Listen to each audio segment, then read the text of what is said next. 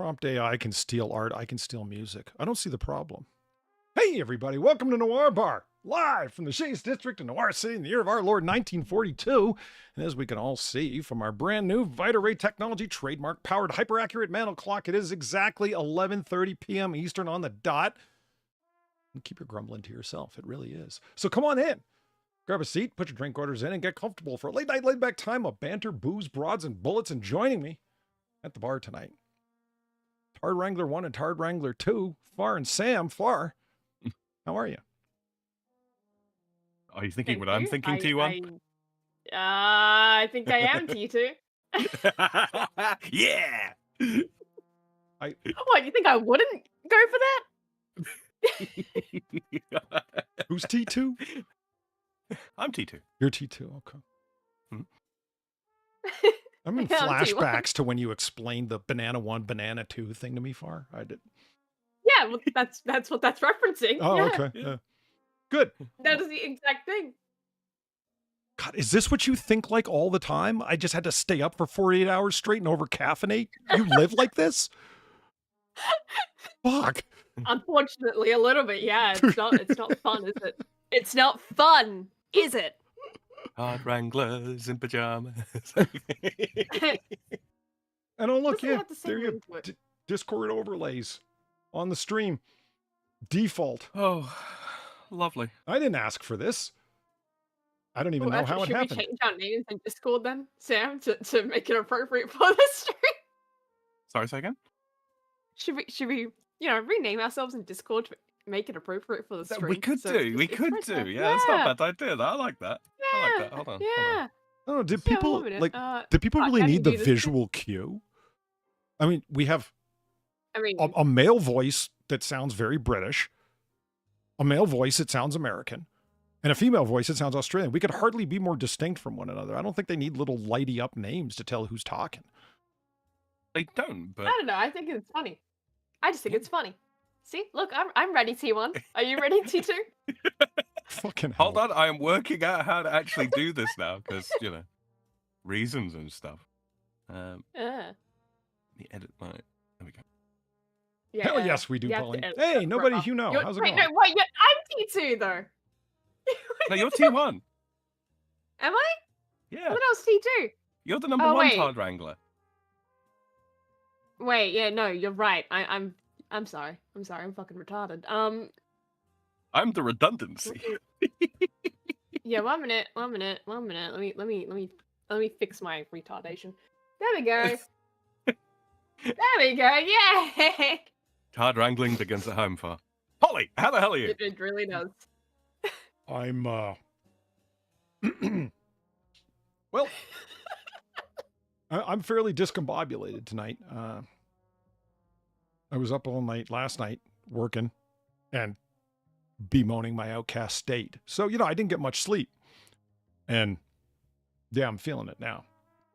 I'm in a mildly dissociative mood, so I will take no responsibility for anything I say or do or any racisms that occur accordingly. I'm sorry, I'm still Racism. laughing at T1 and T2. Holy fuck, Far. We are starting as we mean to go on. Racisms, Polly. You can't do racisms. It's Pride Month. You've got to give the different kind of slur. What? What? It's Pride Month. It's also Men's Mental Health Month, which, Oh. kidding. if you know anything, Is it really? if you know anything about, oh yeah. If you know anything about Pride, it kind of fits. It kind of fits that the rainbow people have completely overtaken men's mental health. Yeah, I'm not sure what that says. Men's Mental Health Month is also the same as Pride Month. Oh, Jesus. You can get hit with the fifth, Yeah, you can. twist it with the biscuit, blast it with the ratchet, jack with the mac, body with the shotty, dump with the pump, rock with the clock, sprayed with the K, dome with the chrome, down with the pound, tap with the strap, whack with the gat, duster with the musket, tag with the mag, wet with the Intratec, bled with the lead. Woo! Ooh, violence. That's what happens when Men's Mental Health Month ends. Yeah. We go to war. God Emperor Dingle, thank you very much for the $25 and up.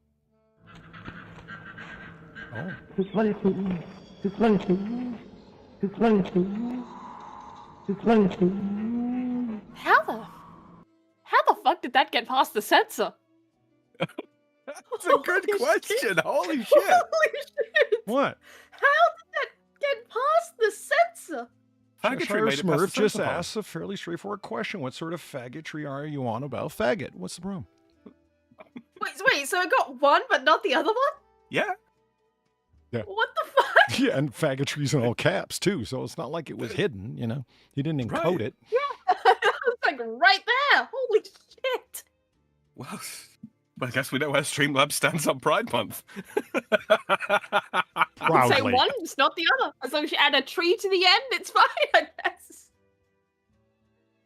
Fuck. I felt like that duck was like mocking me specifically. You bloody fool. You didn't turn on the Noir Bar donations. You bloody fool. Okay, How boom. appropriate. There we go. Okay. Thank you, Cheshire Smurf, for the $9.50 and the haunted duck. What? Are you going to answer the man's question? What kind of faggotry are you on about? I think that was aimed at you. No.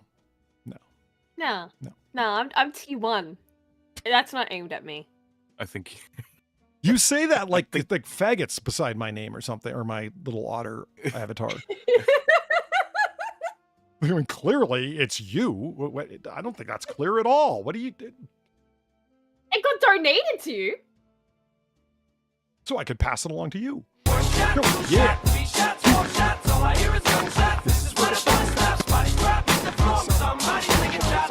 Ooh. You know, Eminem actually used to be cool.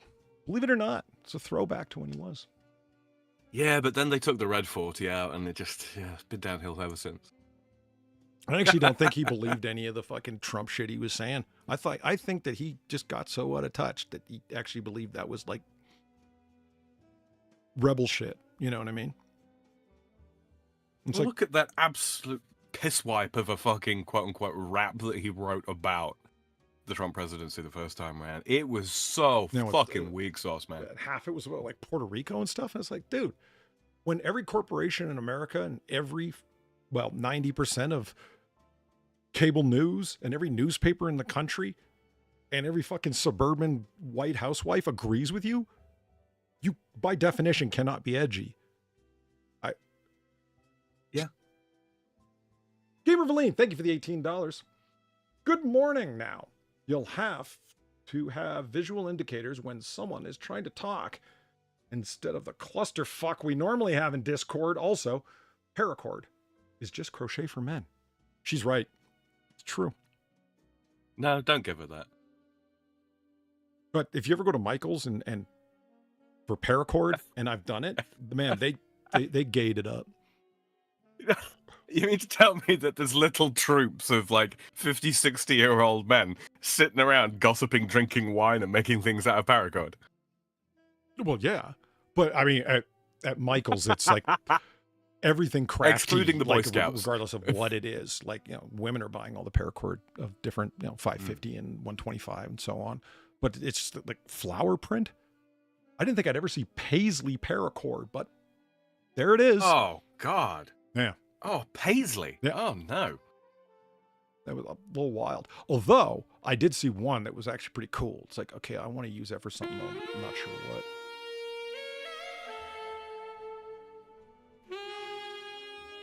Hey, Eve. Thank you very much for the $10, Eve. Says can't stay long. Just dropping by to hit a like and throwing my money at you guys. Love y'all.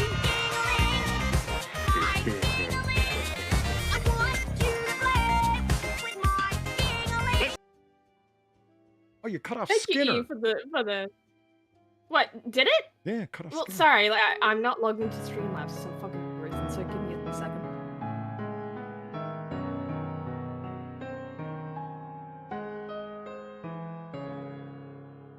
Oh, boy. That song is just how I feel right now. Yeah, I was about to say, like, I mean, I thought I was the moody one here, Sam. What the fuck? So thank you, KOC, for the $10. Good luck with your wrangling. Far? Yeah, thank you for the luck. It's not going to go well, I can already tell. Thank you for stopping by, Eve, and hitting the like button. And love you too. Thank you very much, Evie, for the $10. She says, "You're T2 because sometimes Far has to wrangle both of you," crying with laughter face. Yes, that's exactly why. That is it. That is it. You got the joke. Well done.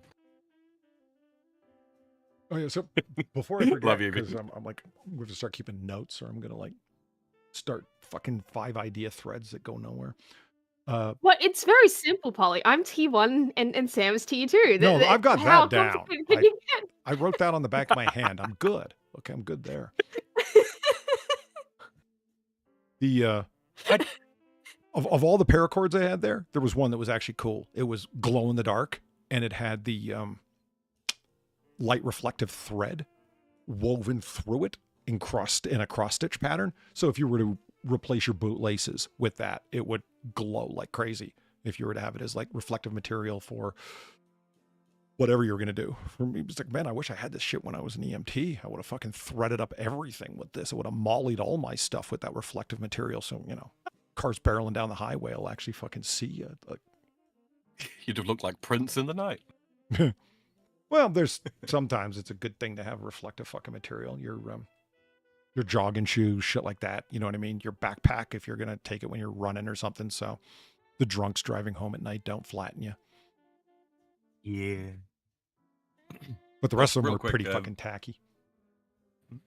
Vicente in chat says, "Sam, why are you so handsome? Happy Pride, lol." Well, you see, Vicente, it's because I surround myself with beautiful people like you sexy man. Happy Pride. Wow. Where's Fostonia? I feel like the faggotry just got real. Speak not its name lest ye invite it in, eh? Before that, Garters Dingle, thank you very much for the big 25. Greatly appreciated, sir.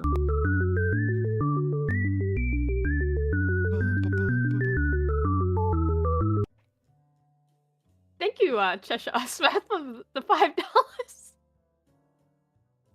You're TR1 and Sam is TR2. Polly is the Tard. Ollie's more like the John Connor if you're TR1 and I'm TR2. Hmm. You like that, Polly? Yeah. Anyway, you're $25. Yes. Garters Dingle's $25. He generously gifted. Polly, how's it going, bud? Delusionally. I'm tired and dissociated. Yep, definitely 11:30, lol. I can't stay up too late. I got a car show to go to early. Sleep deprivation in life, Polly. Cheers, Otter, and get on that painting stream. Cheers. I will. It has become a I've had a dump of fucking contract work come in lately, so I haven't been able to finish cleaning up my auditorium that I wanted to do, but that became a fucking rabbit hole in and of itself that I started tumbling down. It's like, holy shit, I just found a bag of 500 projectiles. Cool. Yeah. Not loaded cartridges. I thought I was out of 40 caliber bullets entirely, and then I found a full fucking bag unopened of 500 rounds of 180 grainers, and I was like, oh, sweet. I don't even remember buying this. Bullet Santa showed up and just dropped them off. You know. It's like when you find $5 down the side of your sofa, right? It's like, where the fuck did this get here? Was this mine? I don't remember being short $5. Is that just God showing us a sign? Is that what that is? Oh, wait, Maybe the $5 ago. wasn't there. 5 hours ago. So like when I started the watch page. Gremlin Doc, thank you for the $2. Ask Sam about the CCW holster that Reaper sent him. Glad he's going to get it. Or far so hey they can match. Glad he's going to get it for far so they can match. Okay. Shit, I hope I didn't spoil a fucking surprise there. Whoops. No, I'll send it to you, Ollie. I'll send it. It's. I would love to see what Far would do with a CCW holster.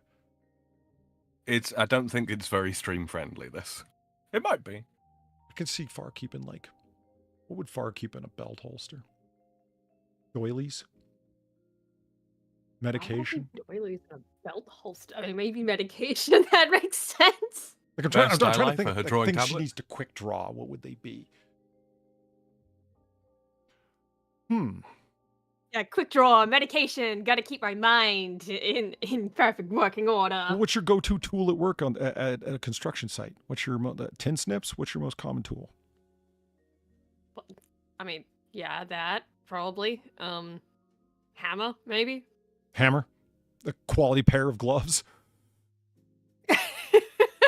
I wasn't even kidding. You're dealing with sharp metal all day, man. Those gloves are your fucking good friend. Fuck. I choose to believe that Far keeps her hammer strapped to her back. You know, like the two-handed it's sword like a massive sheaths. fucking hammer. Yeah, just at exactly. the back. Well, for us it'd be a normal-sized hammer, but yes, yeah. What kind of hammer? Like, I don't know, a framing hammer I'm just not came going to to get into mind, but you can't. specifics. I don't want to get into specifics. We're Yeah. already getting dangerously close, to be honest. Mhm. To what? Discussion that manly men would have? Yeah, you're right. Yeah, so let's move on. It's the gay month. Okay. These are jokes. These are jokes. So the summer I I spent need to framing. State that it's a Um, joke. That was my contribution to the construction industry. I framed houses for a summer. Imagine the poor bastards who moved into them fucking things.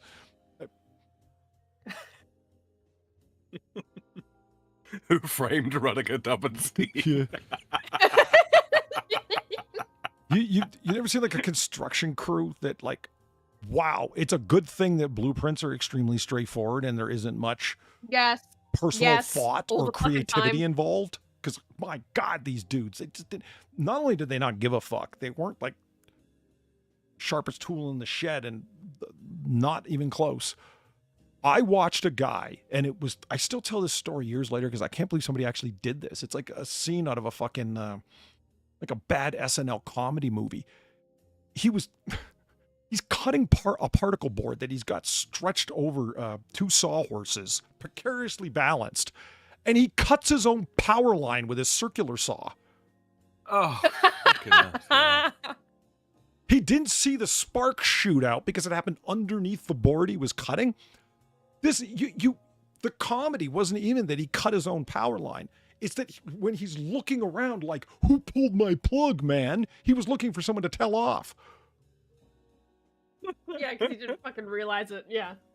Like the, the sound when a fucking circular saw comes to a stop in the wood, that kind of ringing Yep. noise that it makes, Yeah. What an asshole.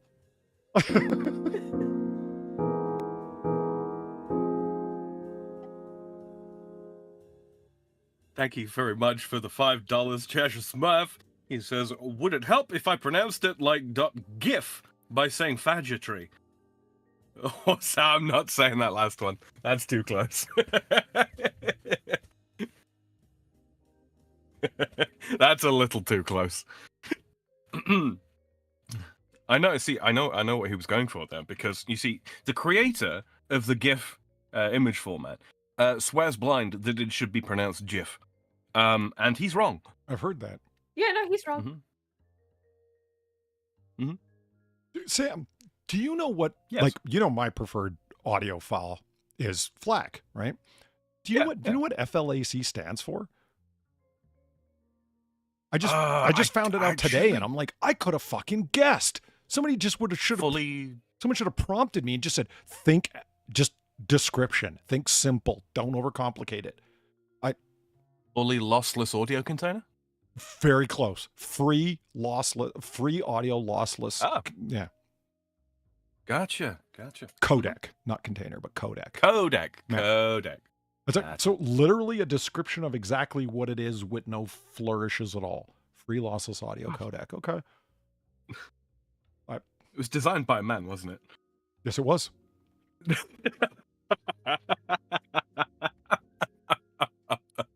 I mean, you can crack that joke if you want. I told the story last Noir Bar when I was at the fucking auto parts store looking for a dipstick for like half an hour in the catalog because I didn't realize it was called a crankcase engine oil level indicator. Oh, Who the yeah, fuck that's would know bullshit. for that? Who the fuck would know it's called that unless like you know, are like the guy that told you Yep. what to look for. It was the guy at the You fucking know? parts counter who, like, it was his job to know that inane shit, right? Yeah, but that's what I That's- mean. Yeah. That's what I mean. He- Like, besides that guy, who the fuck is going to be able to tell you that? Because that's It's just a what the dipstick. fuck. It always Yeah. has been a dipstick and always will be a dipstick. It's a thing that you stick Yeah, in your engine everyone block to calls test it your that. oil levels. It's a dipstick. You fucking dipstick. It's a banana. So Valine burned somebody at work and is trying to blame it on a leaky 55-gallon drum.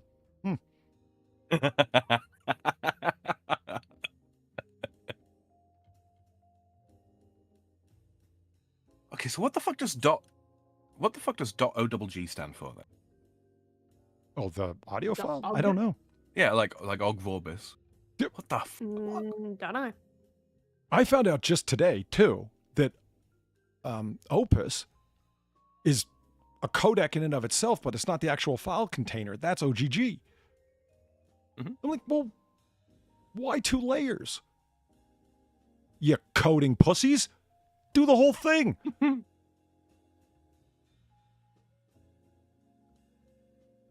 We get outraged about our codecs. It's true.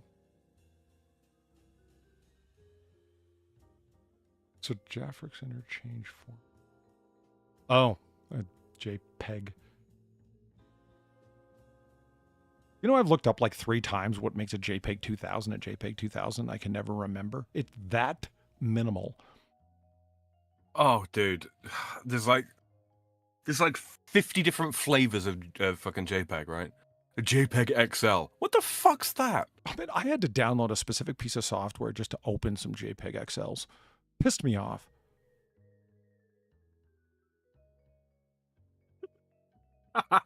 Cheshire Smurf in chat says, "Add Sam, jujule it." And Patio Furniture's right. Hit the like button, people. It's a good thing Steve I'm just Dave isn't writing that here. down. Be calling you all mooks and morons and shit. Guy gets belligerent. Belligerent. I'm gonna start Careful. doing that. I'm just inverting all of the softness and hardness of G's. Boom, boom.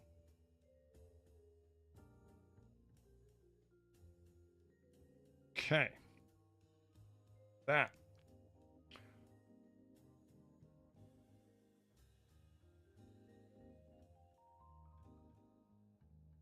So I'm just looking at this do list I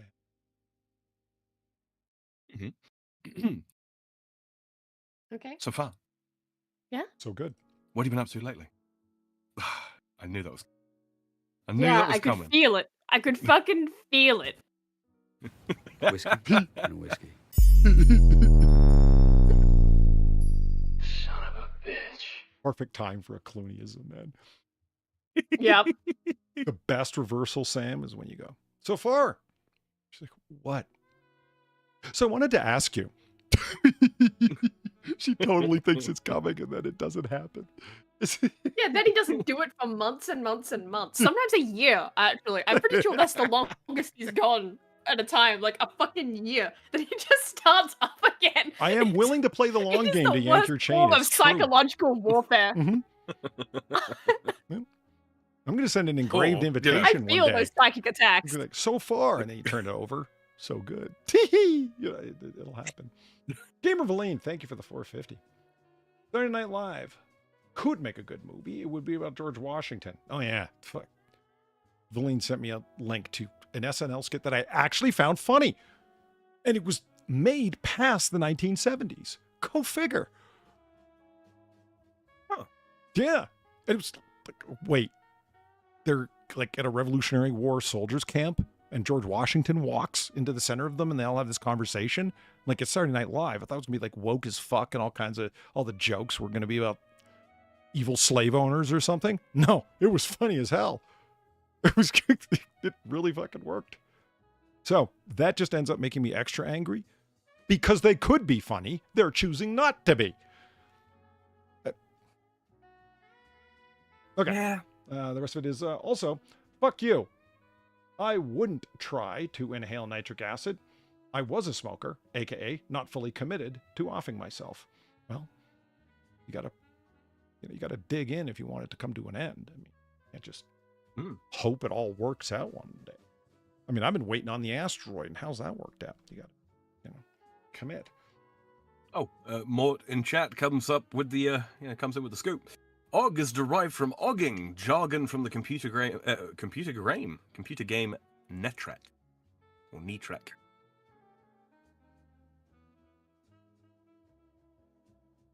It's a bit early for that to be showing up, isn't it, Polly? Yeah, just a little bit. Say that again?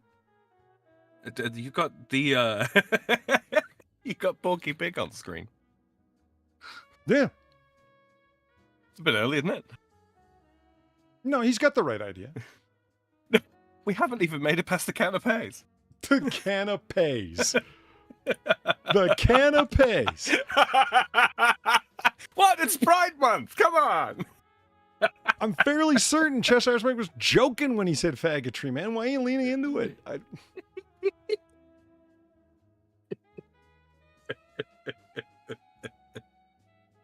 Okay, what was I? Which month is Gluttony Month? Oh, it's just see, the funny thing about Gluttony Month is it doesn't take place on a singular month. Okay, it's the end of November through December. It's a full 6 weeks of gluttony? Fits, doesn't it? Huh. Yeah. Thanksgiving and Christmas. I was about to say it fits in an American context. Do you have a late fall holiday in France, national holiday of some sort? Do we have a late fall holiday? Polly, the What? entire year is a holiday with work days interspersed somewhere between. We live in a socialist country, Polly. What don't you understand? And yet, we're probably the only example on the planet of a productive socialist country. Like, That's pretty fucked, Sam. it really is, isn't it? It really, Yeah, really that is. is pretty damn fucked. Like, only the French could make socialism sort of kind of work.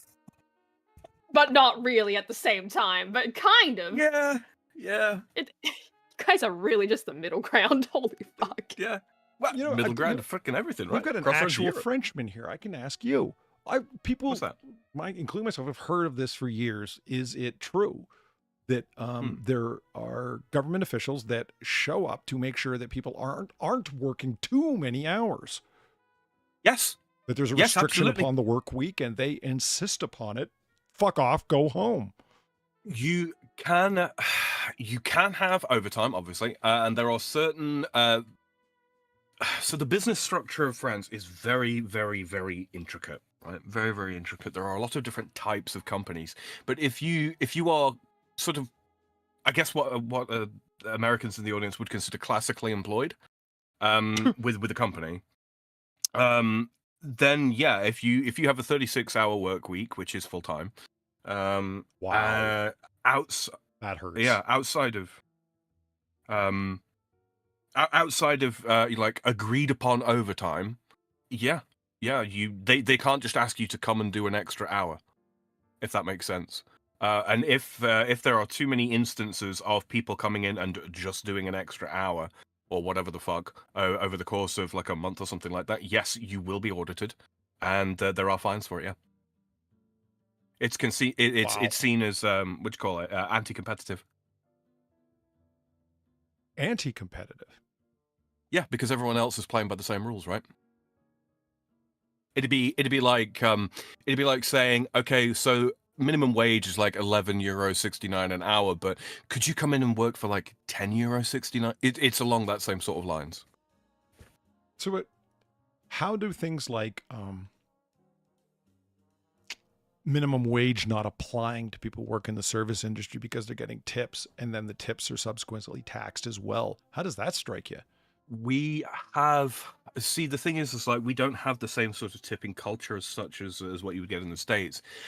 We do have variation. There is variation on minimum wage, right? So at the age of 16, you can go and you can work in mostly any sector that will take you, your minimum wage is lower than I think minimum wage for a 16-year-old currently is somewhere in the region of, I think it's about €6 or €7 an hour, depending on the So sector. under 18, and your minimum wage number is lower. yeah, it is. Yeah, Nice, yeah. Far. You hear that? Child labor. The tradition That continues. being said, hell yeah. due to the way that our sectors work, there is a minimum sort of requirement of education, shall we say, for working in most sectors. If you are found to be employing a bunch of people who are under the age of 18, i.e., not fully educated, to hold specialist positions as opposed to simple service or simple labor jobs, so low skilled, like low skilled labor jobs or something along those lines, you will be audited and fined for that, prosecuted and possibly even jailed. Also, 16-year-olds can't work more than I think they can't work more than 4 hours a day. Something like that for a total of more than 60. Basically, no more than part-time hours. Yeah, it's pretty strict. It's pretty strict.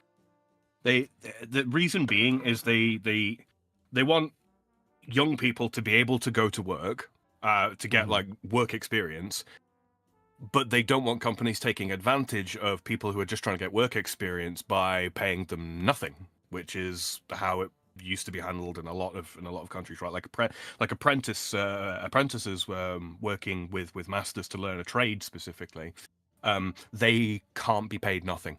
They have to be paid a given rate. It only works out being about €3 an hour as an apprentice, but they do still have to be paid for the work that they do. I've tried telling people about how the realities of internships in Washington, D.C., how they work. If somehow you're able to Thanos snap the interns, the unpaid interns, out of the nation's capital, government would cease to function overnight. Yeah. That's how much unpaid labor there is at work. And it's for experience, because it's a thing to be able to claim that, and to have it as a line item on your resume, that I worked at such and such a federal office or so on. And I'm one of them. I've done 4 unpaid internships in DC. And I remember that lady that I met from State Department. She was formerly of DHS, and she was basically the antithesis of everything you were saying in terms of work hours. She was so pissed off because it was, she was having to do, she had been outsourced to another department to do their hiring interviews. I said, these people, like 60 hours a week, that's too little. It's like, I can't use you. Go away. And I tell them that. Like, I simply can't use someone like you that's not willing to put in the time. And she meant below 60 hours a week. And they're only getting, they're on salary. That was the situation, the setup with that job, is that she expected everyone that was coming in, because she certainly worked over 60 hours a week. So therefore, no less demanding of her employees. Welcome to the nation's capital, man. And yes, 60 hours a week is what I worked for no pay, not minimum wage, no wage. Yeah, that would be extremely illegal here. And it's the grease that lubricates the wheels of government. Nice, huh? Slavery. Yeah. You're getting never paid went in away. exposure. It never really went away. It just, evolved into That's right. something else. It's not that there aren't unpaid internships as such. There are, but they go through. But they are literally done through the school system, right? You would go on what we call a stage, which is just an internship, like I say. They almost never last any longer than 3 weeks.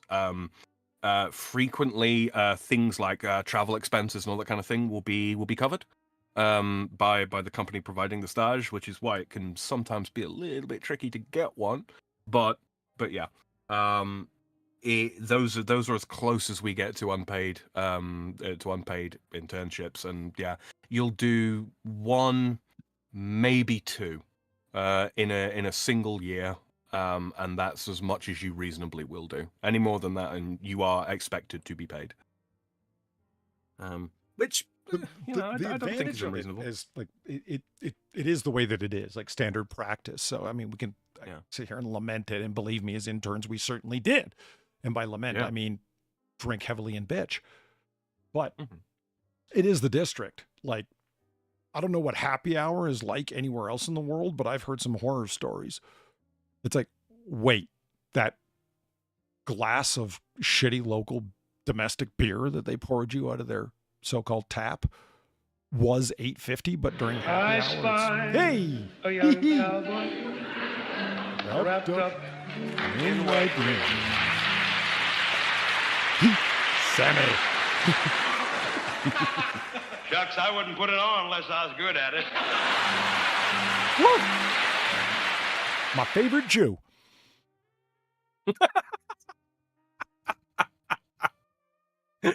I love saying that just to get people to go, what? Yeah, you didn't know that? He's Jewish. And Sammy being like a fucking comedically gifted man, as well as gifted dancer, gifted singer, gifted actor. I mean, he had all the things, right? They broke the mold with that guy. But I mean, he just instantly knew what was going to be funny. You know, he just had a sense of it. And he he wrote most of Dean Martin's jokes, which like show when you see like Sammy Davis's routine on stage. It's like, holy shit, those are just Dean Martin's jokes. Yeah, he wrote them. That's why. Because he's like, look at me. I'm short. I'm black. I'm Jewish. When I move into a neighborhood, they all leave.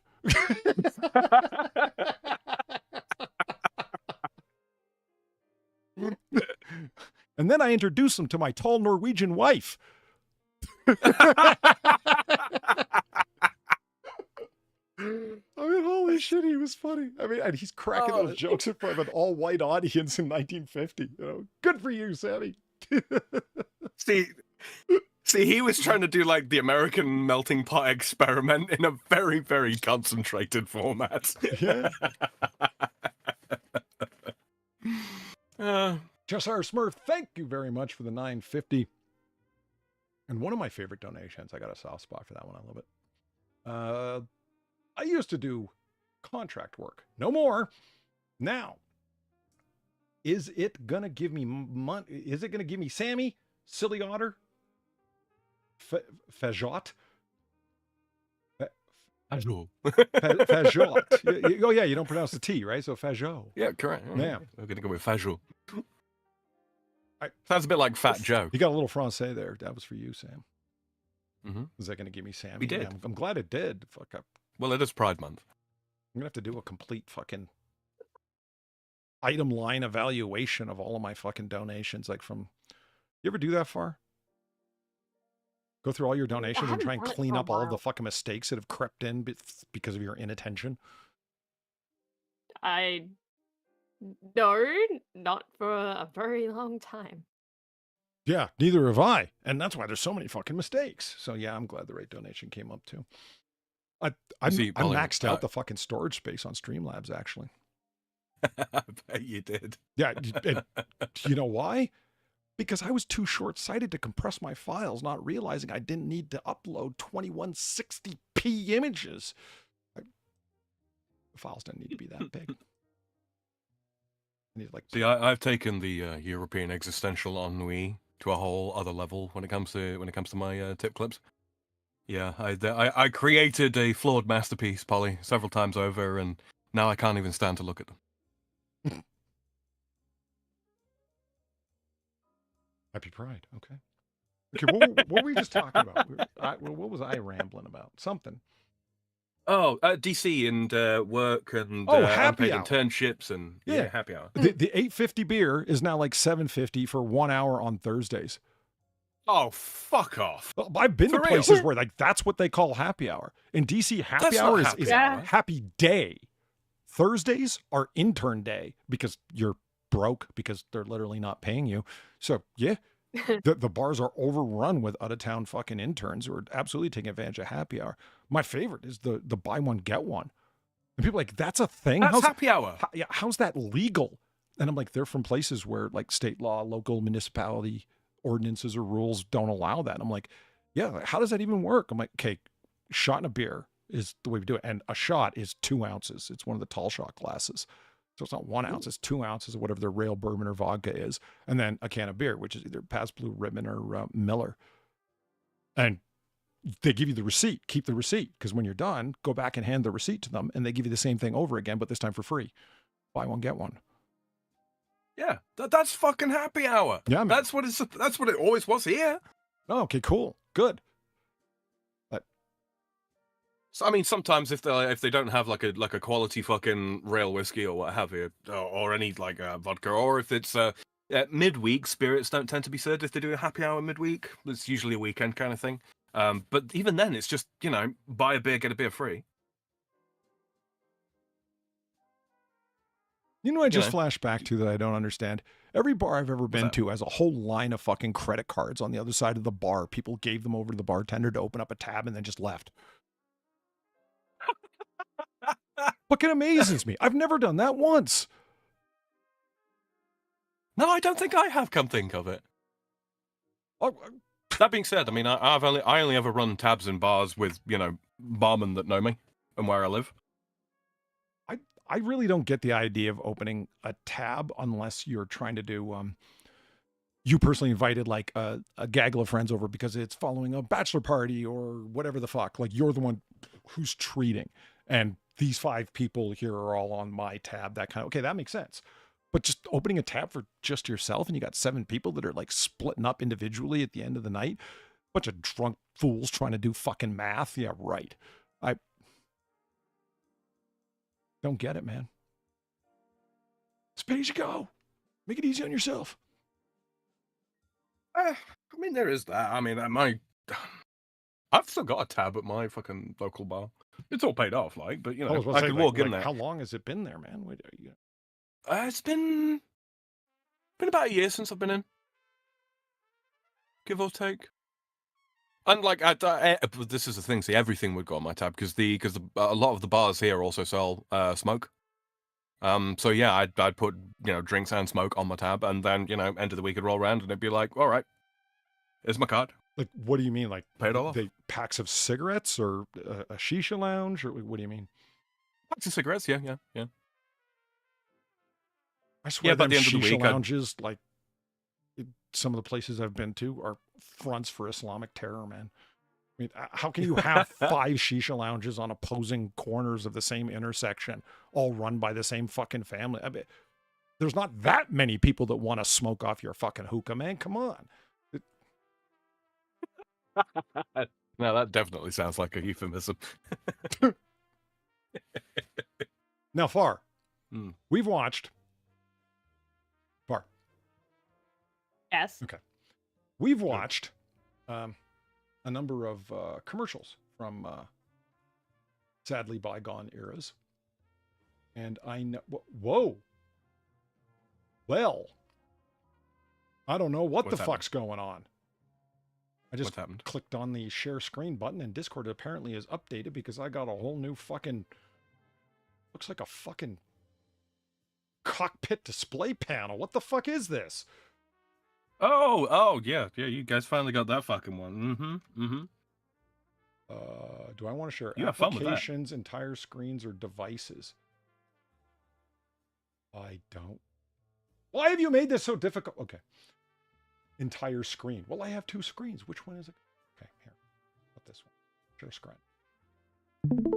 There we are. Okay, good. Success. Okay, now, we've seen this charming, wonderful individual. This is Mary Lou Retton.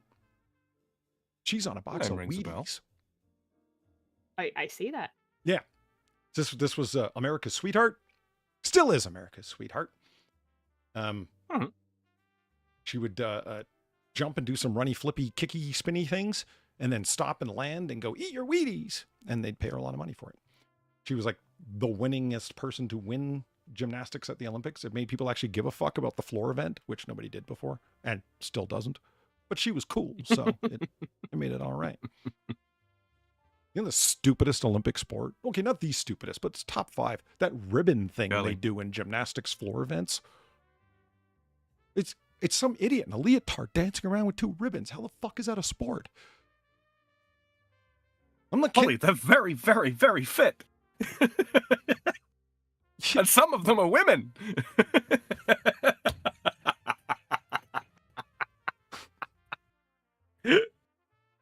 I say, if they can't do the fucking pommel horse thing or the fucking rings, they shouldn't be able to compete in any of the other events either. So that's all women gymnasts out. I see no problems here. If they can't hack it, that's life. No, literally, women don't have the pommel horse or the rings. Yeah, no, I'm aware, but they should have to. Yeah.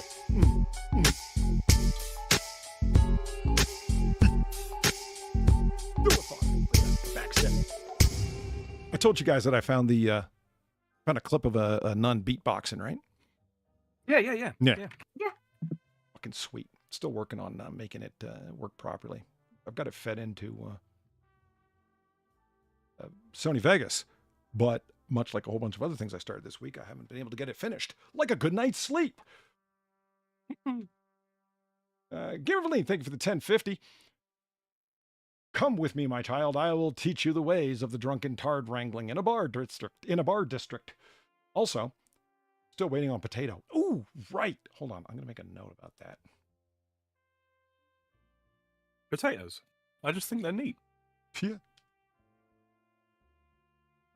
That was one of those 5 things pounds of honey. that only happen organically in the middle of the night when you're watching crazy shit where it's like, wait, did we just hear that right? Like, fuck, that was funny. Engineer MK2004 in chat says 5 pounds of honey will net you 8 liters of... No. Go back and put that in pints, quarts, or gallons. All right? You're not allowed to have liters. No, 5 pounds of honey will net you 8 liters of mead. That's Can you put that in terms I'll understand, like gills and 2 1/3 gallons. Okay. Ish. That can't be. I don't get mead. You should. It's delicious. But Sorry, that was wild easy. honey's a little hard to come across. Like, not only do you got to fight the bees for it, you have to come across it. You know, Yeah, and it's or skittish, yeah. if you're cultivating it, which, okay, fine, beekeeping's totally a thing and has been for thousands of years, you still have to cultivate it. Surely there's more easily accessible forms of sugar for the yeast to eat than that. Than your most Of course concentrated, there is. valuable, awesome form of sugar. Like, that's what you put towards your mead? You see Well, what I it mean when I wasn't say I always don't that way, get it? Polly. Hmm. Like, take a look I at the think it wasn't Scots. always that way. There's someone who know. There's some people who know how to make liquor. What do they? What's the sugar? Malted barley. What do they use for their fuel? Dried peat bog substrate. Mhm. It gives it flavor. Oh, okay, sure. It's not just you're burning like the smokiest, least heat-producing fuel that you can.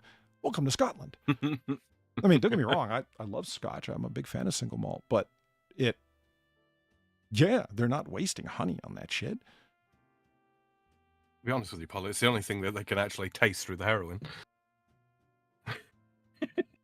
The Vikings or the Scots? The Scots. Oh. I'm making fun of a severe addiction problem. Happy Pride. Is that just gonna be the thing? You know, I it's like, think yeah, so. it's Pride Month. It's Yeah, Pride Month. Let's just use that as the excuse. That's my look. They get to use being rainbow people as an excuse for all of their various forms of degeneracy. I don't see why I can't take part in it, at least for 1 month. It's going to be my excuse for everything now. Well, I I've mean, made technically, we mead. both could take part in it. Technically, Exactly. we just don't really want to. Just how We Which won't is be right. welcome anyway. They don't like the buys. Bubbly liquor's better than non-bubbly liquor. You're not wrong. Engineer says, I've made mead flavored with green tea, strawberry, pineapple, whatever is available. Sometimes I hop it, sometimes not. I've had Really? hopless mead. I And, don't know anything yeah, about that process. That's interesting. Oh God. It's like it's not dissimilar from rum production, Polly. And I mean, there's a fine example of easily available sugars, right? Sure. Rum Yeah. production. No, you don't even need to You beat the just sugar. reminded me. What? You just reminded me of Platty's dad because he apparently makes mead. Not apparently, he actually does. But like, the last time I was there, her brother made me try the cursed mead. Do you know why it's fucking cursed? No. It's 'Cause he responsible for somehow more managed to make DUIs than it. any other product in the state. No, Oh. no, it's because he somehow managed to make it taste like blood. Don't know how.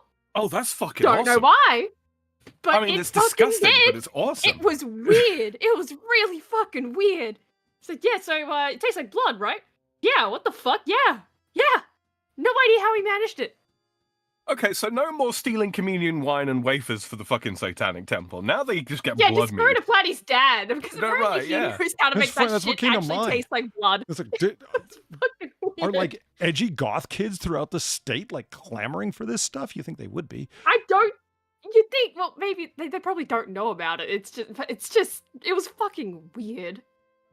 And he doesn't even drink it himself. Platty's right. Yeah, that's the really weird part. Like her dad doesn't even drink the Doing it mead. just as a hobby or something? Yeah, pretty Cool. much. I can respect Just that. You don't get high. Makes it. You don't get high on Just your own makes it- supply. But that's exactly what my dad does. He makes moonshine.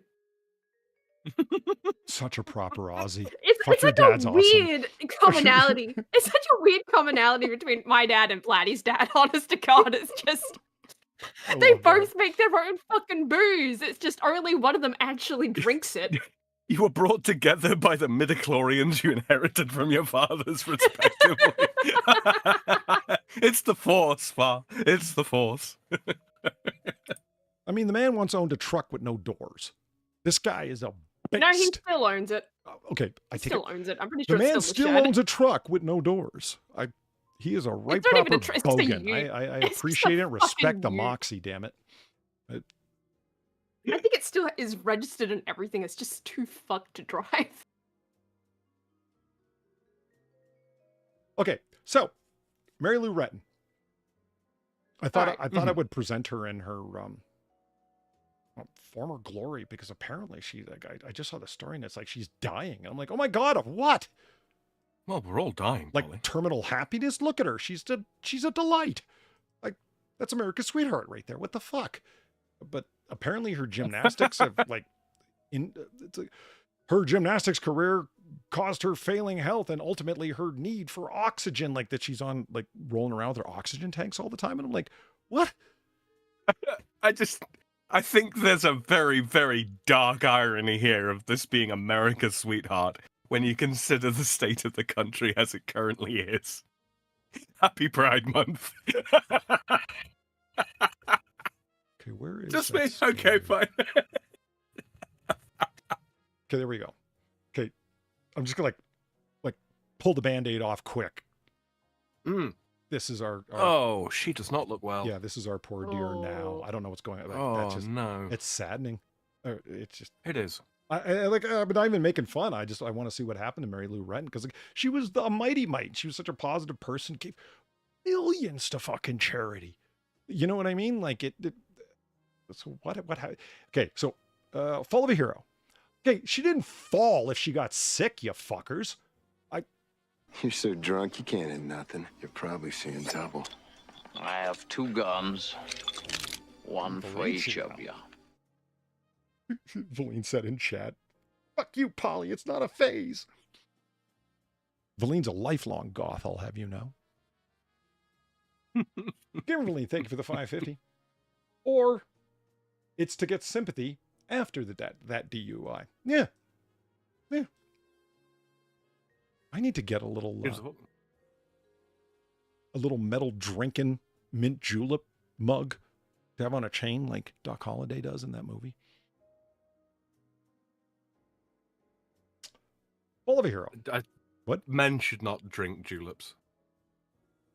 Why? They- What does they a just julep shouldn't. mean by your reckon? It doesn't mean anything in particular special. It sounds wrong. Although it does remind me of a very funny joke. Really? Yeah. Like here, it's the baggage it carries is just, it's exceptionally southern and boozy as hell, because it's just sugar, mint, and bourbon, Mm-hmm.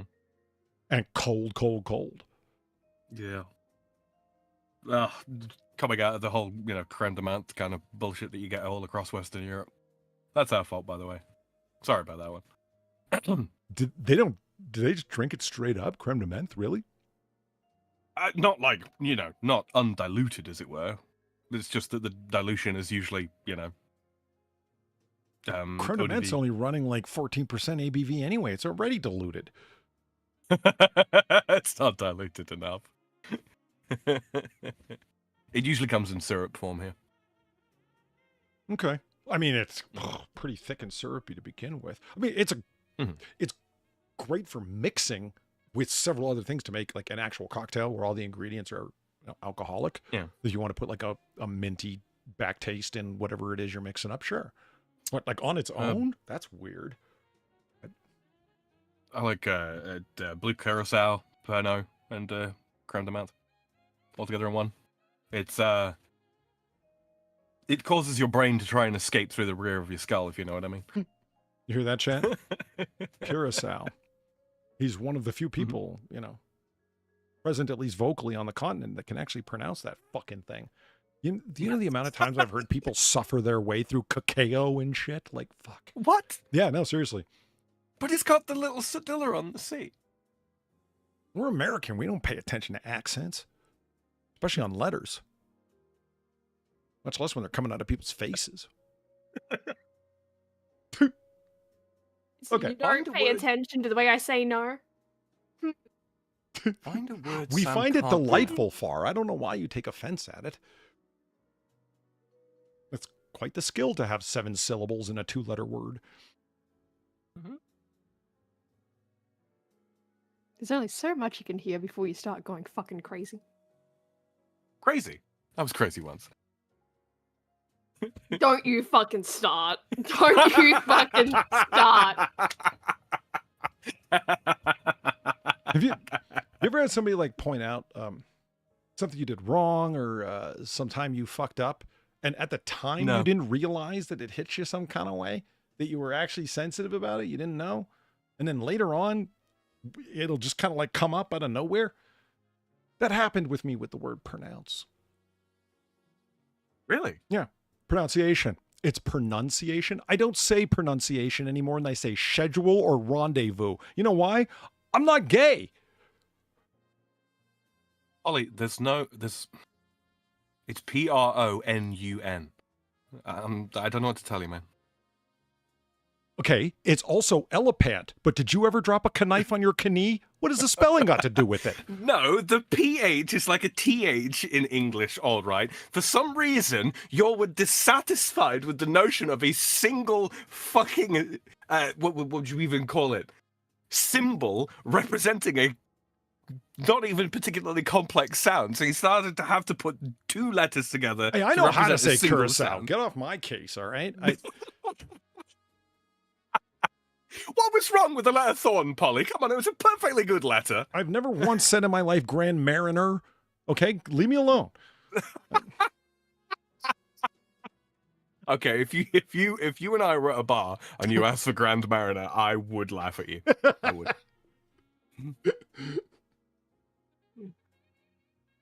Okay. I'd be like, no, cut him off, barman. He's had enough. Yeah, when I'm drinking rail bourbon all night long, then suddenly order a Grand Marnier. Yes, you damn right it's time to cut me off. Hey, look, there ain't nothing quite like finishing off a night of drinking with a fucking Grand Marnier. Let's be real. Really? Is that the digestive for all the alcohol that preceded it? Oh, absolutely. It puts like a little rubber cap on the top of your stomach. It stops it coming back up. I told you about the bottle of jam that I got that had Grand Marnier in it, right? Delicious. No, you didn't. Yeah. Marmalade, presumably? No, it's straight raspberry. Really? Yeah, and it was one of my mom's friends that loves making all these weird preserves, and she decided to make her raspberry jam from like straight up berries, like she stews herself, right? And decided in a moment of brilliance to put it. You don't really notice the sweetness because his jam is already quite sweet, right? But oh man, you notice the tang, you notice the citrus, the oranginess, like man, yeah, it brought it through. That was a stroke of fucking brilliance, man. Yeah, that's a fucking good idea. I'm gonna write that down. Yeah, that was. I'll pass it don't along really that drink the anymore. Frenchman approved. So well done. I was gonna say, I mean, me and my old man are big fans of Grand Marnier. Yeah. Yeah, I'm gonna write that down. Okay, so I think I've delayed it long enough. Let's find out what happened to the poor lady here. Because Full of a Hero, how gymnastics made Mary Lou Retton a star and damaged her forever as she's left relying on oxygen.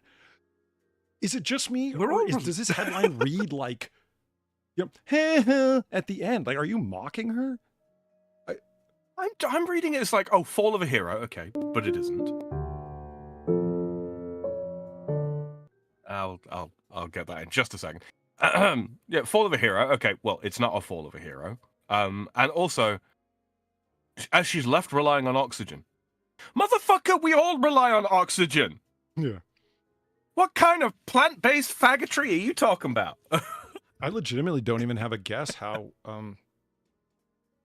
gymnastics could damage your lungs or your ability to... Yeah, I'm a bit...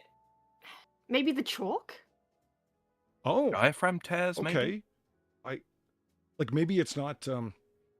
it brought on... like, the exercise itself, maybe it's, like, powder substances? But that's, like, a stretch of a guess there. Oh, maybe like, we're reaching in the wrong lung. direction. It's not lung-related. It's related to getting the oxygen into your blood in a gaseous state, like the absorption of oxygen. It's a body-wide systemic problem she has, you know? I don't know. Yeah, or maybe it's, like, a result of... I know there's... Sometimes with athletes, like, they literally cannot stop exercising after a certain point. Otherwise, like, What, their body just they're can't used handle. to a higher degree of activity? Yeah. I Kind know of like that's a extreme thing with muscular some people. dystrophy, yeah. Yeah, so they kind of have to continue doing not necessarily extreme stuff, but just exercise in general. So like they can't really fully just quit being an athlete, really. Some of them. I don't know how prevalent that one is. Maybe something like that? Oh, Some sort of Sam, did heart you want to get dystrophy that or something. donation here before I read it? Yeah, real quick, yeah. Thank you very much, Joshua Smith, for the $3. He says, "Fuck you, fadget." Now I can't remember the ASCII code for the letter Thorn. I don't need to. I've got a keyboard shortcut for it. Okay. Mary Lou Retton became a true American hero while still a teenager, scooping up a spectacular gold in the individual all-around competition at the 1984 Los Angeles Olympics at the age of 16. Yeah, she did. The price of such glories had to be paid later in life. Why do you sound like you're really angry at her? It's not just me, right? Like, don't they sound spiteful? No, it does sound it. Yeah, it's like, yeah, oh, yeah, she was America's sweetheart. Now she's sick. She's very sick. Quote, she couldn't even take a full breath when I talked to her. She takes these little panting breaths, ex-brother-in-law Sean Kelly, who remains close to her, told the Post. It's a far cry from when she proudly became the first female athlete to grace a Wheaties box in her Olympic year. Retton, now 57. Oh gosh, she's only 57. 57. Yeah, to be debilitated like that, that's rough. Frequently wears an oxygen cannula, remains on medication, and has undergone many debilitating hip surgeries that have left her struggling physically. Oh, okay. Stuff begins to sort of... Okay, so if she's cracked her hips badly, which is Right. quite common. Think about the attachment points for what do you call it, the diaphragm and all that kind of shit. Okay. It's a Maybe heavy it's got something toll to do that her with that. career as an Olympian has taken has taken on her body, according to Kelly, who spoke with Retton only a few weeks ago. The once mighty. Damn. Does she owe you money? Did she kill your dog? Oh my god. Did she steal your boyfriend in high school? What's the fucking deal, man? The once mighty 4'9" gymnast crashed back into the news on May 17th when she was hit with a DUI after cops in her hometown of Fairmont, West Virginia, allegedly found her in her 2019 Porsche Macan in an AutoZone parking lot. Well, then she wasn't driving, was she? The arrest report claimed she reeked of booze.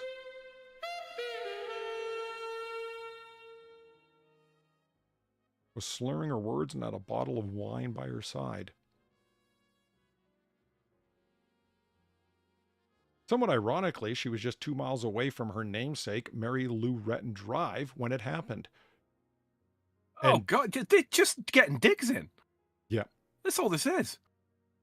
Kelly said Retton, who has a home in Bjorn, Texas, continues to undergo treatment for long COVID and lung problems and was alarmed by the alleged presence of the wine. She's on all these meds, and one drink could throw off her brain chemistry, he claimed, adding that since the incident, from which she was quickly bailed out of jail, she is healing and laying low in West Virginia. She's a great mother and a giving person. She's raised 4 amazing daughters. Fuck, 4, 9, and 4 daughters. Wow. Oh, she's put her fucking body through it. Holy Yeah. shit. Saying that he hopes she gets better. He also clarified that Retton has no history of alcohol abuse that he knew of. Okay, so she's been having a miserable time in recent fucking years, and she got a little drinky drink as she was sitting in a fucking car in an AutoZone Yeah. parking lot. She made the huge mistake of going to a fucking parking lot to get drunk while not driving. And the New York Post yeah. and the angry fucking mean girl from high school who had her fucking boyfriend stolen by the 4'9" gymnast is bitter. Retton, whose daughters are all with ex Shannon Kelly, whom she divorced after 27 years of marriage in 2018. Did she really just say, ha ha, your ex got all your kids? Who are all with... No, I think just had them all with the one guy. Oh, with all. Okay. Okay. Yeah. One baby daddy. Gotcha. God, I hate that expression. Yeah. Yeah, it's a pretty shitty one, isn't it? The father of your children, the mother of your children, not baby mama Yeah, or just- fucking baby daddy. Yeah, just say, yeah, mother of children. Mother of children. Yeah. It sounds a little bit, well, mother, father, right? It's like, that sounds a little bit more, I don't know, respectable, I guess? She suffered another health scare in 2023 when she contracted a very rare form of pneumonia, according to a post made by her second oldest daughter, McKenna Kelly. Fuck, look at her go, man. Gold. Girl, I should be dead, she told People magazine a year later, describing how she spent a month in the hospital. At one time, doctors told her daughters, Shayla Ray, McKenna, Skyla, and Emma Jean, to come say their goodbyes. Ooh. She pulled through, though, and was left depleted. My lungs are so scarred, it will be a lifetime of recovery. Okay, so there we go. She had a really hard bout of pneumonia and left her lungs scarred, thus needs oxygen. Makes sense. Mm.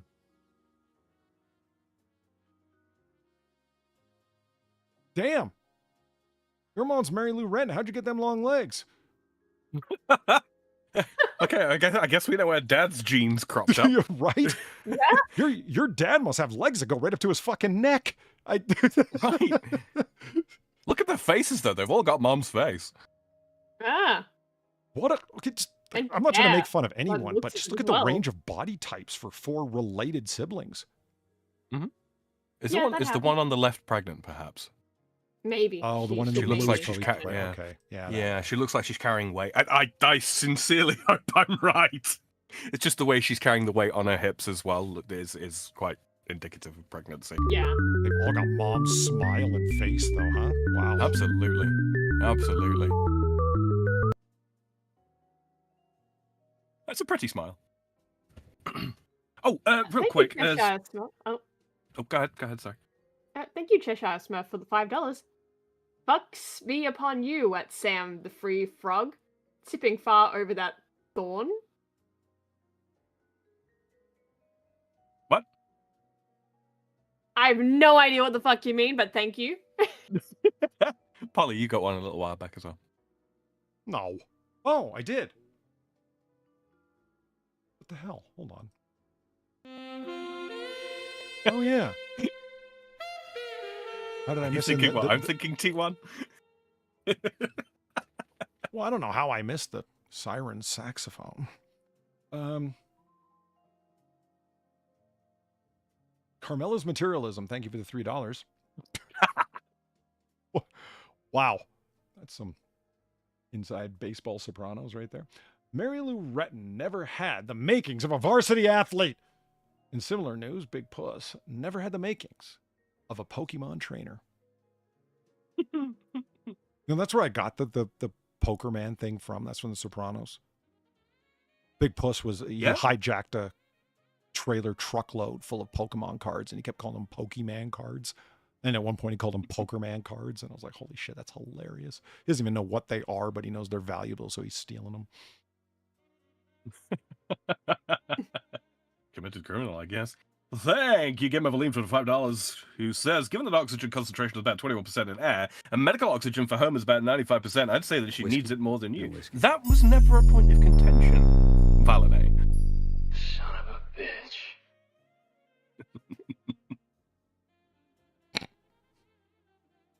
Gamer Lane, thank you for the 450.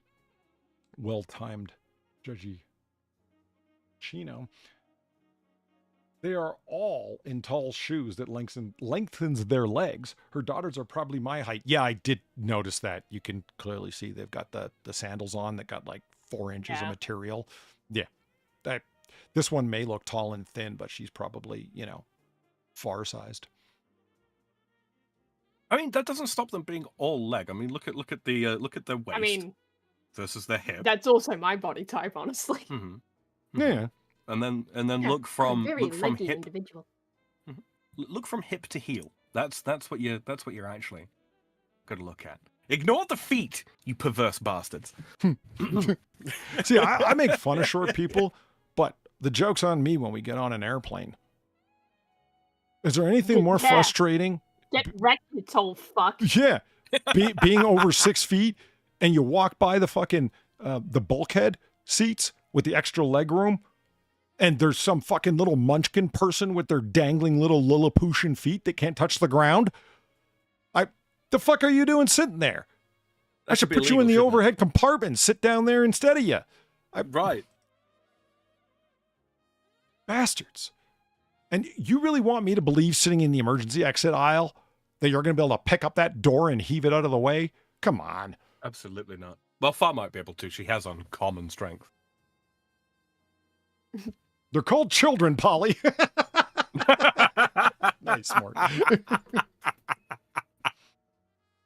I don't care what these sawed-off half people are that everyone... I don't know where they're getting them. They just seem to show up after a while. Okay. Oh, look at this. Joy Behar takes shocking jab at Bethany Frankel on The View. Her boobs are still fake. Yeah, here at the New York Post, where they never take cheap fucking spite-fueled jabs at people that don't deserve it. But here's the thing, Joy. Her boobs are also above her waist.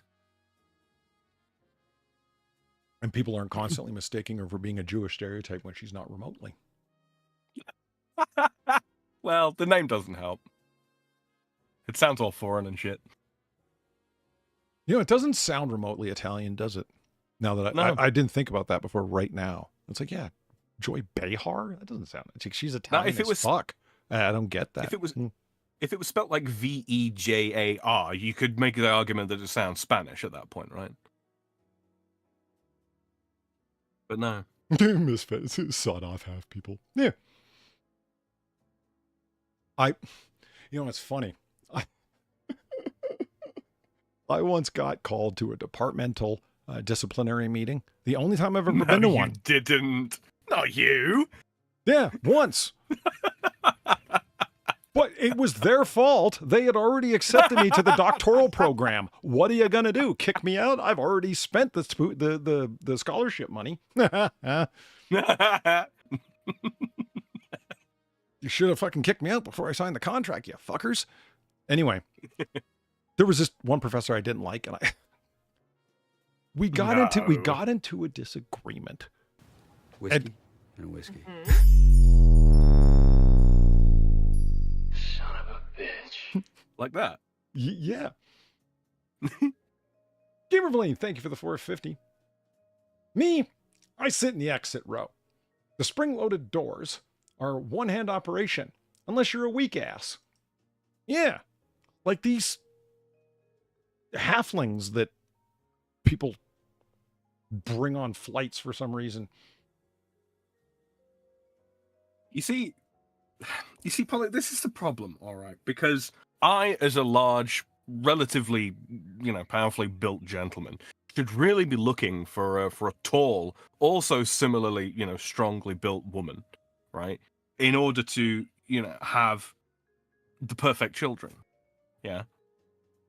And Because yet, Frenchmen like eugenics? Where are you going with this? well, no, it's not even that. Polly, come on. I'm the only French person over 6 feet tall in like a 50-mile radius. All right, Wait, is that a true? giant. Absolutely. The French are known for not being tall? Is that a thing? Well, the Napoleonic Wars killed most of the tall people off. Oh, yeah. I Yeah, thought you were going to reference evolutionary Napoleon advantage. being short. I'm like, come on, man. Even I know that's a fucking rumor. But Yeah, tall guys, tend to make better soldiers, but unfortunately, they also tend to die at higher rates. again, what is it something with about you not and being able to- eugenics? Look, unfortunately, the entirety of my dating history is just full of short, petite women. I don't know why. So you're destined to have elf children, is what you're saying. This is what I'm thinking. I shall be the last of the giants in my country. So chat, I'm watching G.I. Joe on the YouTube Hasbro channel because G.I. Joe's awesome. And he wonders why he gets dreams. okay, that happened without me watching it. I hadn't seen that show in fucking years at that time. And I'll thank you not to bring up something that haunted me badly, okay? That wasn't funny. Still think you should have written the song down. A good friend of mine who had been friends for years is a licensed practicing psychologist. She laughed her ass off at me. Well, you went to a woman with your problems, Well, Polly. What yeah, the fuck did yeah, you expect? well said, man. Holy shit. Sorry, Fawn. No offense, man. Add that onto the resume.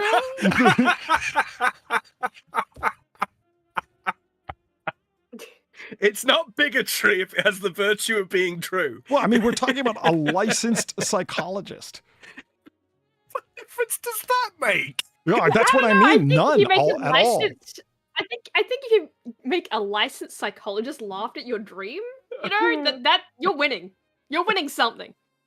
You don't understand. I was trying to tell her how badly it haunted and it freaked me out, man. It was, if you didn't see it, okay? They were doing the can. Okay, Chad, if you don't know what I'm talking about, I had this Sounds nightmare a fucking couple of amazing. years ago, and it still hasn't I still haven't fully gotten over it. It wasn't that what was going on was particularly creepy. It's, if you've ever had, the nightmare music starts. Yeah. I'll grab that real quick, yeah. Thank you, Game of Leaves, for the $5. She says, "You're finally coming around. I told you the Austrian did it wrong. Now you can see things my way." Well, if I sit down first, yeah. Thank you, Polly. Back to the nightmare story. It was the middle of the COVID lockdown, right? Which plays a part in this. A very weird time, Mhm. Yeah, it's pretty significant that you know that it was that particular time. It will make the content of the lyrics make more sense. Hold on, I'll explain. And this melatonin also plays a role. Have you ever taken melatonin to try and, like, if you're an insomniac like me, and you try all the various over-the-counter medications to see if anything works, and melatonin, inconsistent. I developed a tolerance for it, like as a lot of people do, quite quickly, like within a week. Yeah. Where you stop taking it and the tolerance goes away quite quickly, as it does for most people, and then comes back, but it's not something I can take consistently 10 milligrams and therefore be able to drift off. Some people it works for, I'm not one of them. But this is the time when I was trying it again, and it results in weird dreams, and this was no fucking exception. So does valerian root, by the way, if anyone's curious about that one. Valerian root gives you, it didn't with me, really. It gave you weird dreams. Oh no, it did with me. Yeah, remember the that one night where we watched the that Mystery Science Theater where it was the butchery thing, right? Oh yeah, the Hormel factory. Yeah. Yeah, Hormel factory. Yeah, the dreams I had that fucking night, man. Because I took valerian root that night. Holy shit. That's the when they're stripping the cow. Like, the tail, the up. horrible tail. Yeah. No, it was. I'm pretty that sure it was shit. the pig, right? when like they were cutting it open and it was like the ribs that you were seeing. Yeah, that was what my dreams were full of. Just that imagery. Fuck. So fucking Vivid dismemberment. Yeah, that's not cool. Yes. Except not quite dismemberment, just the ribs. Just the ribs. It was fucking weird. It wasn't disturbing, which was like the most disturbing part of the whole thing, I think. Just the lack of feeling disturbed at it. I feel it sounds like a biblically inspired fear. Woman it's terrified of ribs. I woke up. No, I woke up and I'm like, why the fuck was that not disturbing as all hell? That should have been disturbing. I was more disturbed at my lack of feeling disturbed. You know, But there's an Valerian Root example does of the exact same shit. a time I wish Sam had told me to not tell a different friend of mine who went on to practice psychology. I wish I had never told her that because she judged the fuck out of me. I said, I'm more worried than I'm not worried. And she looked like her eyes narrowed and she went, that didn't bother you? And I said, no, not really. She was, do you recall the last time you had a visceral reaction to anything? I said, yeah. I totally lied. I didn't, but I knew what she was getting at. Oh, this is the problem with people who understand any amount of psychology. All right, it completely breaks the analytical fucking and diagnostic processes of the field. Get good, scrub. It's not my fault. Yeah. She was totally running the sociopath test on you, wasn't she? Yeah. She was checking to see if I had normal physio reactions to mental stimuli or things that cause people to their chest to tighten up and their heart rate to increase. It doesn't with you. It's like, yeah, you psychotherapy. Well, do you recall the last time you had a visceral reaction? Yes, I had the strong urge to kill that guy.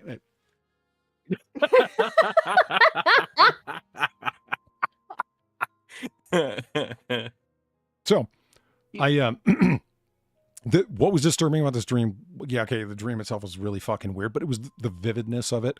If you've ever had one of those dreams, and you know what I mean. Everything's moving too quickly. The colors are too bright, and everything is exaggerated in terms of its proportion and size. Everything looks just like distortedly large or twisted in some kind of way. Like it's kind of like you're looking at the entire world as part of like a reflection in a distorting mirror, right? Yeah. Rather than actually as yeah. Things are still connected with one another. They're not separated, but they're like a funhouse mirror, just like you said. Certain proportions are just like twisted and distorted, but you're in the dreamscape. So as it works, like always, everything's normal while you're there. You know, very little indication. It's rare that you realize you're dreaming while you're dreaming. Happens sometimes, but rarely. So I'm in this overly bright, vivid world, melanin toasted, and sleep deprived. And I had this nightmare where, okay, the characters from He-Man were dancing around in a musical with a bunch of the characters from G.I. Joe. And at one point, they were all standing in a line like the Rockettes dancing the can-can. And I'm telling you, if you see Man-at-Arms and fucking Web Store and Skeletor and fucking Prince Adam along with Flint and Lady J doing the can-can, you're going to remember that shit. Because that's fucking weird. And I woke up remembering the lyrics. They were singing a song about COVID and like preparation methods. And if you remember at the time, you couldn't get a hold of like Purell and hand sanitizing liquid. So they were telling you how to make your own. Get like 99% isopropyl rubbing alcohol and mix it with vegetable glycerin or some other kind of glycerol or whatever. It was the thing to remember. The one that has more is the one that's better. They were all chanting it. It was so fuck. I heard that fucking lyric for like the next week. I'm telling her on the phone, right? And then I hear her like kind of like break out, like giggling. And I'm like, are you laughing? I'm trying to confess. And she goes, you need to go back to sleep and get the rest of that song. The world needs this song. I'm like, I don't think it does. And what the fuck, woman? What the... Well, I mean... Was she wrong? I don't know. I think she was right. I think the world does need that song. They were the lyric was about because people were going and getting like rubbing alcohol, which is like at like 70%. Yeah. Isopropyl and 30% water. And they're like, no, you got to get 99. So the thing to remember, the one that has more is the one that's better. Holy Oh, shit. Yeah, man. And this is before he's watched Red Dwarf, Far. Yeah, Incredible. it's incredible. isn't it? Shadowclam giggling like a ninny. Oh my god. Oh, Well, on that front, we were fine here because that's the byproduct of fucking moonshine. Really? Poison. Yeah. Hmm. Yeah. So we had our own germ killer bullshit going on here, and just a byproduct. We already had it. Look, I mean, I knew that the distillation process produces alcohols that are good for disinfectant and don't drink them because you will go blind. But I didn't think that it was Yes. actual like isopropyl alcohol. Yeah. No, it's yeah. Yeah, we put those in spray bottles, like the glasses cleaner type spray bottles they just Sure. throw in when Yep. you get new glasses. Yeah, yeah, because we have a shit ton of those. You just put it in those. It's just like, oh look, we got spray. I picture your dad still set up, looks like Hawkeyes from MASH, copper tubing, and it's all really DIY. I mean, I know where it is right now. I could probably just go take a picture of it for you. I'm not going to show it on stream, but I could take a picture for you. I'd be curious to see what it looks like. Yeah. Yeah, it's plastic. It's like plastic tubing. Okay. I thought the idea of I thought that was how the condensation happened, that like the alcohol evaporates off the top and you're trying to capture just certain parts of the evaporated alcohol, and that's why it goes through copper tubing, because you can chill the tubing and I cause the have no idea. condensation. I have no idea. Like, I just know from the brief glimpses I've seen of it, there's plastic tubing going on in there. Isn't it ironic I that have no modern clue distillation how it techniques were works. perfected by the Arabs who don't drink?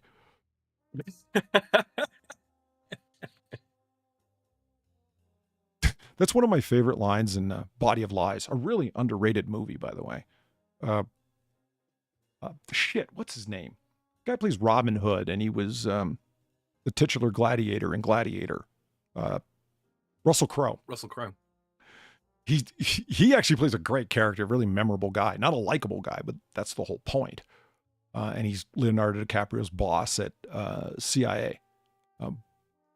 Great script. David Ignatius, somebody who actually understands the intelligence world and national security, as a reporter and journalist who's lived in the Middle East for like the last 30 years. It's a really good movie.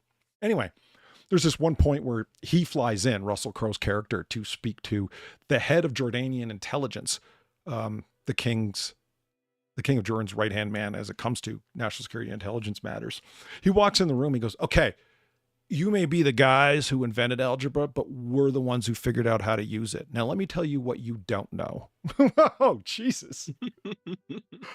That's a strong open. Yeah. Like his character's supposed to be like the stereotypical big swinging American dick. Like he's just rude and doesn't give a fuck.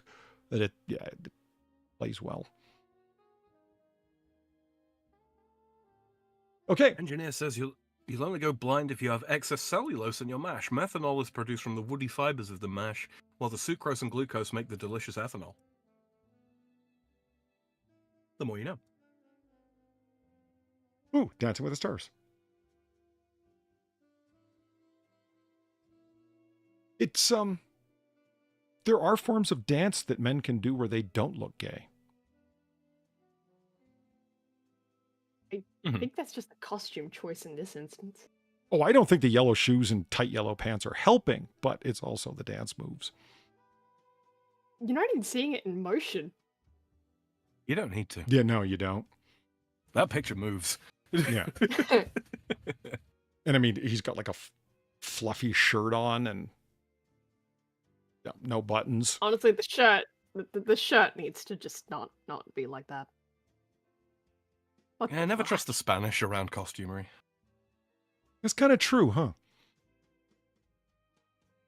I mean, think about it. Bullfighting, could there be anything more manly? Have you seen what they wear? You know, it. They gotta give the bull a chance, you know. Yeah. It's not gay if there's a woman. Nah, no, I don't know, Vicente. I don't know. His fluffy yellow beard. Yeah, right? That's pretty much all dance. Denied. The tango is manly. Waltz. Yeah, a waltz can be. Yeah, well, But I mean, there's nothing quite like dipping a woman in the middle of a tango. You'll activate her ovaries. Be careful. it's a power move. It is. Totally is. All right. I wanted to do next.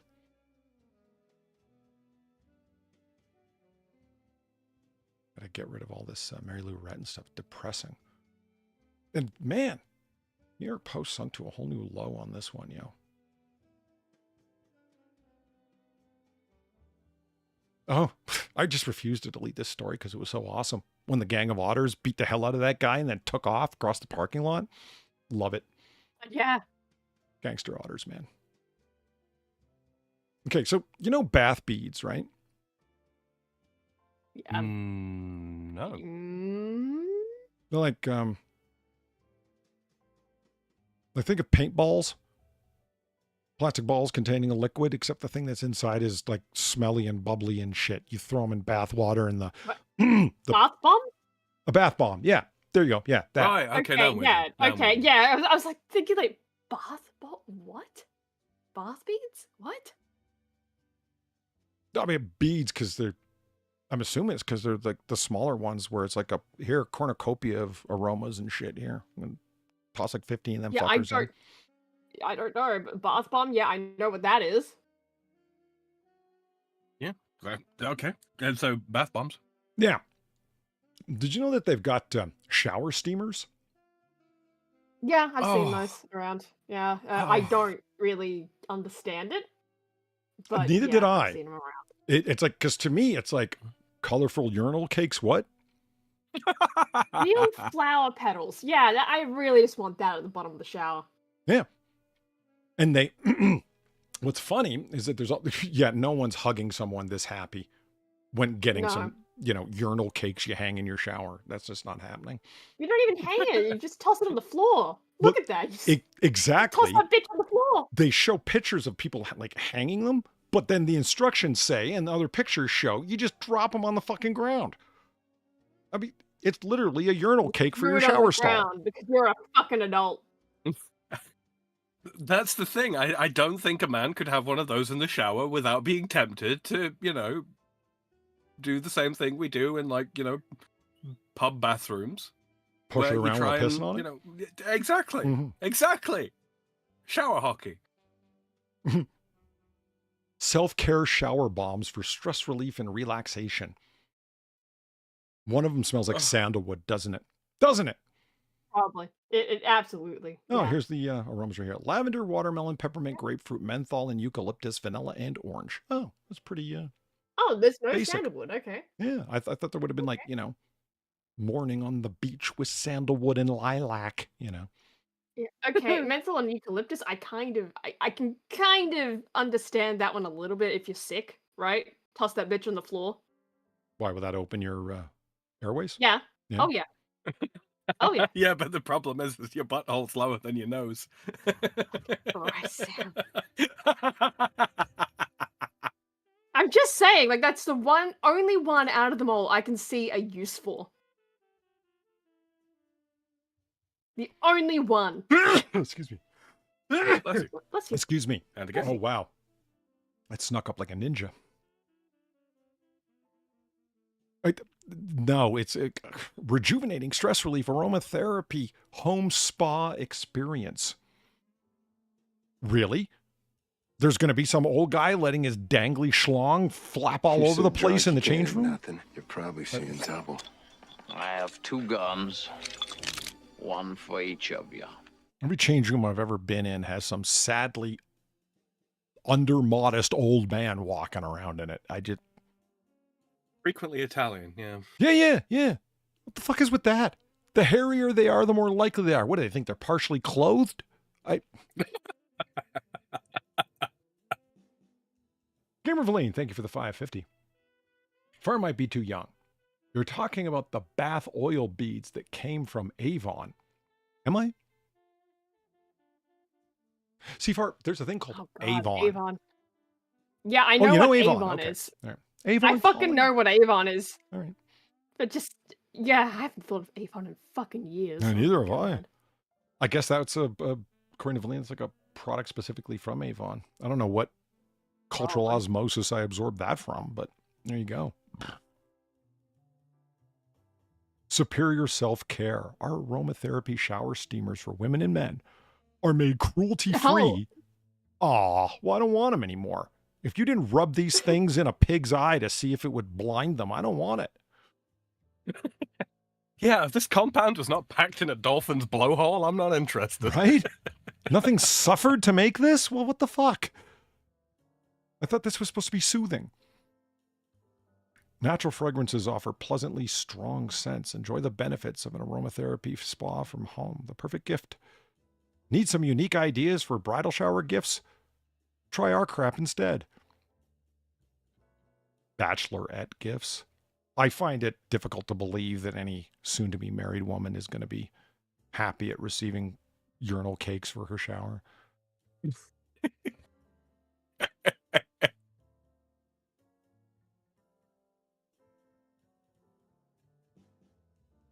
Far, you ever been to a spa? Once?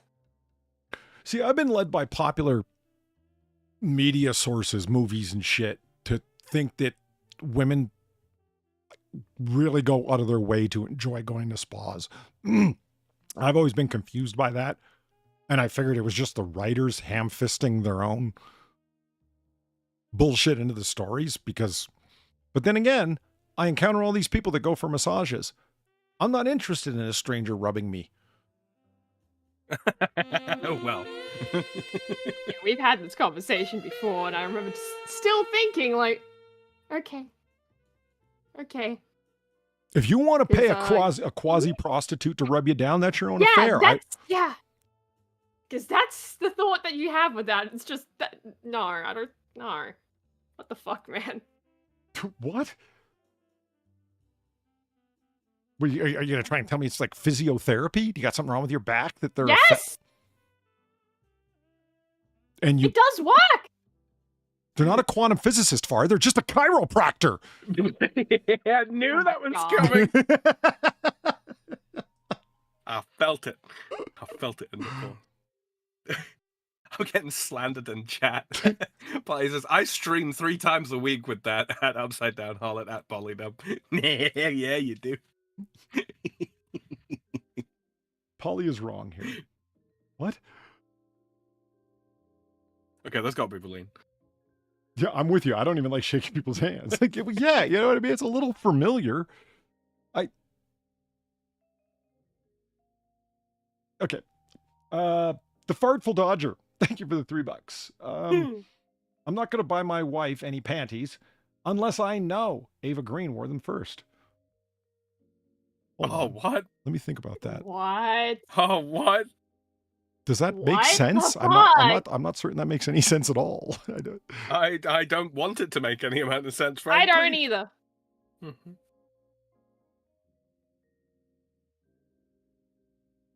You know, one of my friends suggested that Eva Green might be the actress who has spent the most minutes in the theatrical version of whatever film they're in, naked. Which was an interesting proposition. I don't know if that's true, but certainly Sin City 2 put her in the running. But who would it be? What actor or actress spent the most minutes nude in the theatrical releases of their various films? Who would that be? Well, if it was Jessica Alba, we don't know about it. No, I mean, she's got a no nudity clause in her contracts. Because she's not stupid. The moment she signed on to a film, they would change the script to her being a hot lesbian in 18 different sex scenes because it's Jessica Alba. That would be their shot at having a blockbuster right there. So yeah, she has it written into her contract. No, fuck you. Yeah. I mean, Red Letter Media did a review, one of their many shows, on a Bruce Willis film from the 90s, where the whole thing was just so he could have a sex romp with the half his age actress that he was in the film with. And they called that a movie. Yeah.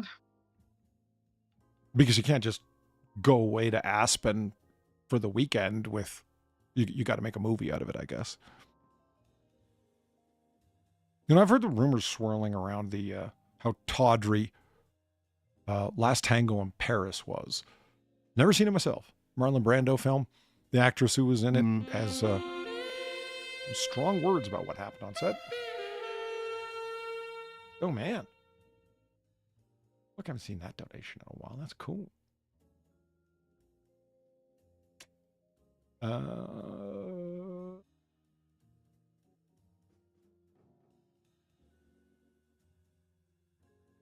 Like, not every man can pull off a vest for a three-piece suit. Not every woman can pull off a slip and garter belts. It's just the way it is, ladies.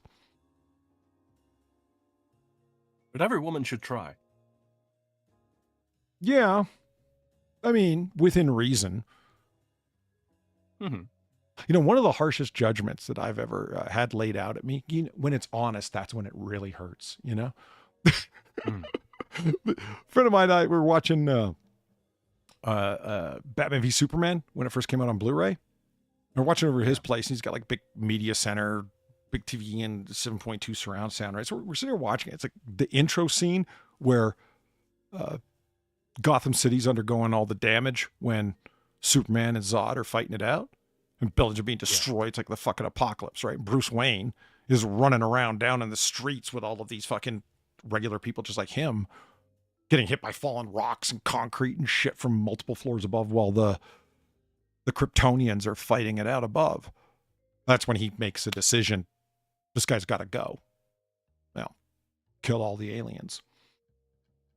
Mm-hmm. And he's looking super cool. Ben Affleck. He's got like the tailored suit on, and he's taking his coat off because I got to get in there with the dirt and save these people, right? So it's just a tailored vest and everything. And I'm just looking at him like, man, that looks really cool. And I just kind of like thinking out loud, I said, fuck, yeah, I should really get a vest. I've got like a number of suits I really like, but no vests. My friend turns and looks at me. Now, he's a larger barrel-chested individual, right? He looks over at me and looks me up and down and up and down, says, yeah, but you have to be able to fill it out, though. Ouch. What a dick. I didn't even tell him to go fuck himself for like 2 minutes. It took that long for me to recover. I was like, damn, dude. What the... Why you gotta do me like yeah, that? I mean, what the hell? We're sitting watching a movie, man. Fuck. You got to be able to fill it out. Fuck you. Gamer Valine, thank you for the $15. Okay, but hear me out. I've been sleeping on shitty barrack beds for 6 months. Of course, I took advantage of a spa at the Ritz-Carlton when it's government travel. Well, I understand the sauna. I understand the hot tub. I understand swimming laps and whatever other kind of lazing in room service and every other damn thing. But I don't get the massage. But then again, I've never had one. We're like, oh, you know, I really need to go for a massage. Your muscles are going to be so fucked. I'm sorry? Your muscles are probably so fucked. Who, mine? Yeah. Humans have gotten along without quasi-prostitutes rubbing them down for thousands of years before far. I'll be okay. I'm not entirely opposed to the notion of a tiny Japanese woman walking up and down my spine to kind of, you know, work the kinks out. Whoa, whoa, whoa. No one said anything about tiny Japanese women. Well, I'm not having a man do it. I mean, Far, you're not wrong. So what? My muscles are in constant knots and I have a crick in my neck 24/7. What's your point? Fix that shit. That's my point. You don't have to live like this.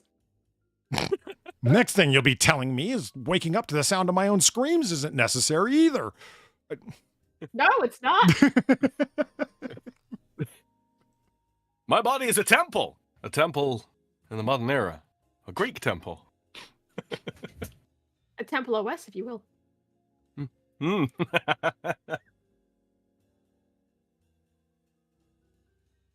No, nothing. Okay. What?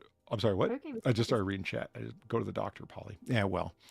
I told my doctor about waking up with a crick in my neck. That happens a lot. I I kind of want to record myself, like set up a cam while I'm sleeping, just to like speed through in the night and see what I'm doing. I think I'm doing gymnastics or something. I don't know. I wake up in more or less the same position I fell asleep in, curled up in a ball crying. But the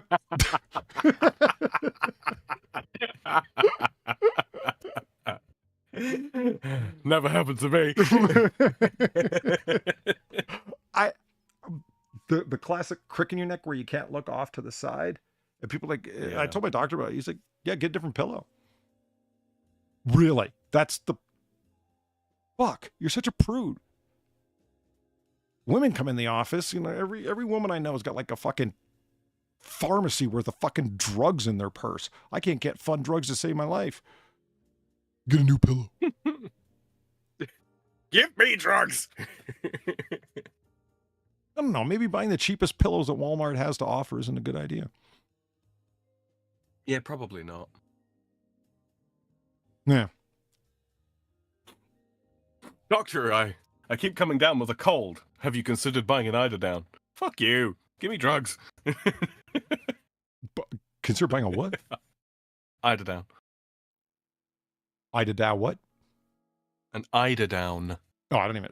I still don't know what you're saying. What is that? It's a quilt or duvet that's stuffed with the feathers of the eider duck. Specifically the chest feathers. They're very, very expensive. Wow. Mm-hmm. The chest feathers of a very particular duck to go in your duvet. Yeah. That's nth level ponce, Wow. man. Well done. What? They were... You've heard of an eiderdown. You've read novels from before the 19th century.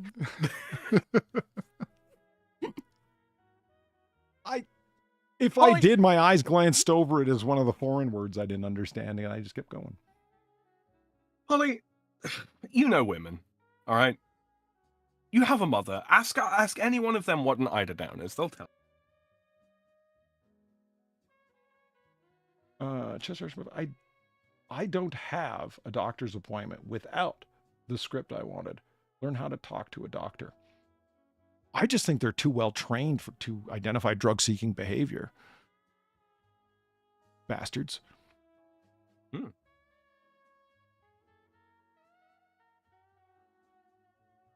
Oh, yeah. I wanted to get one of these. Cody. One of the phone cases that has a battery in the back. We are showing you items that ship to Germany. Why?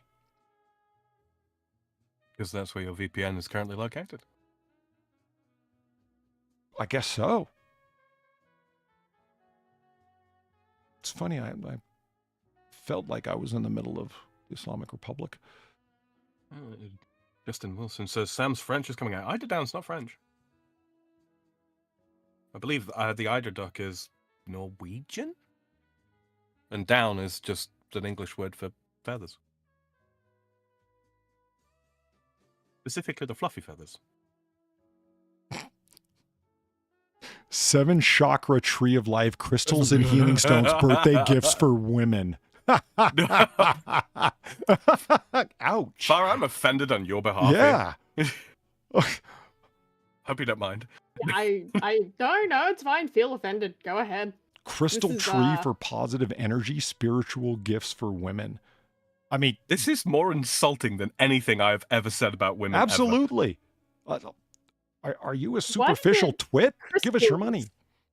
What are the crystals on this that they're claiming now? Because I don't think they will be real. They look like Yeah, it just kind of looks like colored glass. I was about to say, yeah, like Yeah, that's what I'm thinking. if you don't see certain pieces, it looks like they could just be twists of like crepe paper. Mhm. Oh shit, that is just a twisted brass wire coming out of there. Yeah. Like this is on the Yeah. level of fucking brain power amulets, man. Yeah, except at least it's not as shittily soldered together. You got to give them that at least. But Yeah. yeah, it's on that same kind of DIY, fuck it, let's sell it energy, isn't it?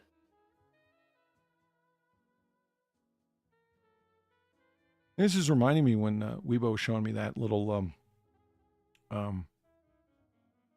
micro Japanese tree that was on display at her botanical gardens, and she was thinking getting into the tree clipping art. Oh, bonsai, yeah. Yeah. It was like, it wasn't a brand name bonsai tree. She had another name for it because there's all kinds of different little trees like that, right? That one was like 300 years old. And I just kept asking her why she didn't touch it. See, well, they had velvet ropes around it. I'm like, it never stopped me.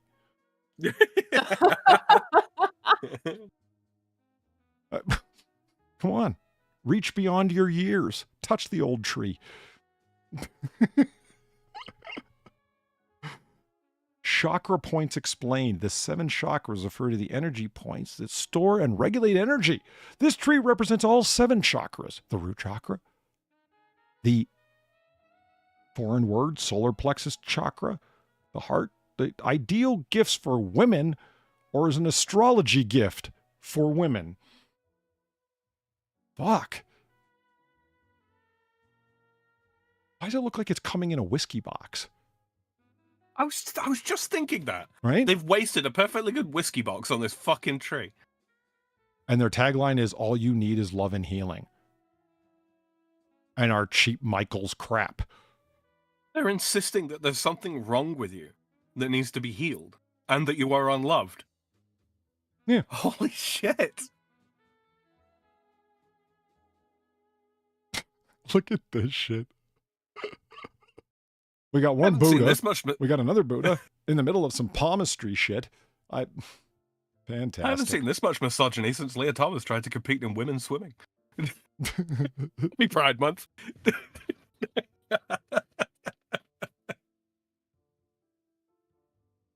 I picture child labor makes these.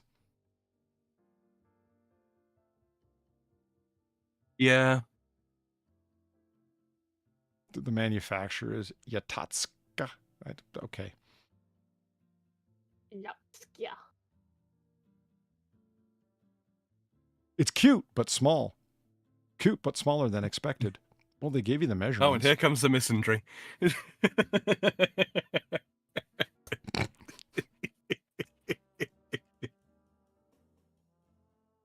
Our souls are the true existence of our being. beings. Yeah, I love how we both latched onto that one Yeah. real quick. Quick, let me read you some poetry from my trapper keeper I kept in high school.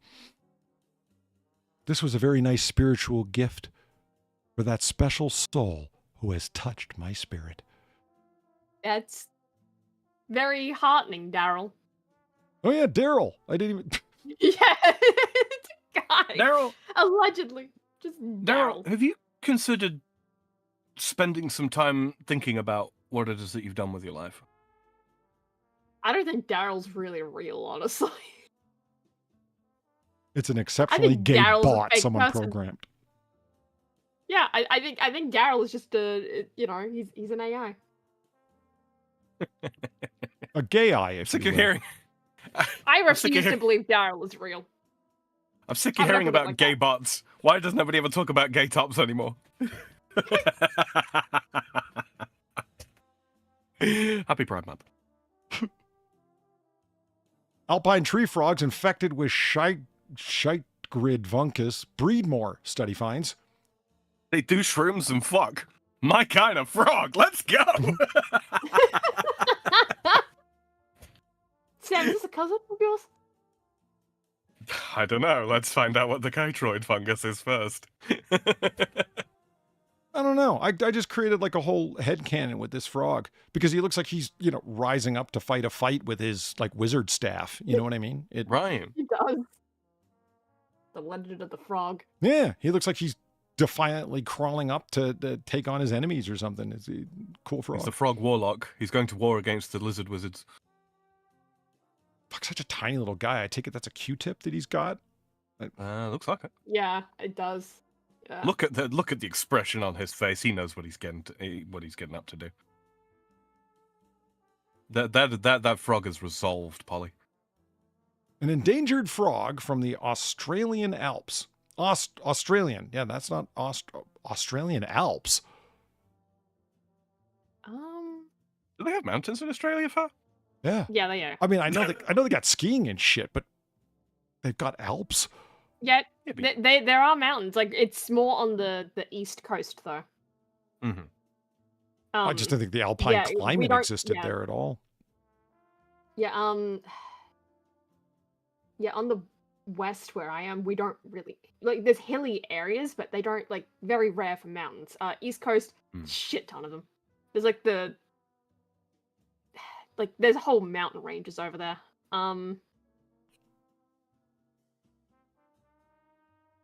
Australian Alps are a mountain range in southeast Australia. Okay, it's in Victoria. Oh no, it straddles the borders of eastern Victoria and southeastern New South Wales and the Australian Capital Territory. Okay. Okay, I can actually picture where that is. Yeah, it's a very specific location. I find it kind of comforting to know that there's part of Australia that's the alpine climate. I don't know, I just associate it with like hell on earth conditions in the center of Australia. You know what I mean? Where no one lives there but the crazy people that always have, you know? Yeah. The cave people that live under Rock, yeah. Yeah. Excuse me. We're not allowed to call it that anymore, are we, Far? What's its quote-unquote real Uluru. name? Uluru, that's the one. An endangered frog from the Australian Alps is not letting a deadly infectious disease interfere with its love life. He triumphantly bones on. Fuck penicillin. University of Melbourne researcher has found a male alpine tree frogs infected with this fungus breed more often. The study found the infection could make male frogs more attractive to females. Our research shows infected animals. What? Sorry, there's a divorce court joke here. It's a deadly infection. They're more attractive to the females because they know they're gonna fucking die. I'm kind of messed up. Happy Pride Month. Our research shows infected animals are increasing their breeding effort and ultimate output, said Laura Branley. That increased breeding is also able to offset the mortality that the disease is causing, which is allowing the population to survive. Tiny giants. Oh, look at the little guy.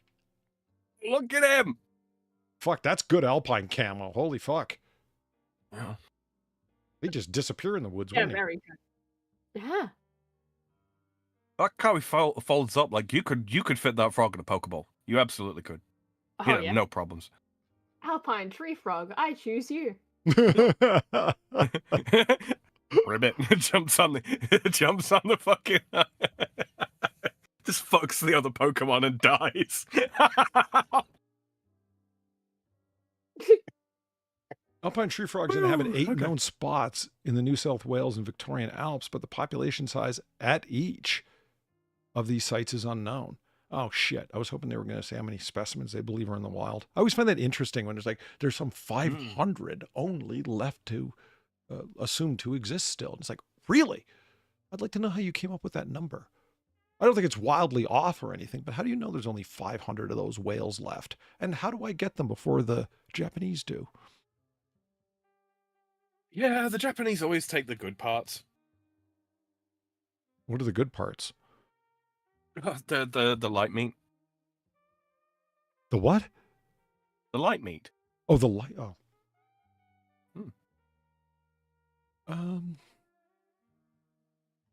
The disease, which was detected in the late 1990s, has impacted frog populations around the world. Thank you, Wuhan, including spotted tree frogs and southern other frogs. Corroboree. I like that. Which also live in alpine country. Look at him. I don't know why I find that funny. I think he's great. Look at him. It kind of almost like the Hypnotoad in a Yeah, weird way. right. Good call. Yeah. Like same position and everything, just not quite the same coloring. The study also found that infected male frogs increase their color display, appearing with brighter yellow throats, making them more desirable to females. Researchers believe their stronger coloring and ability to produce higher quality sperm suggest that species are putting more effort into boosting its population than developing an immunity. they're not working in the laboratory as much as they should be. They're outbreeding the fungus that's trying to kill them. That's kind of awesome. They can't get us all. I bet you he doesn't sound like a motorbike. He probably just ribbits like a normal frog. You mean like that one species of frog?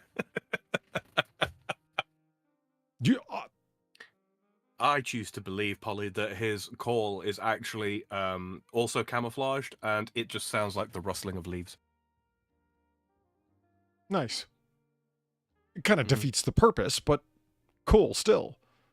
No, the female frogs, they know the difference. Oh yeah, I guess. The shit, there we go. Far, you know how you get those loud motorcycle frogs to stop that, right?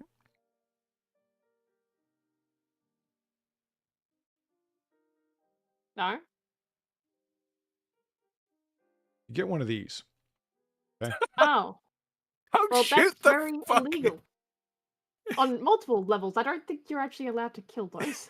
Don't shoot the fucking frogs. I just wanted to talk about Genesis Arms Gen 12 shotguns, and that was my segue. Shoot the frogs. Yeah, 1 minute. Like, I don't think you actually are allowed to kill those.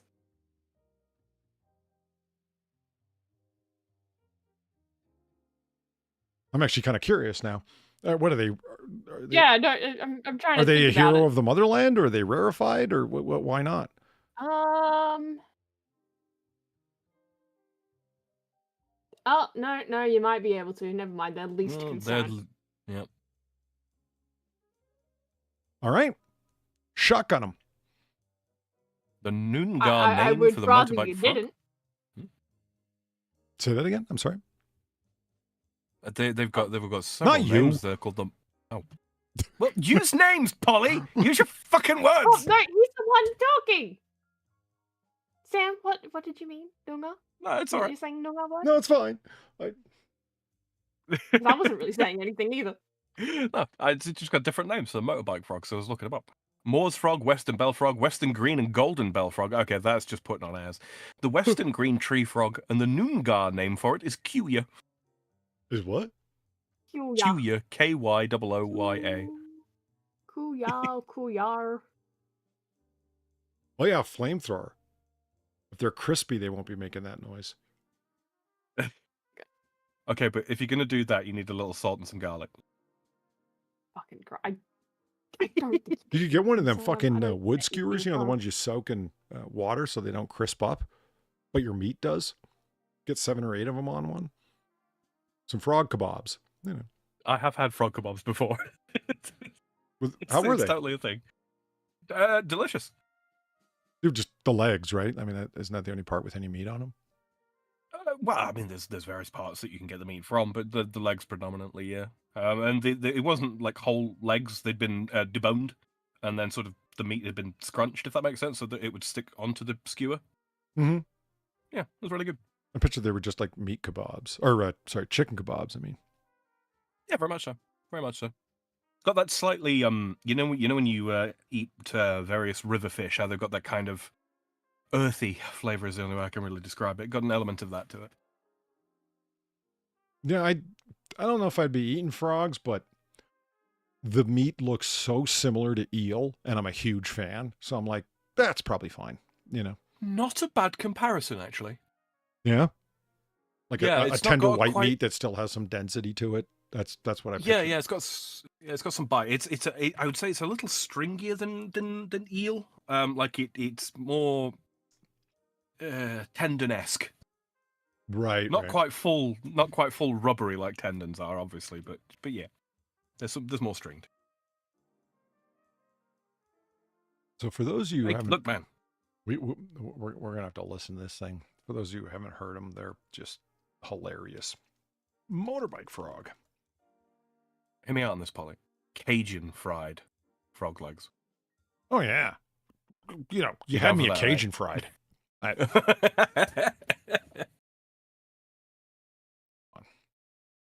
One of my favorite things about DuckDuckGo is bangs.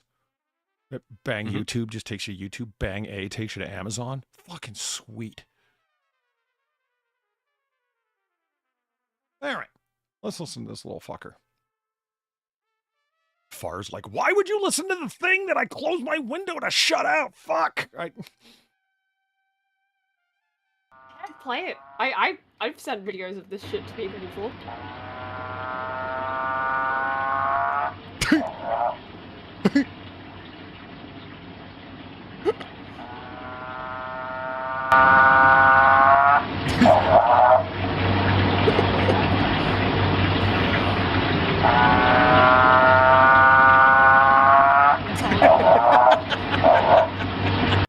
I didn't know they puffed up their necks like that. That I didn't realize that's how they were making the noise.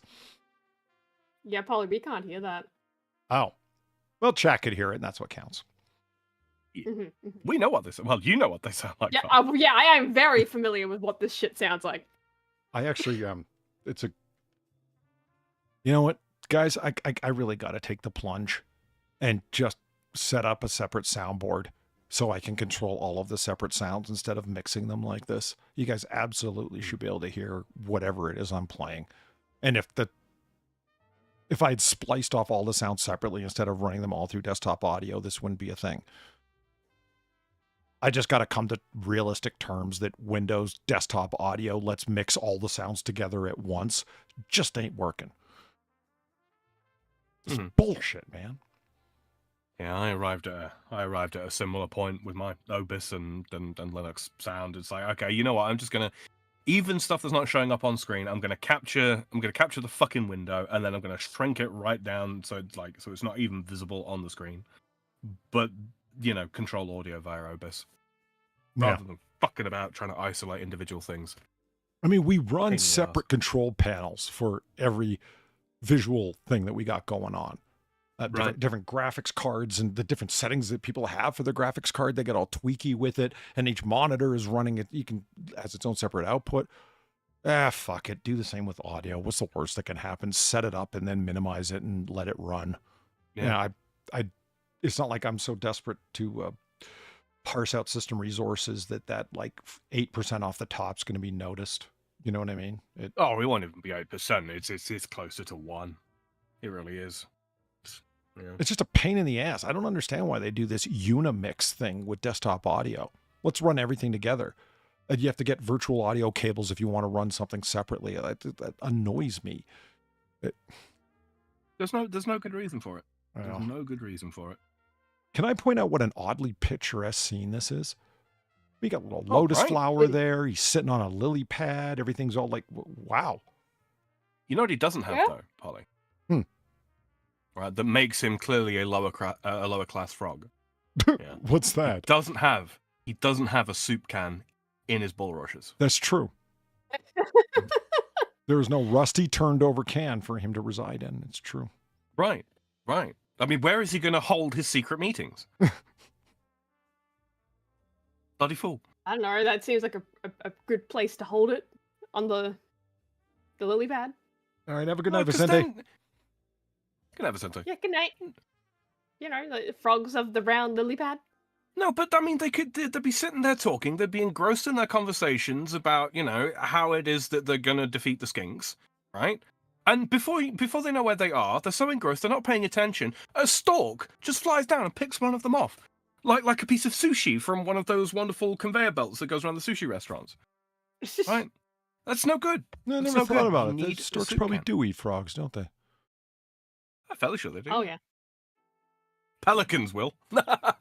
Oh fuck yeah, pelicans will.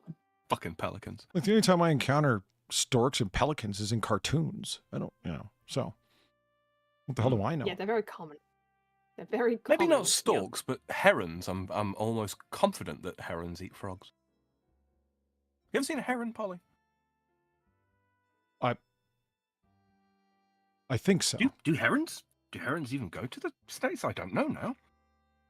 Heron, U.S. Herons are evil-looking birds, man.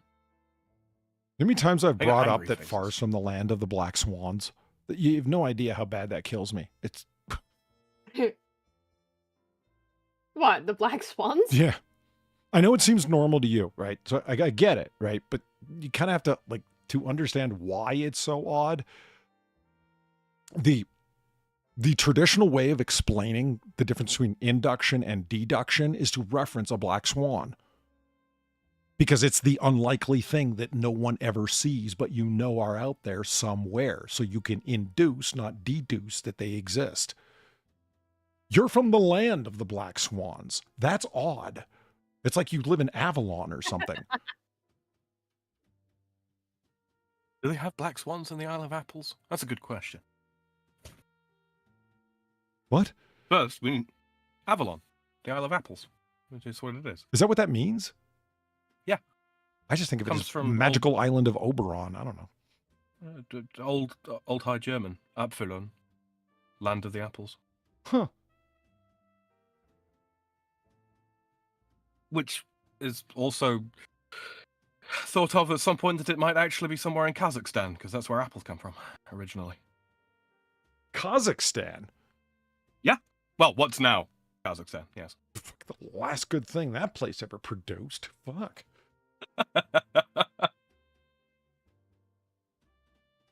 So, back to the gun I can't afford. $4,600. Yeah. Oh, yeah, it's getting up there, isn't it? I'm watching the guys from this YouTube channel I really dig, Alabama Arsenal. And they're doing the review of the Genesis Arms Gen 12. This is one variant of it. We've had our 2 different rifles/shotguns for a year now, and this is like our review several thousand rounds through. This is what we think. A guy wrote in the comments section, I can buy 12 Mossberg pumps for what you paid for one of those things. The guy who runs that channel with the hundreds of thousands of subscribers they have bothered to come back and comment to that guy. You know what he said? I love this so much. We live in America. If you want to buy 12 Mossberg shotguns, that's your right, and I'll fight for it, though it will make no sense to me.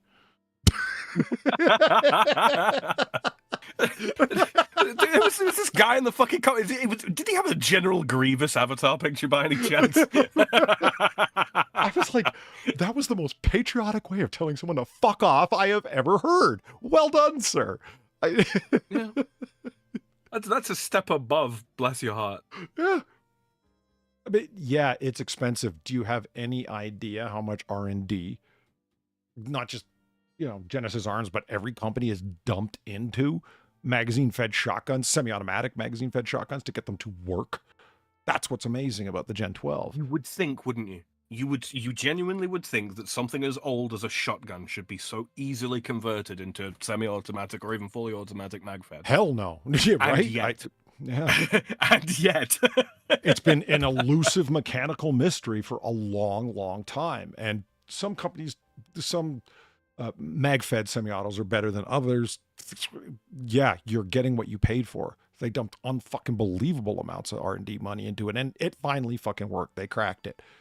There's a reason that they're as popular as they are, and god damn it, I want one. Well, I mean, the thing as well, you've got to think about it. It's sort of like, okay, so shotguns can fire all different kinds of rounds. Slug, fucking buck, duck, bird, whatever the fuck, right? You want something that's ideally going to cycle from most of those. Yep. And that's the thing, like when Alabama Arsenal, like, okay, we're going to load it up with cheap Walmart birdshot. This is a high-end 3-inch buckshot shells. Then we're going to go over to slugs, and it just fucking chewed through everything they fed it. They're like, good God. And it's got the familiar AR ergos to it. I mean, what's not to love? Well, the price, somewhere between $4,000 and $6,000. And it's like, yeah, You are paying to be able to have one gun that without any real modification, like home modification, can fire 6 different, vastly different applications in the way of ammunition. That is worth a premium in its own right. Can you imagine being able to grab this when something goes bump in the night? Fuck yeah! You can get hit with Yeah, you're breaking in where? Oh, hell yeah. And, what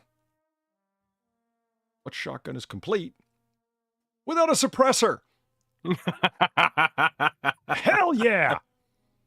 Angry silent Oh, man. buckshot ringing out through the night because you broke into the wrong house, faggot.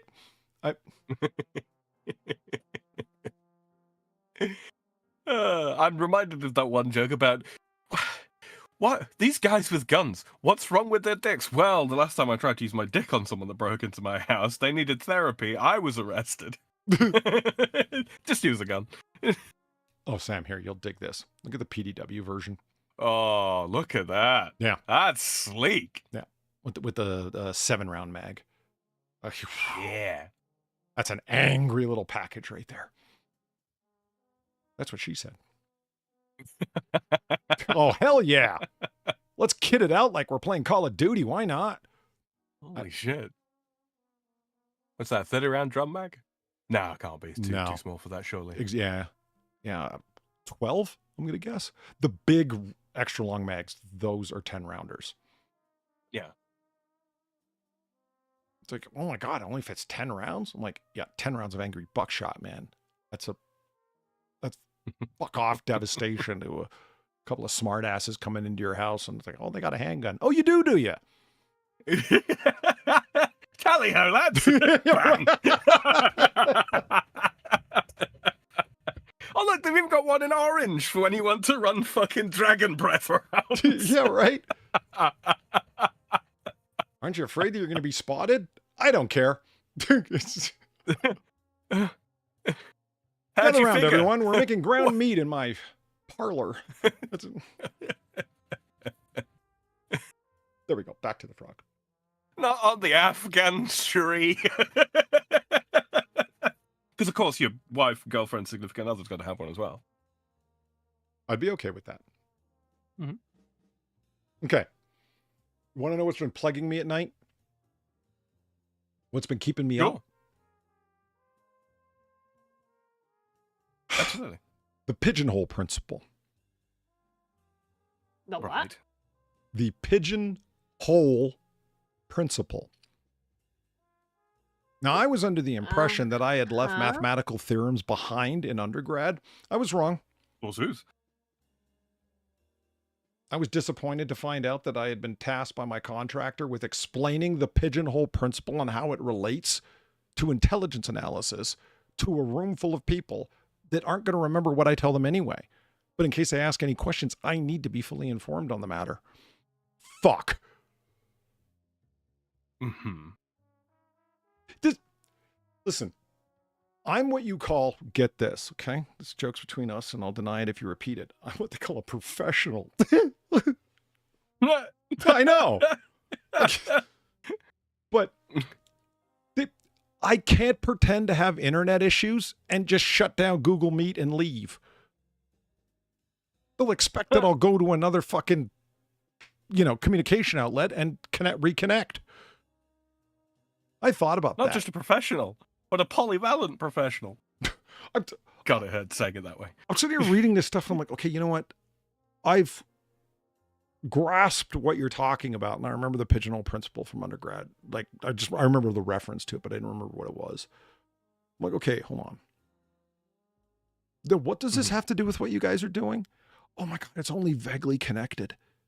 It's something that guys who sit around, okay, you know the people that know their field too well, so they become theoreticians in the field? Yes. Those are the guys who came up with this shit. They're the ones who dream up this stuff. Intelligence analysis becomes like a highly technical endeavor with where indicators are understood as indicator nodes. And when you have this many positive indicators, this many negative, and this many uncertain, that you can come to a formalized algorithmic answer. But holy shit, you guys are just all the way deep in the weeds on this, huh? And because these terms are now getting thrown around in these disseminations that they're receiving every 2 weeks, like, well, here's this list of things, and I got voluntold I'm going to vet all this information and come back and get this. Make it accessible. And one of the things you can't do as a so-called professional is say, but I don't find it accessible. What the fuck? Why? Okay, so here's And when here's what the pigeonhole principle is. It literally refers to pigeons up in some holes in the wall. Well, yeah, it's part of set theory, right? Yeah, it is. Yeah. It's a argument expression theorem. That if you have a limited number of categories and your instances exceed your number of categories by at least n+1, one of your categories is going to have at least 2 instances of the same thing. Yeah, it's a necessary truth of numbers and sets. Yeah. Yeah. So if you have the example that everyone seems to like to go to is that if you have 3 gloves, by definition, 2 of them are going to be either right-handed or left-handed, because you only have 2 categories of handedness when it comes to gloves, right-handed or left-handed. Don't really? You're going to say that during Pride Month, Polly? The NBs will be furious. We're talking about mathematical truth and the binary is real. Accept it and move on. Happy Pride Month, faggots. Fuck, that's the way I should end it. I mean, if you're going to light your career on fire, go out in a blaze of glory. And for all of you who know that, yes, this does actually have a very strong place in computer programming. The binary is real. Get fucked, homos. Happy Pride Month. Holy shit, that guy got fired. I mean, I've seen some people fired, but I've never seen anyone actually launched from the building before. Oh, they're not going to launch from the building. Look how noodly their arms are, Polly. Anyway. Odston actually says, are we past the watershed? Do we not have to hide behind saying polywords? And you know what? It's an interesting phenomenon, that, Austin. There seems to be a general understanding amongst people on the internet, not netizens, that's not a word, it never has been, it never will be. What isn't a word? Netizen. Oh. Journalists have been pushing it for 40 years. I thought you were trying to say nascent and put some extra syllables in there. Netizen. No, that is a real word. Yeah. A real word. But yeah, there just seems to be this sort of general attitude that people are very, very tired of getting upset over fucking the words that some people don't like. It's worn very, very thin, and I'm so glad it has. You know, it's beyond time that people stopped lending certain words certain powers. When was the last time you heard an Irish person get upset at the word cracker? An Irish person could have said it the word. I don't know. Yeah. Never to my knowledge. Yeah. And they're the only person, they're the only people, really, well, maybe the Scots, that should get upset about it. And, you know, by the standards of certain other racial epithets, they're the only people that should be allowed to say it. Why? Because the Scotch-Irish populations in early North America? I'm not following you. Yes, that's exactly it. Cracker comes from a derogatory term referring to the common illiterate folk that were tricked into indentured servitude with contracts that they couldn't read because they were illiterate and then sent off out into the colonies. Yeah, it is just as quote unquote problematic a term, really, as the N-bomb. Yeah, but you know, one carries a hell of a lot of unnecessary weight, unfortunately.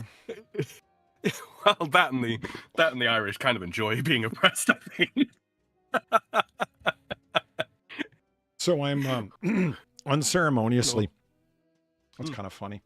I'm not going to lie. I can see Polly staring at the screen as he says it. Yeah. Do I look like I've got a blank look on my face and forcing myself to keep, you know, continuing on with what I'm doing? I'm stealing from Stanford. This is the document that I'm going with. They're like, thank you. This is nodal distribution of pigeonhole theory. I'm going to use this to explain to a bunch of intelligence analysts, largely with DHS.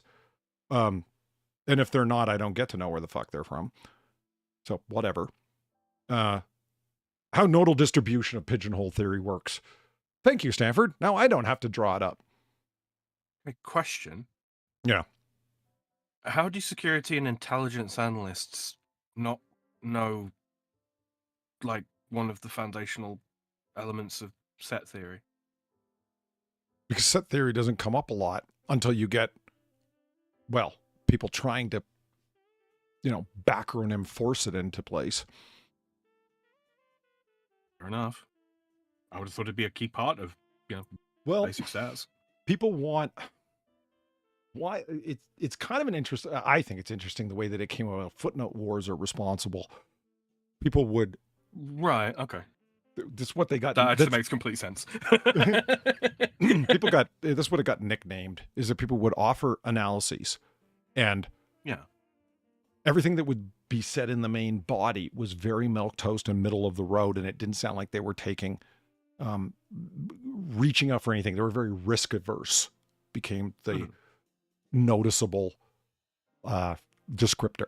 It's like nobody's saying anything. You read like somebody's 40 pages, and from their white paper, it sounded like their executive summary on the front of the white paper. It sounded like they were going to actually, come to some kind of conclusion, but then you read the body of it and they don't ever say anything. Yeah, everything that they're saying is actually hidden away in the footnotes, so they can't be held responsible for it. I did actually say it in the document, but you got to go hunting for it. And it became a clusterfuck where there were whole pages that were just footnotes, because you don't do endnotes and intelligence products, as the analysis papers get called, products. You don't shove them at the end of the paper. You put them on the page that they're referencing. But when you got so many that you will have literally 2 pages of footnotes off of 1 page of text, yeah, you're entering into footnote wars, where all of anything you're saying that's of any worth is in the small 8-point font at the bottom of the page. It's not even worth reading the body of your paper anymore. Okay, so that's where this is coming from. Take an algorithm, explain what your indicators are, and how you came to your fucking decision, and now you can't not say what's coming out of your nodes. If you do, we'll know. Like, wow. So this is a way to force people to have balls? Okay. Me personally, I went, damn the torpedoes. I'll just fucking say it. Here's an idea. Don't take guesses about things you don't know about. The things you do know about, well, hey, the fucking indicators said to go. That would require probably the prerequisite for such cojones is intellectual honesty, is it not? Well, as a former professor of mine said, it doesn't take any intelligence to have conviction. Well said. Like, are you convicted on the matter? It's not bravery. It's just, what do you know? What method are you applying? Okay, do it without apology now. There you go. If there's a problem with it, then you need to revisit your theory and never fucking use it again. But why were you using it to begin with? Well, look, I mean, if you're using a given model framework, etc., etc., etc., and you do it right, i.e., there's no, errors in your fucking work. If the result turns out wrong, well, that's a problem with the model, not a problem with you. Yeah. This overall, so this is a 163-page paper from Stanford, from their theoretical math department. That's where I came across this little ditty. I love this. Why this matters. This doesn't help explain to anybody why any of this matters, but I find it adorable that they think that it does. The pigeonhole principle can be used to show a surprising number of results that must be true because they are too big to fail. Okay. You don't know what that means, because that doesn't mean what you meant it to mean here. Yeah, I'm kind of confused how they got there. Yeah, I'm not even certain what they're... I think what they're trying to say is, because pigeonhole theory is like, the number of categories you have represented by n, and then the number of instances you have represented by m, and where n is greater than m, you must have one category that has more than one inclusion in it. That's the actual formalized... Oh my God! What am I doing with my life for? Your best? That is the best answer you could possibly have given, Far. Well done. Top marks. No need to see me after class. I used to joke for a while. It's like, why'd you pick political science? I didn't want to do math. Well, so much for that idea. Now you have to do math. You bloody fool. You bloody fool. Polly, I'd like to say that we're relatively intelligent fellas, and then here's Far with the absolute philosophical slam dunk. Absolutely. I'm going to sit down. Given a large enough number of objects with a bounded number of properties, eventually at least 2 of them will share a property. Okay, you could have said that much better. tell me that you're a theoretical mathematician without actually saying it. Yeah. And then finally, the applications are extremely deep and thought-provoking. No, they're not. No. No, they're not. No. If you're a theoretical mathematician, maybe, but for the rest of us, no. There is, Holy believe shit. it or not, a Wikipedia page on this. Now, being that I was getting bored and I was trying to just kind of enjoy my freshly made a cup of hot coffee at like 4 a.m. when I was working on this last week, I decided to read through the Wikipedia page because that's usually when the hyper nerds, they're going to write it out. And it's not like it's a controversial subject. So usually those pages aren't stubs. They're reasonable encyclopedia entries, Yeah. unlike anything that is remotely controversial turns into a soapbox for the retards who happen to have editorial control, So there's a pigeonhole principle. My God, they found a picture of pigeonholes and one that has 2 pigeons in it. You see, Sam? They did it. They did the thing. Holy crap. Yeah. Art imitates life. What? The example that they give here is baffling. I can explain what all this is, but I don't even get what they mean by their, One can demonstrate that there must be at least 2 people in London with the same number of hairs on their head as follows. Since a typical human head has an average of around 150,000 hairs, it is reasonable to assume, as an upper bound, that no one has more than 1 million hairs on their head, where the total number of instances, M, is equal to 1 million holes. That's hair holes. There are more than 1 million people in London, most of them quite hairy, appropriately enough. I told you, the racisms. Okay.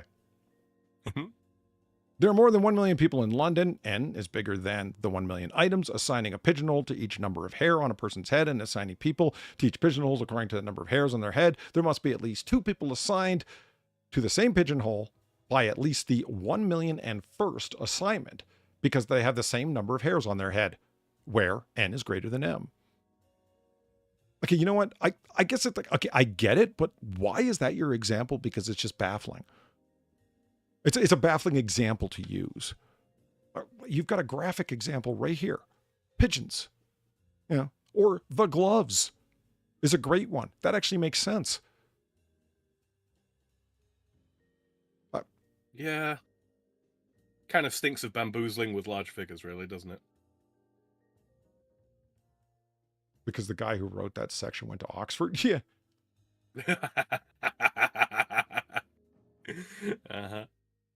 Get this, oh, right. I was wondering where that was. For example, given that the population of London is more than 1 unit greater than the maximum number of hairs that can be on a human's head, the principle requires that there must be at least 2 people in London who have the same number of hairs on their heads.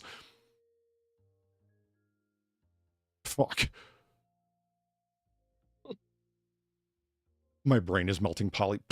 Imagine being put on the spot to be like, come on, college boy, figure it out and explain it to the people who have far more education than I do. That's that group of people. You guys aren't paying me enough. Especially that I got voluntold for this. And you know how? It's in the fine print of my contract. They can add contractual addendums if they want. No one told me that the addendums could be 2 pages long on their own. I feel like I got bamboozled. Yeah. Do you feel my pain for?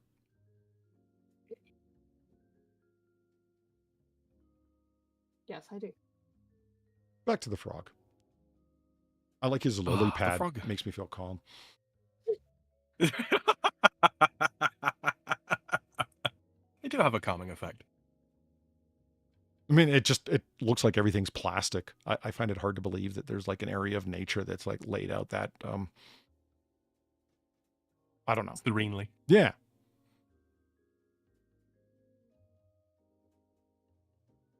I didn't really think frogs sat on lily pads outside of cartoons, Huh. Cheshire Smurf, thanks for the buck. Paying you enough? fag got tree. Well, yeah. I'm a fine one to talk about fucking pay after, the entire U.S. government would grind to a halt if it wasn't for unpaid interns. I was a former unpaid intern, and they're not paying me enough. I'm making all kinds of sense. Ossan in chat. A froggy bip a small beastie. Yeah, I love that read. Okay. Things I wanted to complain about. The pigeonhole principle. Amazon shower steamers. Yep, did that. The awesomeness of the Genesis Arms Gen 12. Yep, just did that. Going over my notes. I'm keeping notes now. Helpful, aren't they? Yeah. Liminal spaces. That was a note, so I'd look them up, and I did. Ooh. Oh. Did you manage to find some liminal spaces? Okay, here's my question. And chat, directed at you too. I can't be the only one who keeps ending up in this spot, and I highly doubt that I am. And apparently, the Discord overlay is gone. All right. Gone, reduced to electrons. Yeah. It's like my sense of optimism about the future. It shows up uninvited and then just goes away. Yeah.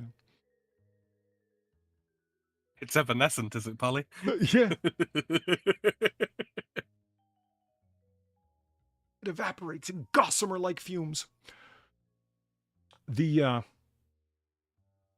so here's the thing. What is that thing that you like, but everybody else can't stand? And you're pretty much going against the grain by liking it. And you had no idea that this thing was resoundingly unpopular with most people until you told somebody that you liked it. And they're like, what, are you fucking kidding me? Oh, well, very easy answer to that one, Polly. Is it Nickelback? It's Nickelback, isn't it? Perfection. Oh my God. Your own perfection? Yes, absolutely. People despise it. They tell me so frequently. Because they're not a fan of impossible disconnections with reality? What the hell? What do you mean? It's Nickelback, isn't it? Theory of a Dead Man? Yeah, what Trans-Siberian Nickelback? Railroad. Thank you, Cheshire God, for $5. Oh, shit. I've never. He's He's evolved. apotheosis God. as we live and breathe. I've never been stupid enough to seek education where I would have to offer my expertise for free. Though that comes from only learning something when you already know it. Trade school will treat you better. You know what? I actually have a lot of sympathy, just in my range of experience, from people that went to trade school and have, an extremely practical skill set. Let's say you're like automotive mechanics or furnace work, AC work, stuff like that. The people that I know that have those skill sets are forever being hit up for free work from friends and family. Oh, tech people that know computers. Oh God. Hi. Yeah, you know what I mean? Like it's, hey, I know I've got this incredibly practical skill set. Oh, it's like owning a truck. Everyone who needs to move is going to give you a call, Oh man, it just. And the thing is, it's like the people that frequently hit you up the most, right? Your family and close friends for it, right? Are the ones that actually know how much you charge as well for your services professionally. Because look, anyone that's had any amount of computer work done knows that it's not the cheapest. No, it's not. Right, so then you get like friends and family like coming in and they're like, oh, can you just take care of this? And then it's like it's a 3-hour process. And the expectation is going to be, they treat it like it's a fucking 5-minute thing. Because it should be a 5-minute thing because you're just so good with computers, right? Mm-hmm. And it's like, yeah, the only reason I'm as good as I am at doing the things that I do is because I've done them over the course of thousands and thousands of grueling, mind-numbing, draining, eyeball-clawing hours. It's the only reason. And that's why I charge the money for it. Like, I've got no objection to the notion of mates rates, Oh, yeah. family I never heard that discount, phrase all that kind of before, thing. but That's- yeah, right. A friend price, Yeah, that kind of thing. Yeah. Yeah, it's not, I'm not opposed to that, but like, you know, if I'm going to spend 3 hours resolving the issue that you've got, just, I don't know, throw me a drink. Yeah. Without it being suggested to you. Yeah. Right. You know, come on. Help a brother out. I would not. My old man is a mechanic, right? Been a mechanic pretty much all of his life. He's done lots of other jobs besides, but it almost always comes back to the mechanic. If I take my car to my old man and go, Dad, the transmission's sounding a bit fucky. I'm not quite sure what's wrong with it, but it clunks whenever I stick it into third or fourth. I'm going to sort him out with a drink at the end of it. Why? Because he spent 50 fucking years becoming familiar with why a transmission will be clunky in third and fourth. Painstaking dozens upon dozens of hours figuring out what makes it go clunk when you drop it into third. I don't know what that is. I'd have to spend months figuring that out, probably by myself. Sort people out. That's all I'm saying. I stopped counting when I hit a dozen times that people had called me over to their dorm to ask if their friend was dead or dying. Oh, when you were DMT trained, right? Yeah. Their friend passed out drunk. Like they tied one on and he went down and he's like laying out with labored breathing.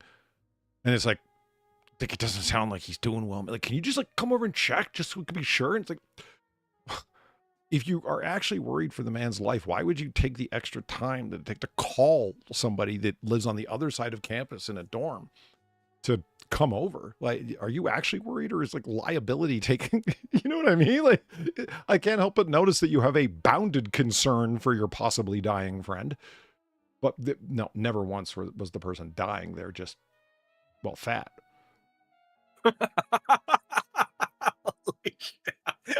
I'm kidding. You're going to say like really badly stoned or something is where I thought you were going with that. I tell you, we're just going to turn your friend over here. Is that a good idea to turn him over on his back? Yeah, it was the same joke every time. Yeah, that's what killed Jimi Hendrix. Choked on his own vomit, that man. No, but seriously, that's all we ever ended up doing. It's like, yeah, I came over and checked their fucking breathing, and I brought my stethoscope just with me so I'd look cool, but I'd never used it. Seriously, I did. Why not? I have one. It's not like you go out on calls with a fucking stethoscope. I'll be right back. Okay. Josh Smith in chat says, if you're concerned about your own legality, then call 911 and fuck off when you hear the sirens. Yeah. Not terrible advice. I mean, it's really nothing to complain about. It's the people that are obviously tweaking out, probably on compounded drugs that they've been taking all night long. And it's like, okay, did he take anything? And all of a sudden, everybody gets real innocent real fast and starts averting their eyes. And it's like, guys, I'm not here to fucking run an investigation. I don't care what you've been doing past what he did, legal or not. I just want to know if he took a whole, I'm not going to shoot the guy up with Narcan if he's already taken a whole fuck ton of stimulants. Right. And you can help me make a decision here. Like, mm-hmm. But of course, everyone's like, it's not like I don't get it, because they're also tweaked out on fucking drugs. So they're paranoid as fuck. Yeah. People are asking, have you been doing drugs? It's like, I'm not your parent, man. I just trying to figure out why this guy's been doing. Yeah. The guy's unconscious, but his heart rate's at like 160 beats a minute. Like, something's off, you know? Something appears to be slightly wrong. Yeah, I don't think this product is supposed to work like this. You should call the manufacturer.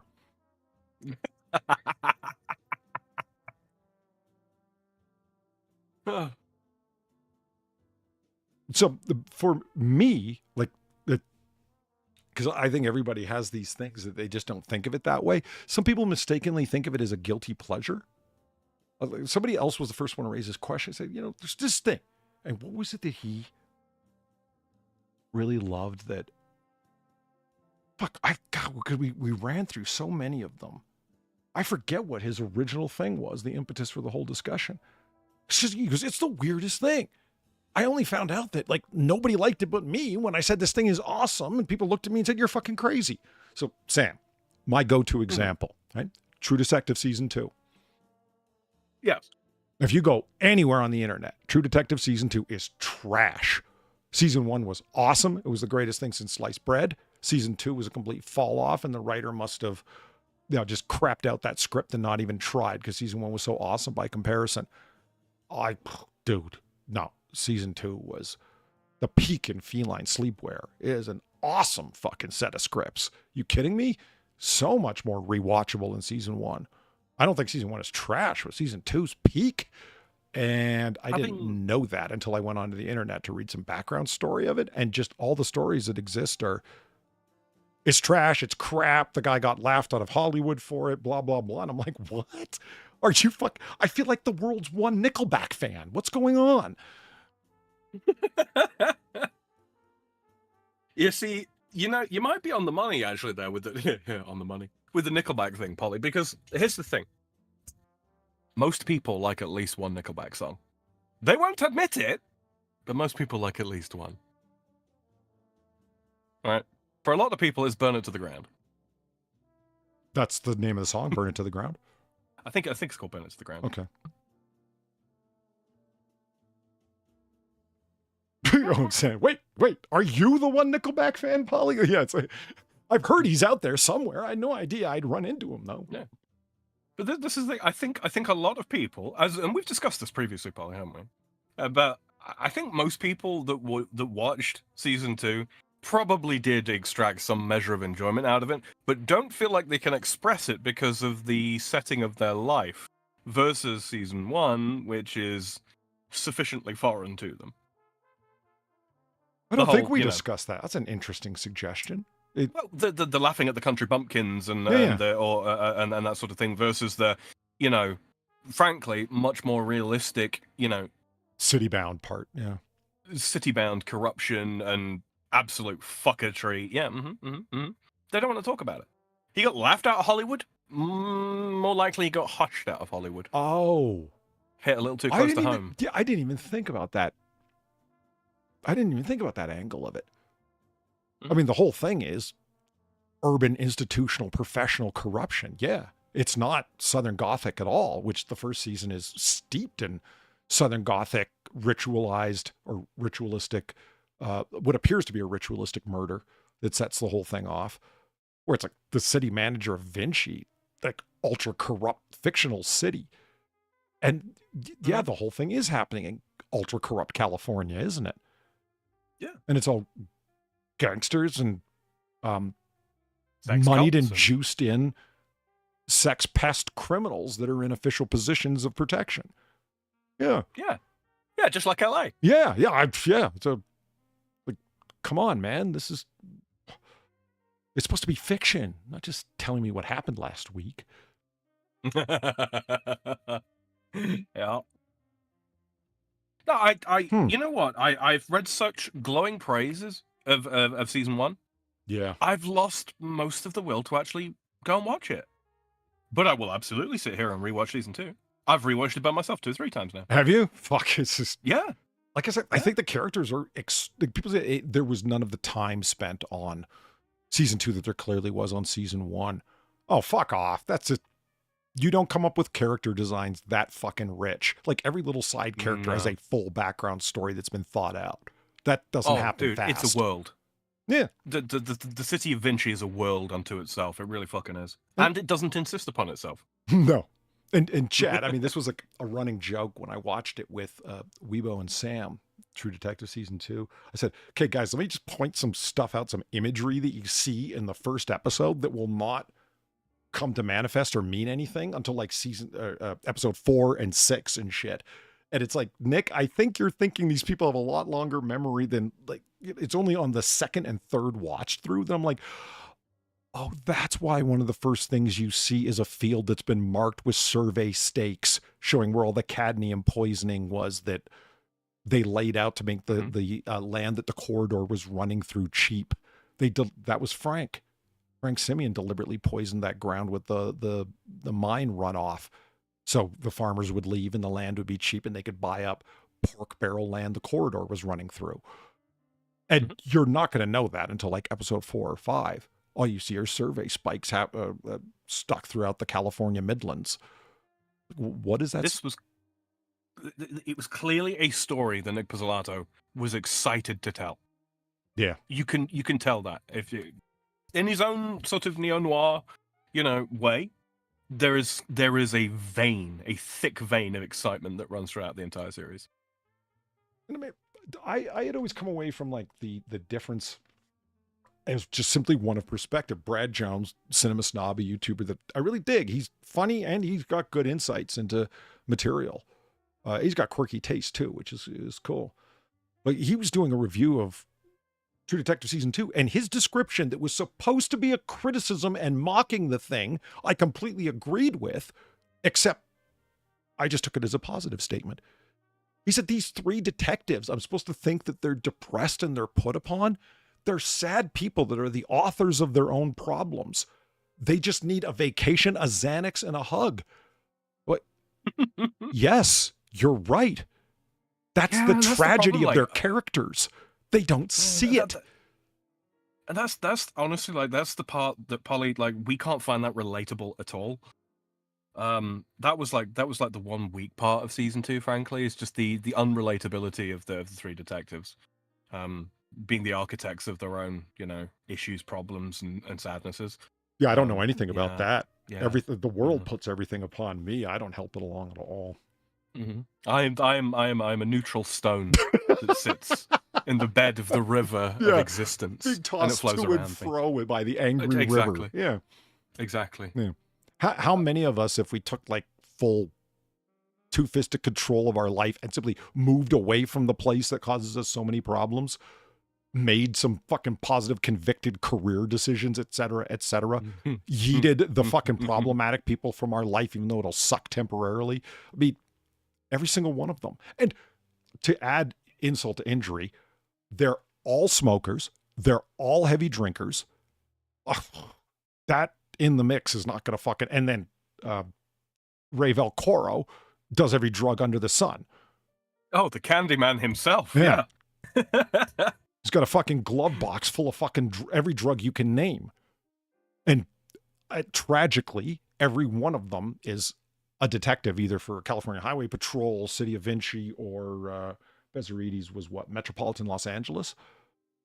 And so they all have badge protection from, they're insulated from the consequences of their drug use and their alcoholic behavior.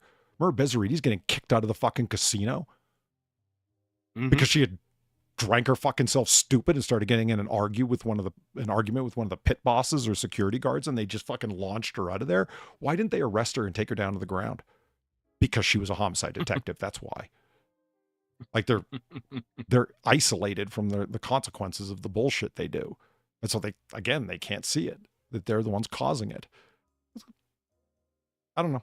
I guess some people just don't, they'd rather focus on, like you said, the country bumpkin aspect, the Southern Gothic thing. I mean, don't get me wrong. I like the background and the landscape of Southern Gothic, but the characters that inhabit Southern Gothic fiction, I can only read about so many inbred families, man. It doesn't hold a lure for me. Yeah. Also, it says, leave it to the Frenchmen to start talking about thick veins. There was a mine, okay? There was a mine, and there was fucking runoff into the fields. Veins of ore in mine or sand. Why you gonna make everything dirty, man? Come on. Oh, Justin Wilson, you like Brad Jones? Yeah, he's cool. Brad Jones is the last man standing from that guy with the glasses, in my opinion. It was, do you remember that guy with the glasses? The website? Yeah. Vaguely. Doug Walker. Doug Walker? Yeah. I mean, every one of them went, Lindsay Ellis on her own. Like they all went weird directions and either got ideological or their career collapsed in on them. Cinema Snob stayed exactly who he was. He's still the same guy. You know what I mean? He's the last man standing because he just kind of stayed himself. Fucking cool. Just good lesson in that, I think. Yeah, the nostalgia critic, exactly. Yeah. Thank you very much for the $5, Smurf, who says, I had a thought. It had gravitas. Think deeply for a moment to realize it was fuck you, Polly, for no reason other than strife important in the world, and turbulence is required for the proper erosion of nature to the state required for the smoothest eve. Fuck. Okay. I'll take 2 of what he's having. I mean, you know what the oddest thing about all the material and jokes and videos and autopsies after the fact around that guy with the glasses? They were competitive and actually beating YouTube at a point in history. Yeah, that is kind of fucking wild.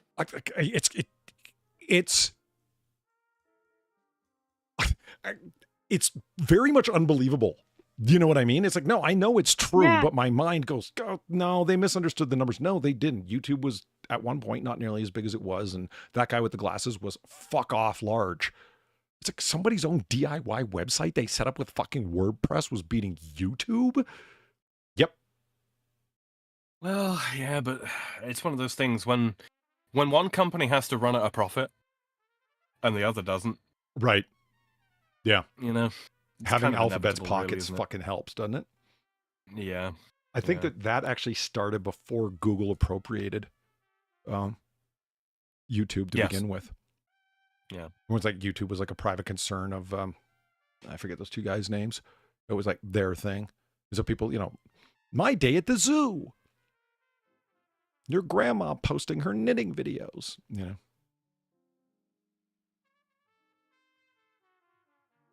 50-year-old men sitting around in a circle making things that are paracord and chatting. Yeah. And Twitch to me is like the same level of unbelievable, but for a different thing. That yeah. 98% of the people on Twitch, consuming content by going to Twitch, are watching like less than 1% of the content creators. Which I'm like, holy fuck, what does that say for discoverability? Like expressed as a number. Wait, 0.000008? I mean, when YouTube is a better place for discoverability, that it says something really poor about your fucking platform. And I tend to agree with Charlie. What's wrong with Twitch is that it's the way it's set up. People are directed towards the largest content creators in a way that they aren't on other platforms. They're funneled there. Which made sense, like back when, you know, it was still a Justin TV property. In so much as, you know, it was basically almost exclusively gaming.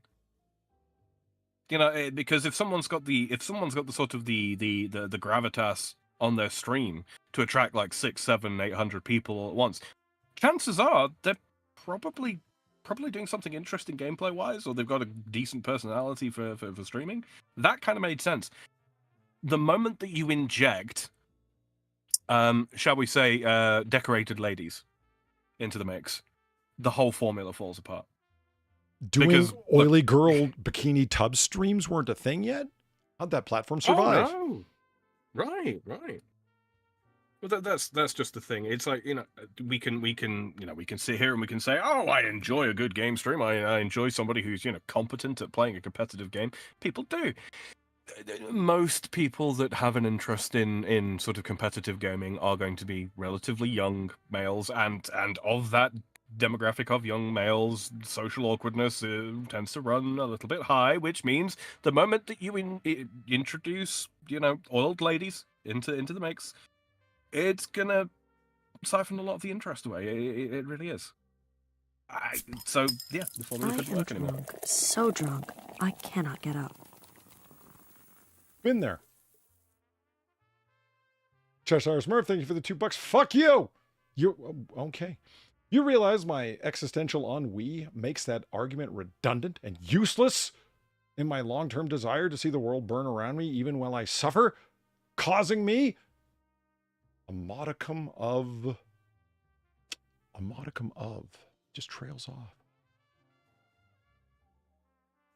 Will we That was never odd. know what a scintilla, a smattering, a hint of something that he has?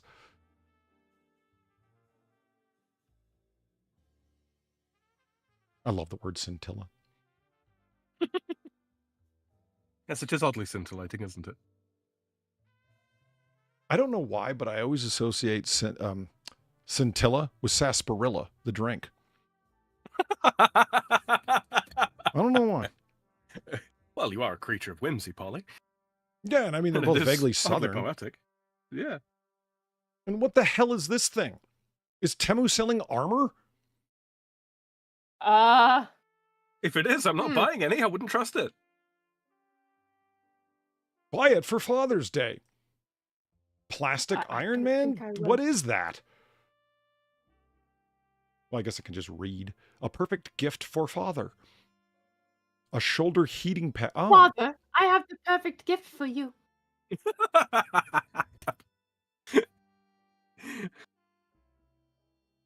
Father, put on the heat, the soothing heat brassard. do you think it's got the anatomical bone things on it? No. No, but I kind of wish it had, because that would be cool. It's a 3-speed adjustable heating pad. See? It is Iron Man armor. For men and women, portable reach out. See? For women fathers, too. Happy Pride. I am in pain. I am in pain. And I am Iron Man. Where's the... Oh, there it is. $6. Oh, you know that's some absolute bullshit. Oh, yeah.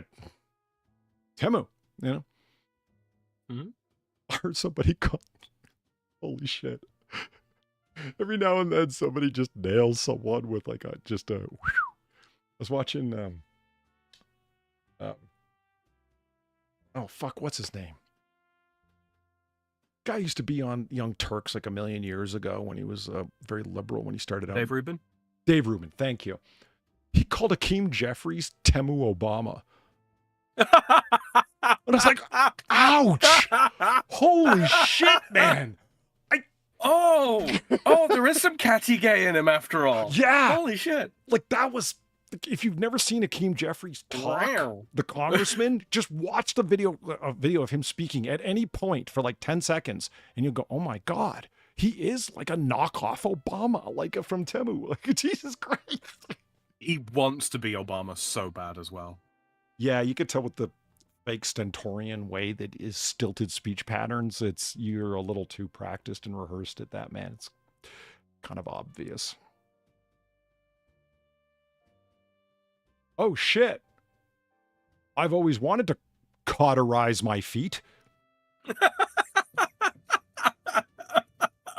Look at that. That's a hell of an ad you got there, guys. That's what I want the little Japanese woman who's going to walk up and down my back to use before she does. I don't want no cold feet on my spine.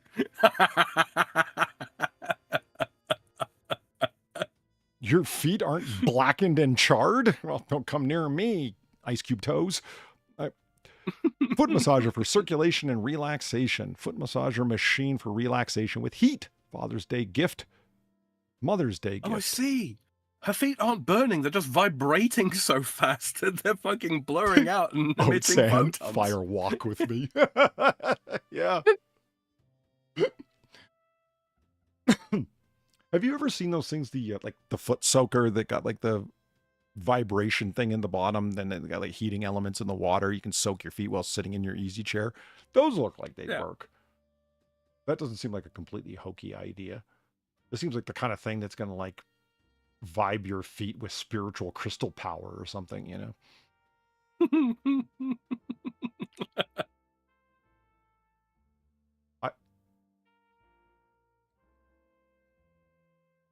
What other body parts can you fit in there?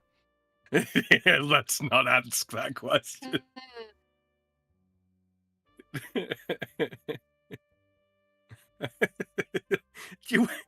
I hope that this has got one of those disclaimers on it, not for testicular use. Don't bake your balls. As a friend of mine said, there's a reason that heating blankets have automatic default timers on them. That you can't just turn them on and leave them on, because, yeah, you know what? You're going to fall asleep if it works and you're comfortable, and then you wake up dead.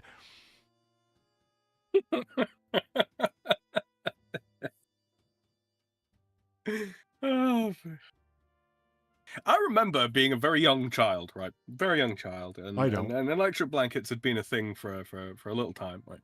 And the question that kept coming back to me was, so young children pee the bed fairly often, yeah. Does that mean that electric blankets are not children safe? I can only have been 7 or 8 at the time. Well, those wires are insulated. It's not bare copper. Oh, I hope it's not. Well, okay. Well, I'm just thinking, wait a minute. Are I'm there 7 or 8, you know, I blankets didn't from know Hong these Kong things. that have bare copper wire running through them? Yeah, there are. I know there are. You know what I find odd?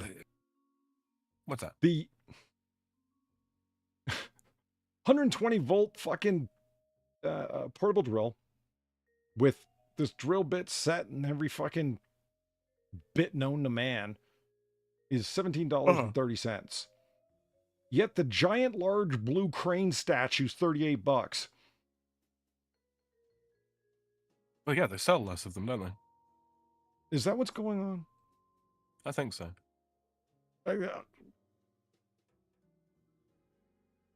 The real estate that they take up in the warehouse, which Eric July could do with no, a you're thing or right. two about. Yeah, that is a thing. If you're a warehouse obsessive, you actually calculate how much it costs per cubic inch of product, don't you?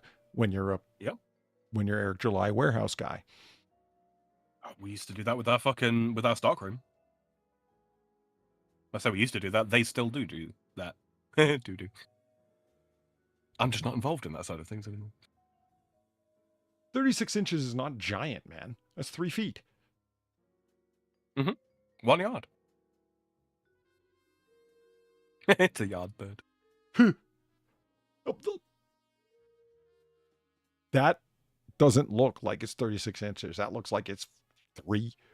It looks like a miniature. It looks more like fucking 36 mil. How big is that rock in the background? Oh shit. Ooh, its legs come off. I mean, sorry, it looks fake in every single picture. I mean, that doesn't look real. Far, does that look real to you?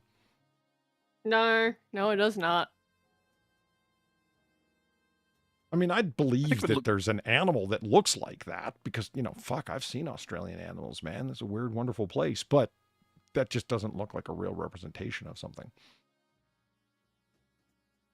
Spray paint it pink and tell everyone it's a fucking needle-nose flamingo.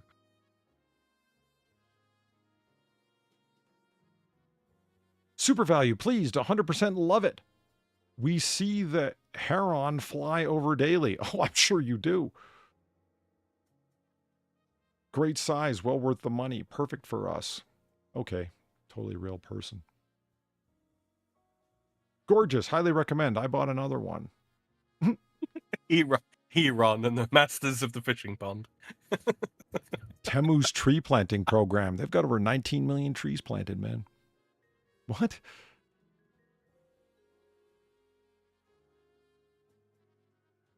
Yeah, they're plastic trees. The flame glasses. I've been waiting. What is it? Is this Father's Day flame themed? Well, it is Pride Month. Was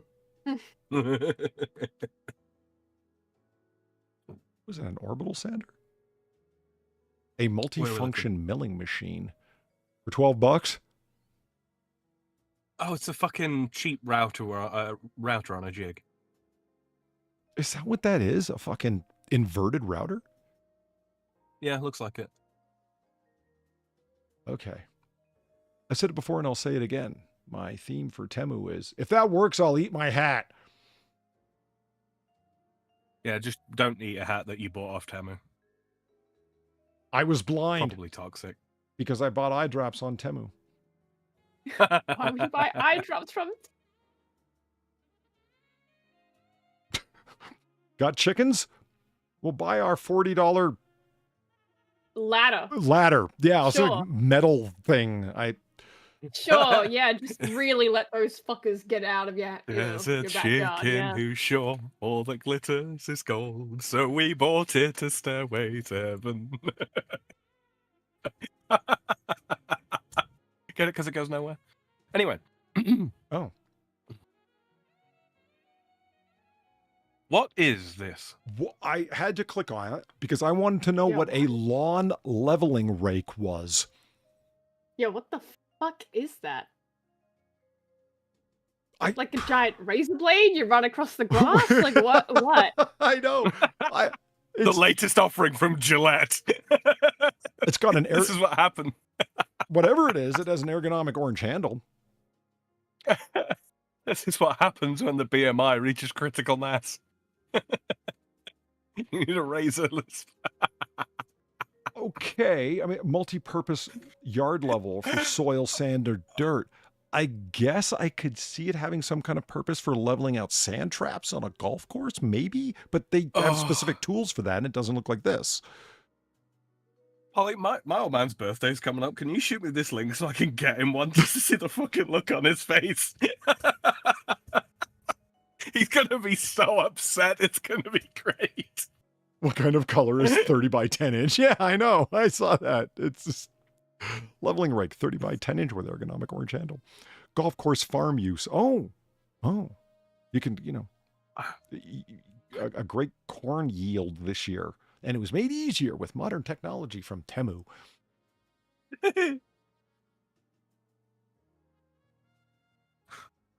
I think South Africa might need some of these farming implements. They're running out of money pretty quick. Do you think if we just DuckDuckGo lawn leveling rake that we'll see this happen again, or is this something exclusive to these guys? You know what it looks like to me? Possibly. Something that has an attachment that they don't have. Like it's half or a third of a product, and they're trying to sell off the part that they still have. Yeah, I'll make you right by that. It looks a bit plastic and flimsy, doesn't it? Well, it says it's stainless steel, so, built to last. Yeah. That's something.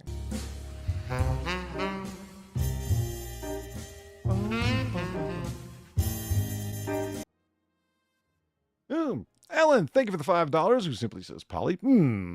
Alan. Holy fuck, it's a real thing. Look. Oh my god. Lawn razors all over the place. Look, you can shave a swath. I'm sure that's how it works, too. What the hell, guys? Holy crap. Yeah, that totally looks legit. Right? Okay, I'm confused. Next landscaping person I see, you got one of them razors on a stick? You look at me like I'm crazy. Polly, I've just figured out how to end the turf war between the East Side and West Side gangsters. They're gonna fight it out with these? We're gonna send in FEMA with a bunch of these to get rid of all the turf.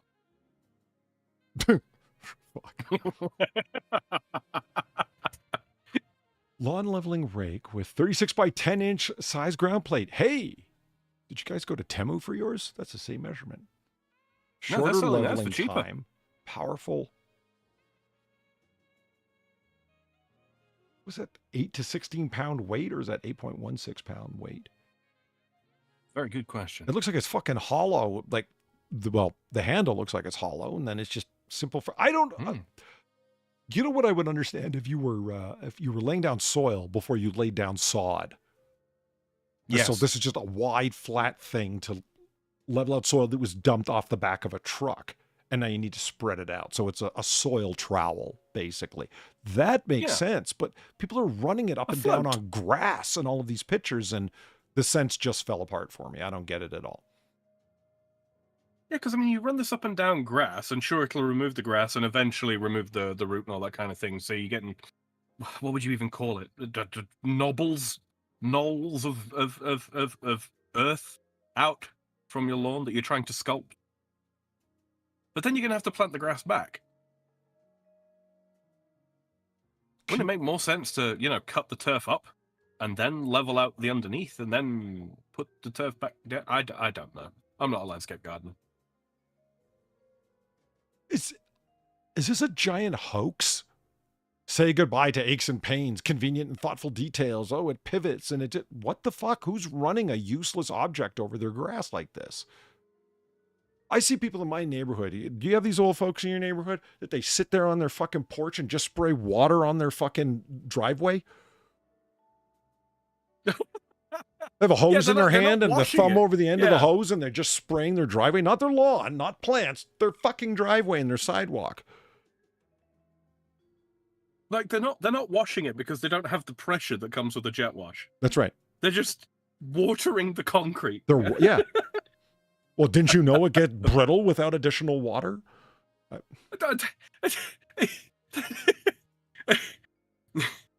Early in Genesis, God invented this stuff called rain. Fantastic stuff. It's water that comes from the... I've got some coming down right now. Oh, fucking hell. This is why men do yard work. Say goodbye to shoulder and back pain caused by bending over, and you too can rock out like this wine mom.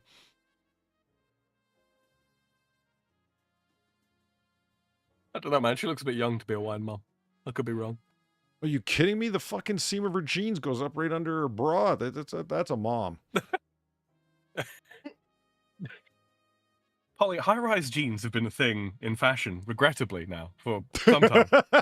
Thank you for throwing in that regrettably. High-waisted jeans. There are some women who can pull them off. And the rest of them should pull them off and put something else on.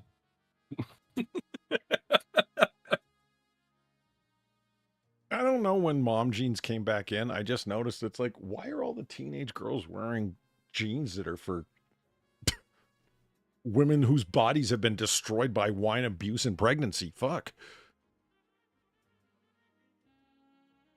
Yeah, I got nothing. I'm not fundamentally opposed to the mom jeans. Look, you know, after 3, 4, maybe 5 kids, who knows? Yeah, it bouncing back is very fucking difficult, and I do not begrudge any woman who wants to kind of just fuck it all away and not think about it while she goes about her day. Nothing wrong with that at all. I think that's why a lot of women fundamentally hate Jessica Alba on a very deep level.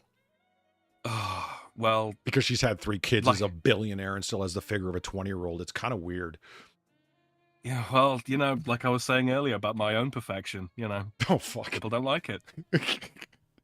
People just don't like it, man. Oh, you'd almost forgotten. Thank you for reminding us, Sam.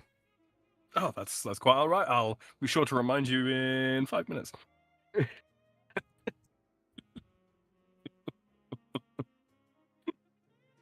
51 facts that are Sorry, actually ladies, false. I'm single. Oh, fuck yeah. Far, you'll probably appreciate this one. Number 1, Sam's perfection. No, that's not on this list. I checked. David McCandless. Remember McCandless, Far? Yeah, I remember Candace. Learning about his Odyssey is where Beautiful Blueberries came from. It certainly was. Yeah. I don't know why he needed to follow me around for the next couple of years, but... I don't know. Seemed appropriate. You know, Far acts like put upon, okay? You know, that I'm mean to her, you know, and I take jabs that are unnecessary. I've never threatened to show up at her place of work with threatening plushies. I've never created fictional harbingers of death and have them chase her through life. Well, maybe you should. It's more fun than you think. It's oddly cathartic. Yeah. Hey, keep continuing. Good to see Hey, you. what's up? Hello. Okay, I'm going to just... is it Control or Alt with the scroll wheel to bring the screen? It should be Control. There we go. Nice. Okay, Napoleon wasn't short. Bananas don't grow on trees. Here are the world's most contagious myth and misconceptions debunked.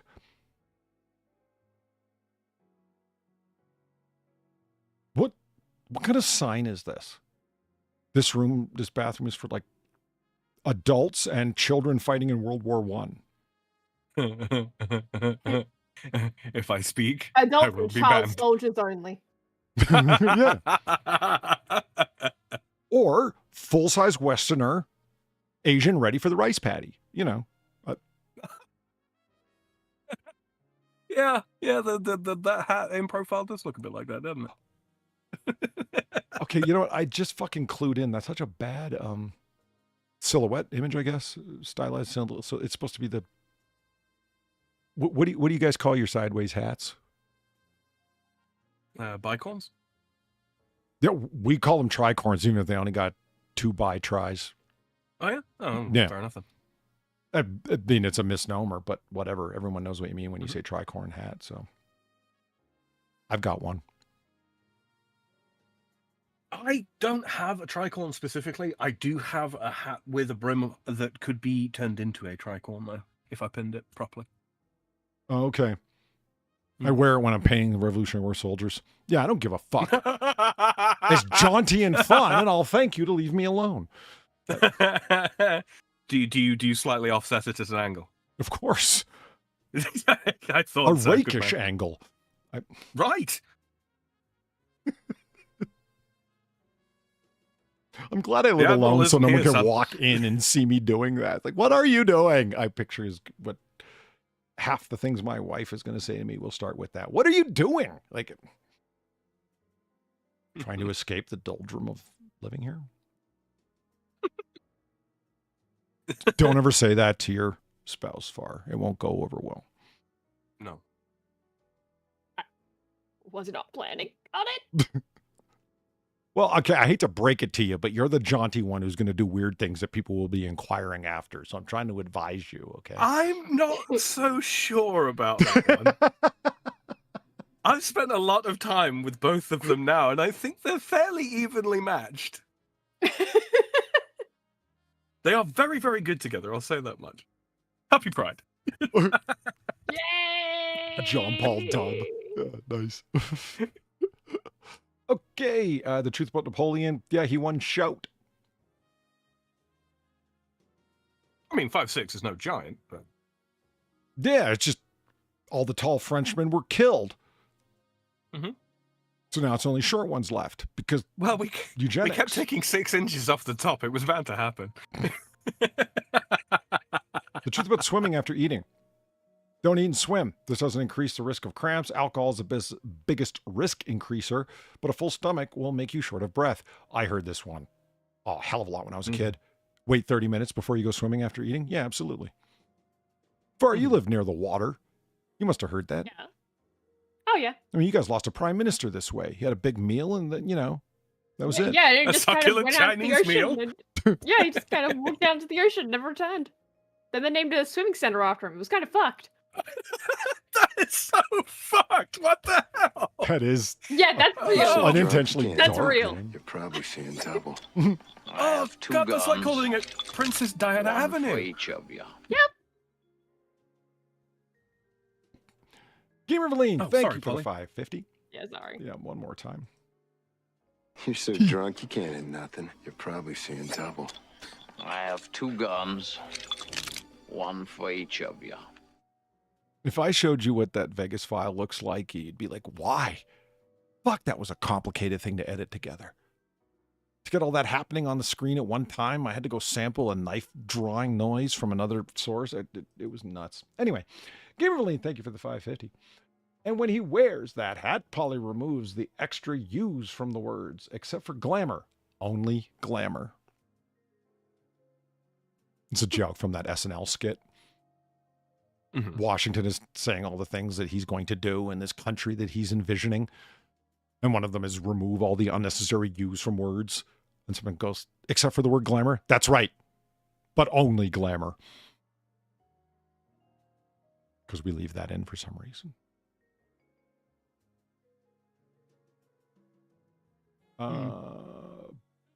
Doldrums is a nautical term. Yep. I thought they were winds that picked up over bodies of water. The absence of winds on large Oh, bodies of water. okay. I'm fairly sure doldrums are, yeah. And not just like a day of lack of wind. I think it's specific regions in the world where the currents of air that, commonly follow the same paths around the world.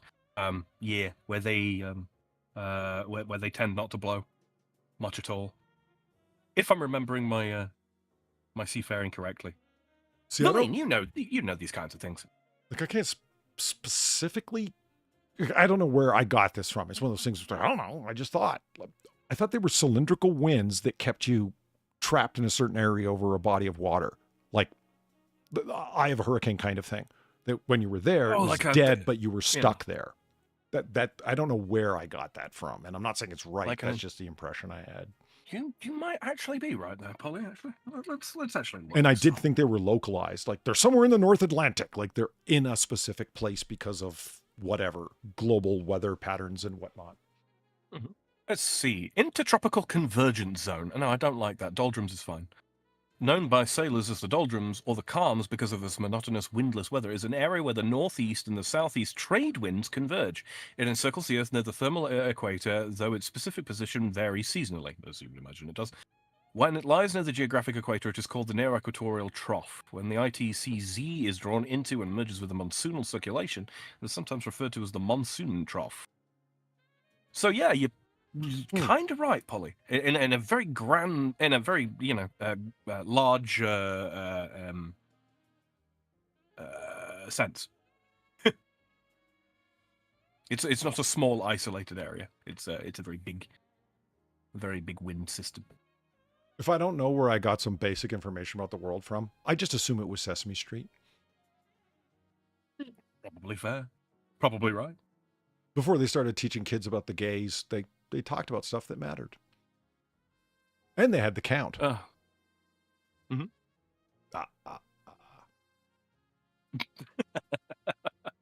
I mean, that's one of the most creative characters of all time. He's named the Count, and he literally just obsessively counts things. That's hilarious. Come on. You know what got me? They introduce, right, an explicitly autistic character and just seem to go out of their way to make her as annoying as is humanly fucking possible. Really? Who? Who's the character? Zoe. You know, in my Elmo loses his mind. Yeah. The one that's going Rocco. Yeah, that's Zoe. That's the autistic one. Huh. Yeah, she's like nuts. Intentionally autistic. I didn't know that. Okay. Yeah. I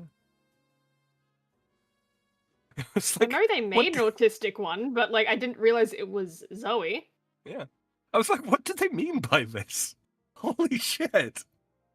You know what's funny about Sesame Street? I get offended on a very deep level when the wokesters fuck around with Sesame Street. Oh, we're gonna have some gay characters, or we're gonna have like when it's very of the moment, if you know what I mean, cause celebra. Mm-hmm. Like because I remember when I was a kid, they had all kinds of characters. Like talk about like actual diversity. One of the there's the Muppets, and they're dealing with the people that live on the street, right? And the people that live on the street are like anything and everything. There's people that speak Spanish. There's the kid in the wheelchair, and it didn't matter. Like you're a kid, right? So you're watching this, and it's just kind of like, oh, well, here's a presentation of stuff. And then there's two dudes kissing. Wait, what? There aren't men and women kissing. Why are there men kissing? That is exactly where my mind was going with it. Because a lot of the complaints are about, oh, well, who's injecting these straight relationships onto the screen? It's like, well, nobody on fucking Sesame Street. Yeah, right? I mean, that did... Right. Like, okay, if you want to make the argument that, like, there's all these straight relationships in, I don't know, something that teens are watching, okay, fine, fair enough. Maybe there's an argument to be made there for some quote-unquote visibility. Maybe. Okay, fine. That doesn't mean you get to, gay up or whatever the fuck, pre-existing characters. Just make new ones. It's not difficult to do. I could come up with characters on the fly. Mr. Cattington is an emergence of my imagination on a fucking literally 2 minutes. Yeah. 2 minutes far, right? Didn't even take that. Yeah. And now there's a whole world. By the way, I'm checking on the Zoe thing. Yeah, it's not Zoe. There's an actual autistic character though. It's Julia. Oh, I might be wrong. It's Julia. Okay, fair enough. Yeah, that's why I was like, really, Zoe? Because I knew that they had made an actual I thought it was canonically autistic character on Sesame Street. I remember that being a thing, right? they're like, oh, look, we're being so inclusive. Look, we have an autistic character now. Mm-hmm. And Zoe's a bit old of a character for that shit. Don't ask why I know that much about Sesame Street stuff. Fucking Christ. But fuck, I feel like the autistic one here. Fucking Christ. But yeah, it's apparently a character named Julia. So there you go. Until 2015, she was introduced. I think what you do with the characters, like especially for something like Sesame Street, like it's not like it's a really deep story. So if what you have on the surface is really thin and obvious and it's about your own politics, it's going to show through because it's just not that deep, right? I remember the blind Muppet. Like I was fascinated as a kid because it was about Braille and how they read. It's like, oh, well, you can't read because you can't see, right? It's like, no, I read with these dots. And it's like, dots? How do you read with dots? And I'm like, yeah, how do you read with dots? Like, and it was interesting and blah, blah, blah. Like, it was just about this blind character. I was like, okay, that's fine. As opposed to like, again, it's like in chat, it's like, who walks down the street and just starts randomly kissing? Who does that? Well, how else are they going to show that they're gay? It's like, oh, well, Bert and Ernie are gay. It's like, no, they're friends. What the fuck? Damn, y'all are weird. Like, I don't know. Simple shows that are aimed at children end up showing through what the writers are doing so obviously. Either just you want kids to understand how blind people get along in the world, and it ends up being interesting, or it ends up being your own politics, and it shows right the fuck through. Yeah. Let's talk about how evil Donald Trump is. Who? Yeah, let's talk to kids about politics. That's a great idea. The show that's sponsored by the number 7 and the letter B. What the fuck? It's insulting. Yeah. It's insulting to the kids. It's insulting to parents. It's insulting to everybody involved. And it makes an absolute mockery of any... If there was an argument to be made for the visibility of homosexuals, transsexuals, whatever the fuck, if there was an argument to be made, right, all they've done is diminish the point. And I mean, there is no... The kids are going to have a bunch of branching questions off of that. It's like, two men can be in a married relationship. Now there's questions about what are married couples of the opposite sex doing in a relation. Do you know what I mean? Like Yeah. You're broaching weird subject areas, guys. Stop talking to children about extremely adult things. Come on. Yeah, it can already be difficult enough for some parents to talk, to talk about sex with their kids, and that's when they're when they're at an appropriate age, so like 12, 13, 14, right? It can be difficult enough. Yeah. Learn from the foul-mouthed kid on the playground. That's the natural way. I mean, we all did, didn't we? I was that foul-mouthed kid, and let me tell you. Funnily enough, I think it's no secret I've got a lot of siblings, so I had some questions when I was quite young. My parents did a very, very good job. They explained all the, dare I say, ins and outs. And being an autistic kid, I wasn't exactly grossed out by the shall we say, the mechanics of it. It just didn't really sort of faze me. But no, it's one of them. Like I say, it can be difficult enough for parents to know how to talk to their kids about these kinds of things. All right? And so, yes, are there some parents out there that just opt out of doing it entirely? Yes. Is that a great thing? No. No, it's not. At the same time, it does not fall within the purview of fucking showrunners or fucking, hell, even school teachers to force that issue. It doesn't. They don't have the right to do so. They don't have the mandate. They don't have the prerogative. The mandate. They don't have the mandate to do so.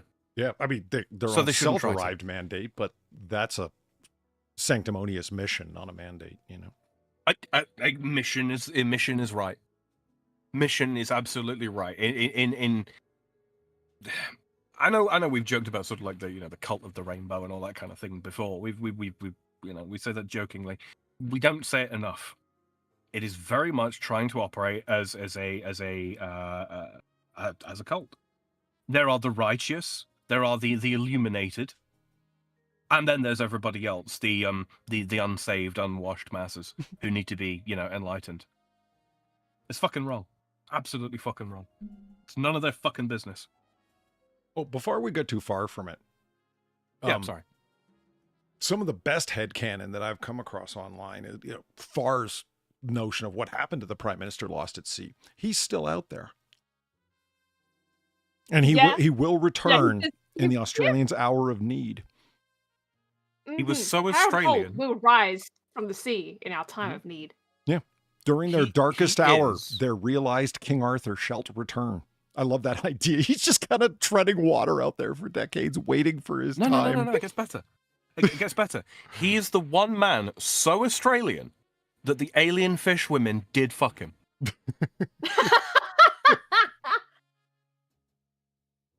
He's living still. Oh, God. Wait. Oh, there it is. I'm like, where's the next one? Salty water boils quicker. Who thought that? How do you I sprinkle? did. Oh, really? Okay. Literally, no one ever said anyone otherwise. It's just, oh yeah, you put the salt in to make it boil faster. Not like I did it a lot of the time, but I thought it. I just, I would forget to put it in. It's like, oh, well, fuck it, it's boiling anyway. I don't give a shit. Okay, now that you're a fully grown married woman, why do you add salt to the water to boil it then? Taste. And I don't fucking know. it changes the boiling point of water. Well, it makes it longer. Yeah. So the water It gets... says right the there wa- on the thing. Oh, yeah. I didn't even read the next line. I mean, it could actually make boiling take longer. Well, yeah, it raises the boiling point slightly, but that means the water's hotter when it boils, which means that your food will cook more effectively in the hotter water. Ooh, I like saying that. The hotter water. That could be a hit song. It would make sense that a water otter would know about hotting up some water. I oughta. Okay.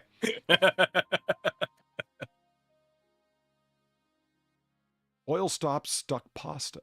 Nope. Mm-mm. It only makes it greasy. Stirring prevents sticking. Yeah, who the fuck is dumping oil in their pasta? You do quite often with Italian recipes, put a little oil on your pasta and then stir it around, but it's not to stop it sticking together. Yeah, but that's different though. That's a recipe, not like, oh, I want my pasta to not stick together. That's more what I'm thinking of. Oil only who the makes fuck is doing pasta that? what now? Greasy.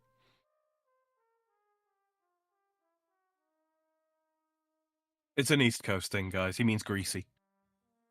You know, it's things like that that makes Quiz call me black, you know. I do it to myself. I kind of invite it. It fucking sucks too. It ain't easy being greasy.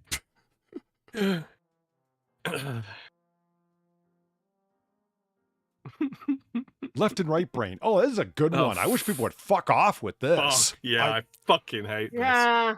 There's no solid division between the talent of each hemisphere. The left brain can learn right brain skills and vice versa. Thank you. You know the one that I hope is on here? The tongue one? Oh, the areas Oh, of the segments tongue of for tongue different flavors? tasting? Yeah. Yeah, that's a Yeah, good because one. that's not real. No. That's not fucking real. No. But it's the same kind of shit as this. Of just, it persists. You know why? Because it insists upon itself. Yeah, I was thinking that. I was thinking. Justin Wilson's internet fell over? It fell over and it can't get up. Far. How the hell What? did... You're not old enough to know that reference. She's been on the internet. Okay, we do watch old commercials, what the and that's fuck? when those commercials came up. It's true. Okay. All right. My latest favorite, and this has been... That just kind of showing caught me up by in, surprise. I'm like, what the fuck? That's like an old person reference. Like, I barely remember those commercials when I was a little kid. Oddly, there's we found them funny, but there's nothing funny about them. There's this old woman dying at the bottom. I've fallen. I can't get it. Like, oh my God, she's going to starve to death. She broke a hip. It's hilarious. Look, old people falling over is one of those things. It's terrible, and you shouldn't laugh at it. The fact that you do is why we have churches with confessionals. Yeah. You know what you did. Now go apologize to God.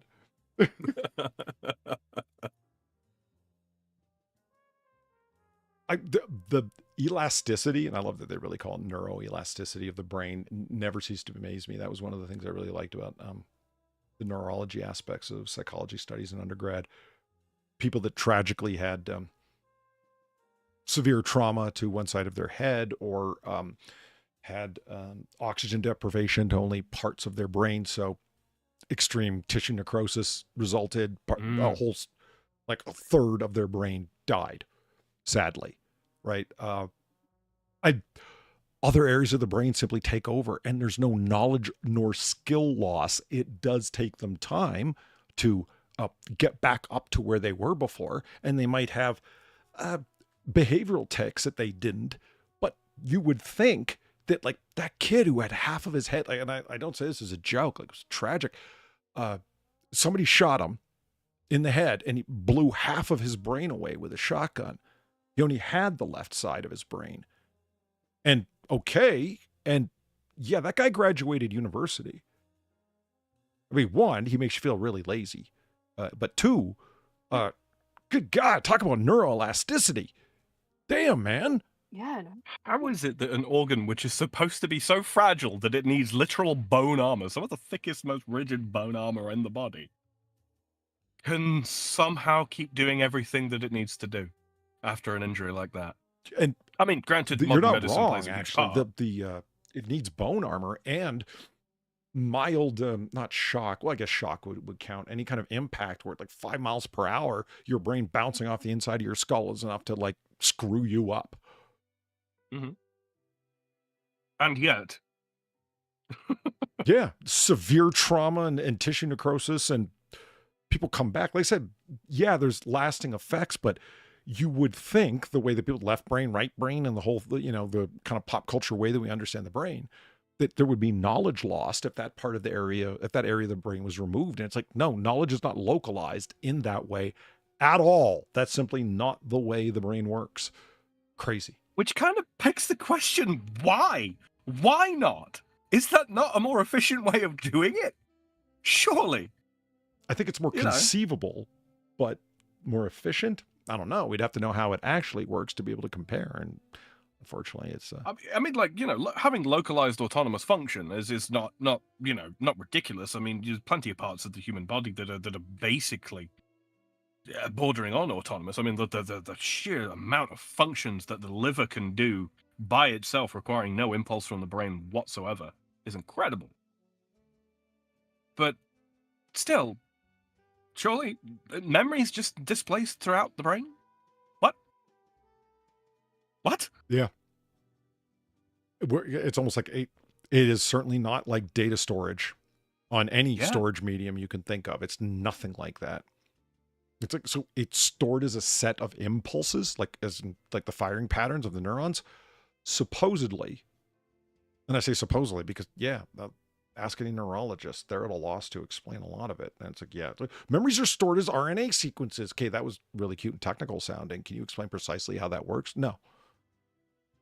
Literal strands of ribonucleic arrangements throughout the brain as memories. Incredible. Yeah, I mean, I'm not trying to make an argument for extreme mystery and go some spirit science route. I'm just saying it's fascinatingly complex, and people that take on that area of study, I think, are really impressive because it's wow. I mean, the implication though then is, you know, if memories are stored as, you know, RNA sequences and all that kind of thing, they really are transferable. I hear your point. Yeah, I mean, there's nothing in that would preclude it. So yeah, right. Just think, maybe it wouldn't work, but there's nothing obvious that would stop it from what we just said, I guess. Think about the way that viruses operate and all that kind of thing, then. 400 or 500 years from now, we could literally have carrier viruses that transmit skill. Huh. I know Kung Got Fu. an idea for a book. Right. Right. If, Plug me in, if Morphe. Quiz were here, he'd be in the aisles. That's one of his favorite jokes of all time. I know Kung Fu. It still kills him to the day. The human body is amazing. You get a lot of heartbeats. The average human gets around 3 billion heartbeats in their lifetime. Tuh! With the caffeine I take in, I'm like 2/3 done. It's all the more reason to take care of your ticker. Plant-based diets filled with veggies, sipping tea, and practicing yoga are some of the 15 smart ways to become a loser hippie. Actually, it says to prevent heart disease. Or, you know, we could walk. That also helps prevent heart disease. I love the Okinawans. So much about their lifestyle stands in contrast to the common wisdom about how to live long. And they've got more people over 100 years old than anyone else on Earth. Mm-hmm. Followed up by I don't know where. France. Oh, really? No shit. Yeah, yeah. Red wine We for drink, the win, we huh? smoke, we Okay. eat chocolate. Yeah. We've got some of the greatest existential ennui on the fucking planet. Oldest woman in the world. Some 130 fucking years old. Your skeleton is all wet. You probably already heard that the human body is made up of mostly water, 55 to 60% of adult women and men, respectively. What you might be surprised to find out is that the fluid is just in your skin, muscles, and organs, but in your skeleton too. In fact, water makes up nearly 1/3 of your bone mass, according to the United States Geological Survey. Why is the U.S. Geological Survey concerned with my bones? Well, they are made of forbidden calcium. Huh? They are made of the forbidden calcium. Well, I heard you, but I just didn't. What? It's a Markiplier thing. Don't worry about it. Oh. Okay. You silly cow. You can't hide the milk from me forever. You're part bacteria. I would guess several Some of us pounds more worth than of bacteria, no? Oh, yeah. I mean, in your gut tract alone, I would assume there's a couple of pounds worth of bacterial matter and such. That and the obelisks. Remember that from the other week? Obelisks? Yeah, we've discovered a new type of life. Oh, right. Yeah. In people's mouths. If you claim you're afraid of bacteria, better think again. You're actually not afraid of the thing that you have a pathological fear of. Oh, thanks. Reader's Digest. And here's the thing. If you didn't have it, you'd be dead. Yeah. Yeah. A 2016 study found that a 154-pound man is grossly underweight and needs to eat more. Mm-hmm. And is also a home to about 38 trillion bacteria, which is roughly the same amount of human cells. The researchers say, what's more, the bacteria weigh nearly half a pound in total. That's it. I would have thought more.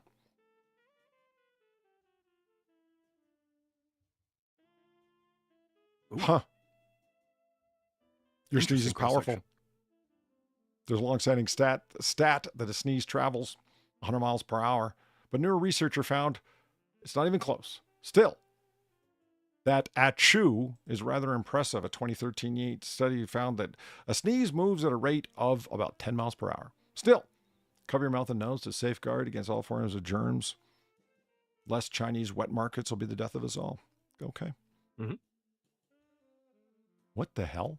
Well, that's an armpit. I'm like, what the fuck am I looking at? I just couldn't orientate it. I did. So this is why you sweat a lot. That's the deodorant, please. You have 2 to 4 million sweat glands all over your body.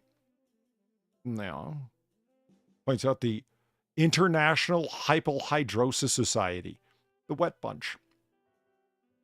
Bunch of sweaty nerds. Yeah. Most of these are non-stinky kind located on the soles of your feet, your palms, your forehead, and cheeks. Think you're the sweaty type? Here's why you may sweat more than other people. Because It's you're just a link fat. to LeagueofLegends.com. Do League of Legends people sweat a lot? They're referred to as being some of the sweatiest gamers, yeah. Why? Are they all fat? Is the that what you're saying? No, the hyper-competitive nature of the game. Oh, okay. When someone tries really hard at competitive games, they're referred to as sweaty, right? Because they're putting in a lot of work. Oh. Yeah. What are they doing to this man? They're activating his almonds. Yeah, it looks Yeah, like they're that's poking him in the 7%, brain right? Those- kidney those beans. almonds? Like, what the hell? Those are head almonds, right? Yeah. Why does every person far look like the stereotypical presentation of the Roman gentleman in a statue? Do you know what I mean? Like Yeah, I don't know. the haircut, the Roman nose, the prominent brow. What? Seriously, what are they doing? You may to not this like guy? it, but this is what peak masculinity looks like. You have more hair than you think. People are born with 5 million hair follicles, 100,000 of which are located on your scalp. No, it's the American Academy of Dermatology. And while many women want long locks, hair grows faster in men than women. Ha! They lose again. It's not my fault. It's science. Yeah. Don't hate me because I'm beautiful. Our bodies are quite similar. To what? Chemically. Yeah, what? The human body is mostly made up of 4 elements: oxygen, carbon, hydrogen, and nitrogen. The human body? That could be said of any life form on Earth. What the fuck? Accounting for 96.2% of you. Calcium and phosphorus are the big players. Ah, like you said, Sam. Those fucking geologists. They're trying to harvest our precious chemicals. Mm-hmm. Bastards. It's amazing how those elements come together to help create a body that does truly impressive things each day. From fighting cancer to forming 20,000 thoughts. Those are rookie numbers. You gotta pump those numbers up. This is all over the place. What are you fucking saying? And what's with the headline? Our bodies are quite similar. I thought they were going to talk about how, like, human beings from all over the place have similar origin points, therefore have similar dimorphic outcomes. Or not dimorphic. Yeah, What's the word I'm looking for? Morphological, I suppose. Yeah. Like, what? Is that the right word? Fuck, I'm tired. I think so. Maybe it's the, you have a given genetic predispositions, but they manifest in certain particular ways. Yeah. Is that morphological? Okay. It's a schnoz. You inhale and exhale without even thinking about it.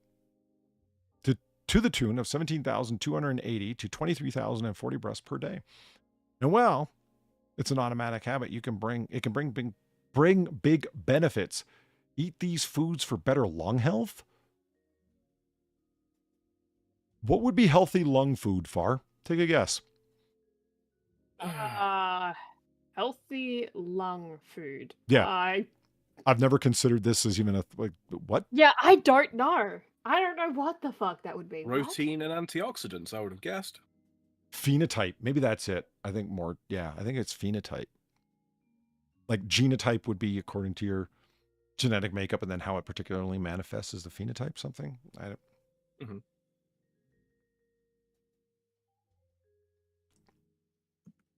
Okay, I am curious as to what lung food is.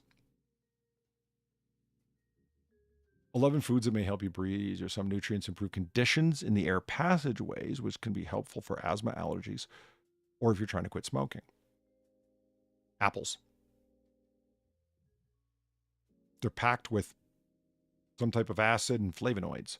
They're known for reducing inflammation. Okay, so it's anti-inflammatory foods. I just didn't think along those lines. Okay, if you've got restricted air passages and whatnot, things that are olive oil.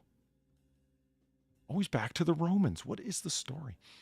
The mono and polyunsaturated fats and phytonutrients found in olive oil are great for more than just your skin, hair, heart, and awesome kinky sex. In fact, olive oil may help fight the health risks associated with air pollution. Like what? Oh, like, okay, smoggy air and okay. The Environmental Protection Agency studied study. Well, the Environmental Protection Agency is studying olive oil. And fish oil. And no oil to 3 groups of adults. After 1 month, participants breathed in filtered air and polluted air for several hours. You deliberately subjected people to polluted air? That's hilarious. Some ethical questions going on here somewhere. All right, guys, come over to my house. What are we going to do? Sit in my garage while the car is running? Oh, it's for science. It's fine. Hit the shisha. Yeah. The olive oil trumped all by boosting the blood vessels' response to pollutant stress and increased levels of TPA, a blood protein that dissolves clots, which can give you a shortness of breath. Scientists believe that the oleic acid, an anti-inflammatory component found in olive oil, may be responsible.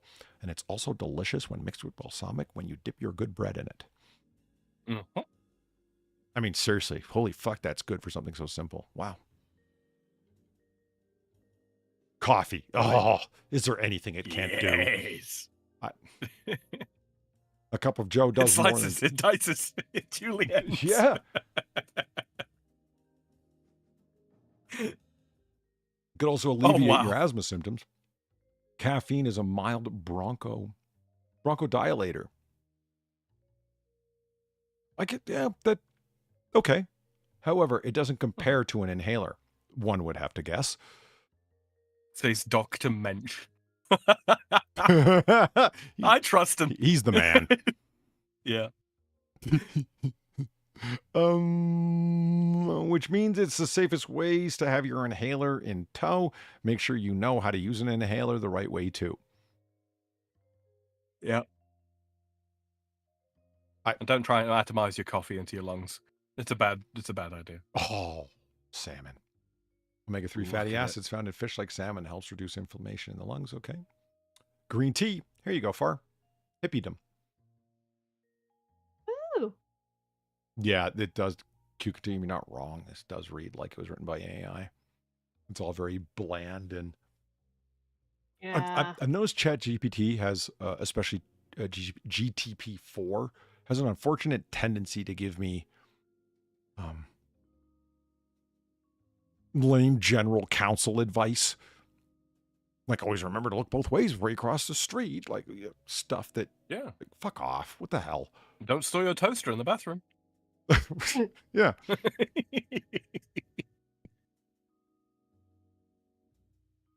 So it's got antioxidants, and despite being not as tasty as black tea, is better for you.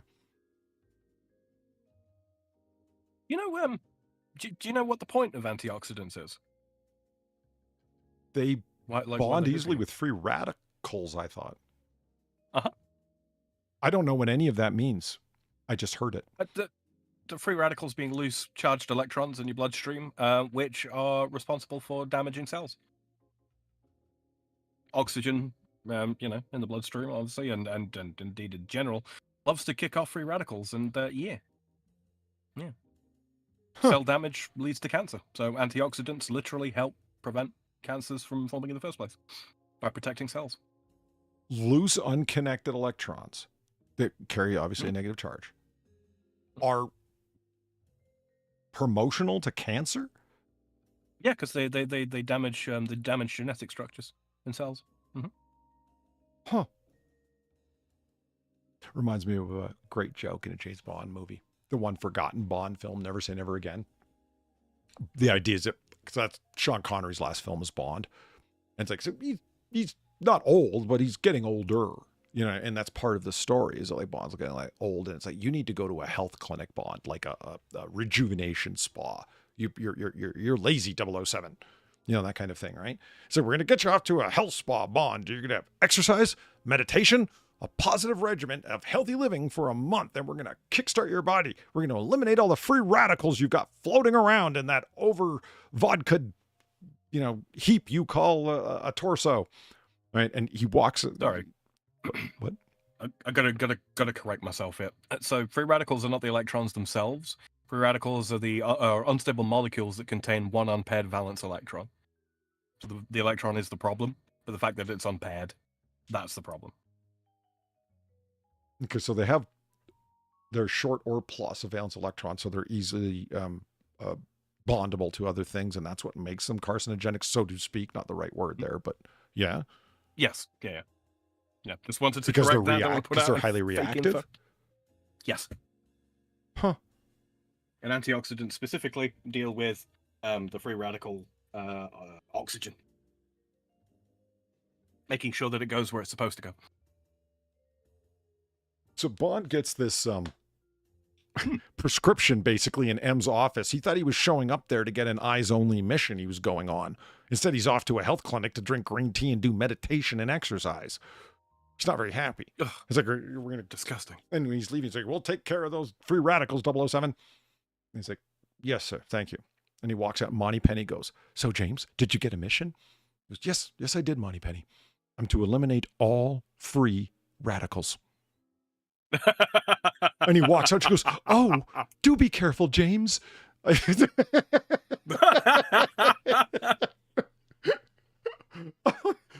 That's actually a well-written joke. It does sound like he's after some political revolutionaries or something, you know.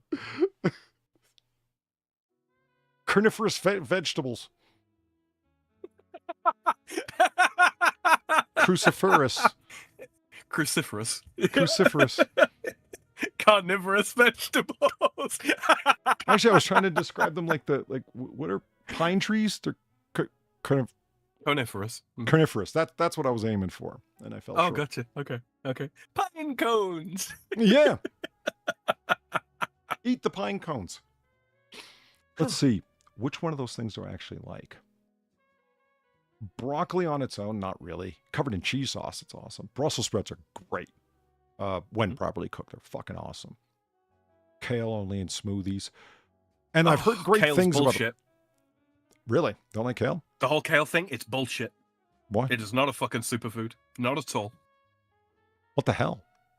It has why no the strong particular stance, benefit. man? It's a thing. It's a thing. It was just a fucking marketing ploy that was pushed for fucking kale a while ago, and it just for some reason it stuck. There is no particular benefit to eating kale over any other cruciferous vegetable. Not a one. No shit. Mm-hmm. And okay, I've heard, and cauliflower. Now I've heard some incredible claims about these cauliflower cheeses that I really want to try. Oh yeah. But I've never had one. Everything I've had that was cauliflower was really bland and boring. But I have heard this cheese is pretty amazing. So I don't know. It's pretty easy to make. You could probably just make it yourself. Kale is just hipster cabbage. There's a way of what? transmitting the Not thought. wrong. I like that. It's just straightforward. Hipster cabbage. That's the thing I like about joking around about Brussels sprouts. It's just like, they're like little mini cabbages. Yeah, it's great, huh? Mm-hmm. What is that? Just don't overcook your Brussels sprouts. Too many people blanch the shit out of Brussels sprouts. Don't do it. It's boiling Brussels sprouts is a way to make them disgusting and make kids hate them. Yep. They turn into little slime balls. Don't do it. Cut them in half and roast them with a little bit of salt. Yeah, man. Yeah. And a spritz of lemon juice brings them alive. It's amazing. Oh, yeah. Same for broccoli, for that matter. What the hell is this? Oh, that's going to be the papaya. Guava? It says could be, it might be guava. It just says papaya. It looks poisonous. Collect those seeds, create a serum out of it, kill your enemies. Nature's buckshot. Ooh, garlic. Boil them, mash them, stick them in a stew. Mm-hmm. Whole grains.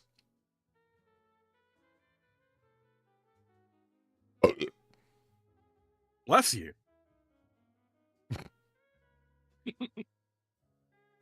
I don't know about whole grains. There seems to be a lot of conflicting information about them. I don't know. Wasn't the whole thing forever and a day oats, eat oats? And then it was bran, eat bran. And then it was like, no, not just bran, eat the whole germ. Like, okay. It's probably something to be said for, like, the entirety germ, germ husk, absolutely everything. Probably something to be said for that, but I don't know, man. Again, I'm just going to go into my easy go-to reference. The Okinawans. Okay, they eat white rice, brown rice, and they live longer than all you fuckers. So, hey. Mm-hmm. And it's not genetic, because when they move away from there, they die at the same age of everyone else. Yeah. Yeah, it really is. I know, okay, That's that sounded nature bad, then, but I isn't just mean, like, it's not... I mean, Samoans, you're only going to be so skinny as a Samoan. That's life. It's like being from the region of Africa where everybody comes out 8 feet and skinny. You know? Bodybuilding just ain't in the cards for you, bro. You want to know one of the things that gets me about the really tall Africans, the Kenyans and such? Yeah. How is it that they have so little in the way of like toothpaste and dentists and such, and yet so many of them seem to have really quite good teeth? Is it diet? I can only assume. What are they doing that the rest of us aren't? Is it part of their nature? Is it their diet? Fuck knows. That's the study I want to see. Some of the harshest, most racist shit I can ever remember comes to mind from my black friends. Like something just jumped to mind right now. And yeah, I'm down for some racisms, but there's no way I'm going to repeat the thing that just came to mind. Oh God, not the comments that some of them make about blue gums, right? No. I've heard Just some like, of I that. don't have to work as hard as you. He was talking to me to get a white smile because of the contrast that I have that you don't. Because my teeth in your face would not look, any different. In mine, oh yeah, I could whiten your smile just by wearing your teeth. I was like, damn, you're weird. What the fuck? Yeah. That's some like Plains voodoo bullshit. Yeah, What? I could whiten your smile just by wearing your teeth. I'm like, well, I'm using them and they're kind of attached.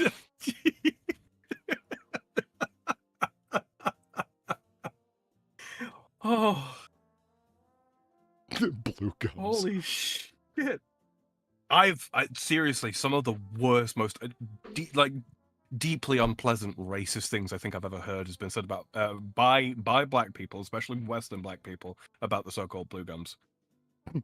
The people that are the black people with melanism. Mm-hmm. It's really, really, really unpleasant stuff. I won't even repeat any of it. Frankly, it's upsetting. The end racism forever. Well, I mean, what I just said didn't sound that bad because it wasn't liberally peppered with N bombs like the way it was told to me.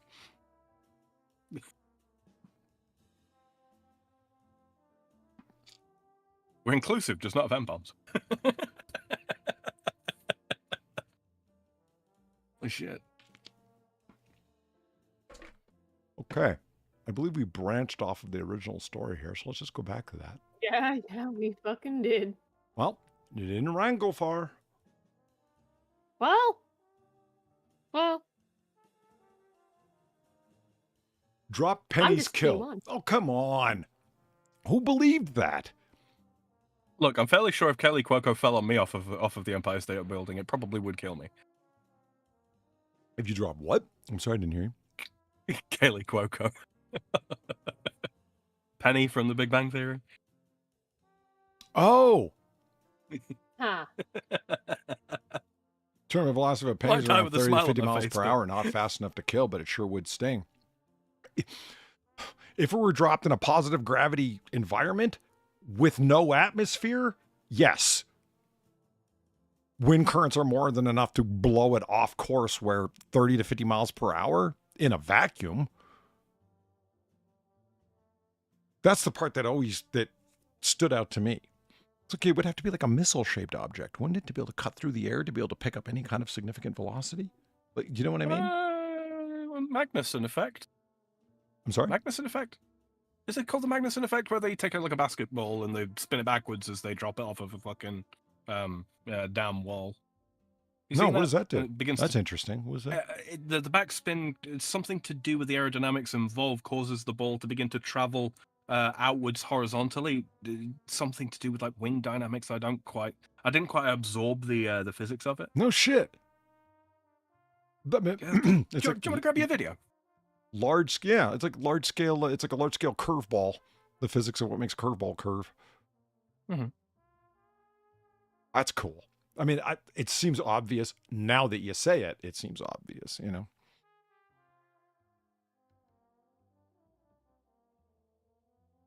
So far, give up on your dream. You won't be able to crack skulls from tall buildings. It's just move on. 3 wise men. Nowhere in the Bible does it specify that they were wise. They were actually kind of lost. That's what happens when you follow moving Some stars. lost men in the desert. Yeah. You leave Moses out of this. They didn't have 40 years between Egypt and Israel. Come the fuck on. It was a Jewish friend of mine who broke out Google Maps to demonstrate just how bad of a story it is. I'm like, really? Like, and I'm like, dude, I literally didn't say anything. I don't know why he was so insistent. But his left, just like, look, I could walk this as long as I brought provisions. I'd be there in like a week. I think it's the point of. All right. There you go. Oh, Magnus effect, not Magnuson. There you go. Magnus as in like Ultra Magnus? Mm-hmm. Cool. Yeah. It's a Veritasium video, so you'll probably want to mute it if you Great. do visual on stream. Yeah.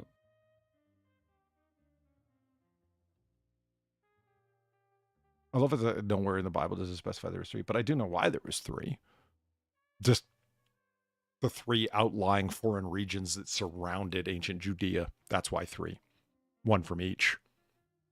It wasn't supposed to be that there were 3 or that there was a traditional that was 3 because they're not of the same ethnicity. That's like Balthazar is always like the name attributed to the one black guy. He's supposed to be from Nubia, right? And then the other guy, they're to represent the surrounding kingdoms, came to meet the new Lord. Mm-hmm. And there were 3. There you go. That's one, like 3 kingdoms. I mean, yeah, representatives. Yeah, I've heard them referred to as magi before, which learned man, right? Yeah. Mm-hmm. There's something really charming about this. The whole time they were walking, they kept their gifts in hand. Like, I don't know. There's something funny about that to me. They kind of got like a. I got the same hat. Yeah, it's great. MSG equals headaches. Yep. Yeah. Yeah. There's no scientific proof, just anecdotal evidence implicating monosodium glutamate. Poor maligned monosodium glutamate. Oh, dude. It's in so many things. Justin Wilson, Vegemite. Ultra Magnus Poly. This is bad comedy. That is one of the most metal lines of all time. And Galvatron said it in a Transformers cartoon. What the fuck? Go figure. And not just Galvatron. Leonard Nimoy voicing Galvatron. Oh, what a perfect casting that was. Second best perfect casting. The perfect casting was Orson Welles as Unicron. Yeah, fair point. Fair point. I mean, to see a Big giant Joe planet-sized space robot say, "Ah, the French," it was just glorious. Big Joe says, Polly and Sam are wise men. No, we're not. No. Intelligent, maybe. Wise, not so much.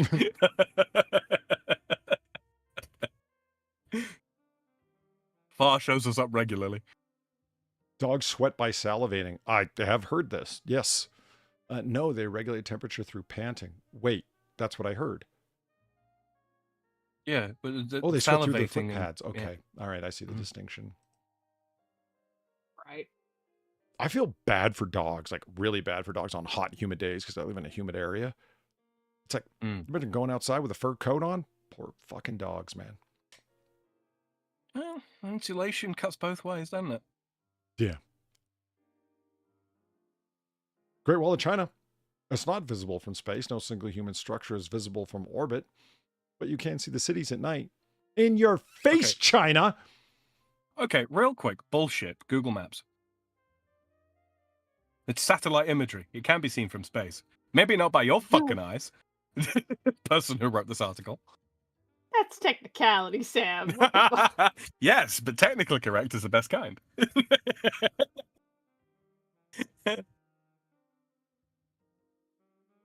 Water rotation, a flush toilet does not rotate the other way in the southern hemisphere. The Coriolis effect doesn't alter water in toilets. Can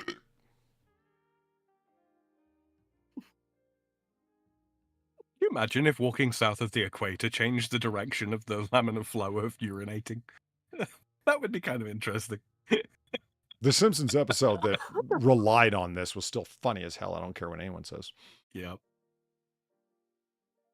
When they make it to the fucking military base in Australia, the American military base, it's like, does the water flow the other way? No, we've installed special toilets that has the water flow the correct American way. Yeah, they had like a whole contraption on it to make it do it as well. To force It the starts water going the other way. then it goes the other way. Like you see it trying to go the way it wants to go, and then it just stops and goes the other way. See, that's a decent joke to make about the American military. But it would apply even more so to the British, I think. Right? The proper British way. Frankie Della, you're in chat. Back me up on this. It would make more sense, right? Einstein failed math. Nope. He failed an entrance exam for a school, but still excelled in math. That's funny. I thought this was a cutout of Frank Zappa. Ugh. Yeah. Humans and dinosaurs, despite 41% of adults thinking we coexisted, we actually missed each other by 64 million years. Excuse me. People are attacked by crocodiles on a regular basis. And birds are real. Don't listen to the internet. I don't know about that one, Polly. I've seen evidence to suggest that birds are actually a government invention. It was pretty compelling. I've seen the diagrams. While they are persuasive, I find them ultimately unconvincing.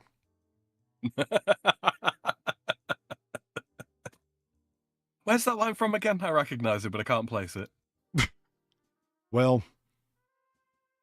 okay, there was this sordid afternoon that I found out the hard way. I'd rather not talk about it. I stomped the bird, and it's real. All too real. It's just unfortunate there were children around at the time. Stop! It's already dead. Damn government spooks out. Black holes. Not really holes, but rather hugely dense objects with massive gravitational pull. Oh, God. God, Neil deGrasse Tyson strikes again. What the fuck? Oh, right. Like, what do you call a distortion in the space-time continuum to such a degree that anything that falls into it approaches not a point of finality, but a moment in time? That sounds like a hole to me, Neil. Yeah, I actually heard Neil deGrasse Tyson say that. Like a hole's incorrect, and because it's really just, singularity. Starts talking about the intensity of gravity. It's too bad there wasn't somebody who just had like a smattering, a scintilla, if you will, of knowledge about the subject area. And you don't have to be a cosmologist like him. Just say, but objects do technically fall into it, don't they? Because they do. Right. And are otherwise removed from the fucking, from local space. Don't listen to fucking Neil deGrasse Tyson talk about black holes. Go listen to Brian Cox. He's much less up himself. He really is. All right. Isn't he easy to listen to? Yeah. And he sounds like, and he was willing to put up with some pretty funny jokes at his expense on Big Bang Theory. The jokes that aimed at him were really legitimately funny. He's giving a speech and what's the real nerdy guy, the far gone one, Sheldon. He can't stand that this guy's talking at his university because it's like affront to him. And every book this guy writes, he doesn't have any thoughts that last longer than the average American's bowel movement. Ouch. People only read this guy's popular triple sitting on the toilet. I'm like, that's a harsh call, man, but funny. I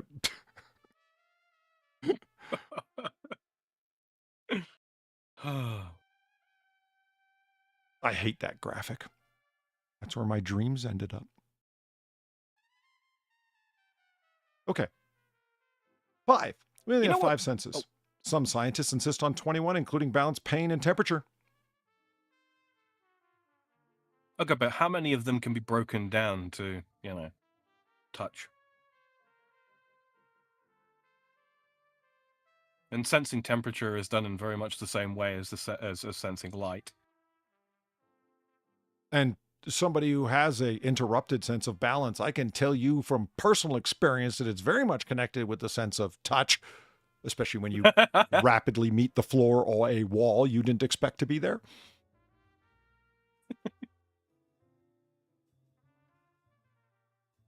Vaccines cause autism. It's true. Deeply grounded fears based on solid evidence that have been shown to have not been manipulated at all. Thank you. Thank you, Reader's Digest. Spread the truth.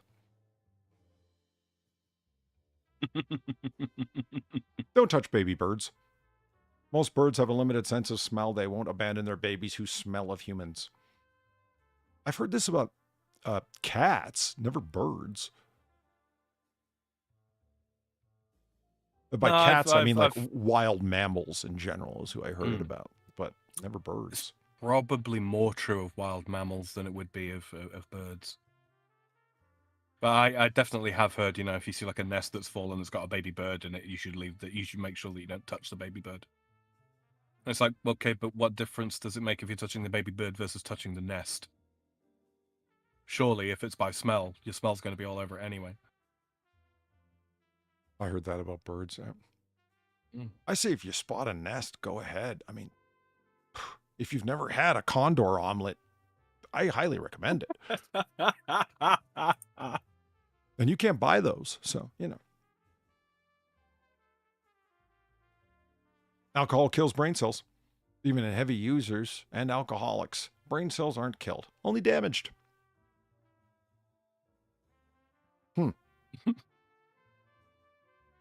Missing persons reports. Far police don't require a 24-hour waiting period before exit. Yes. Fuck, this is the one I hate the most whenever it comes up in anything true crime related, where the parents were told they cannot report their missing child because it has not been 24 hours. When it's like, no, that's not a rule. That's not a thing. If you have reason to believe that they're gone and there's nowhere else they could be because they were expected to be at point X and they can't be anywhere else, it's they're missing, Yeah, the worst ones are when it's the cops saying it, because then it's just the cops just not giving a fuck. Right, I know. Because that happens a lot too. It's so frustrating when this one comes up all the damn time. No. I knew you were going to get that immediately because we've complained about this and it comes up, unfortunately, a lot. People that have been, we know because it's 2020 hindsight and the information's available. Those people are dead. They've been murdered and their parents are like, well, we have to wait. It's like, oh my God, the trail's still hot. Or Fuck. Yeah, or it's like, they're still technically alive at that point. It's like, oh, but it hasn't been 24 hours yet. Fucking Christ. I'm reminded of a Reddit post I saw, and it was obviously a joke post, right? But my girlfriend is leaving me. I think my girlfriend just left me because I'm insecure. And then underneath it was like, edit, she's back. She was out buying milk.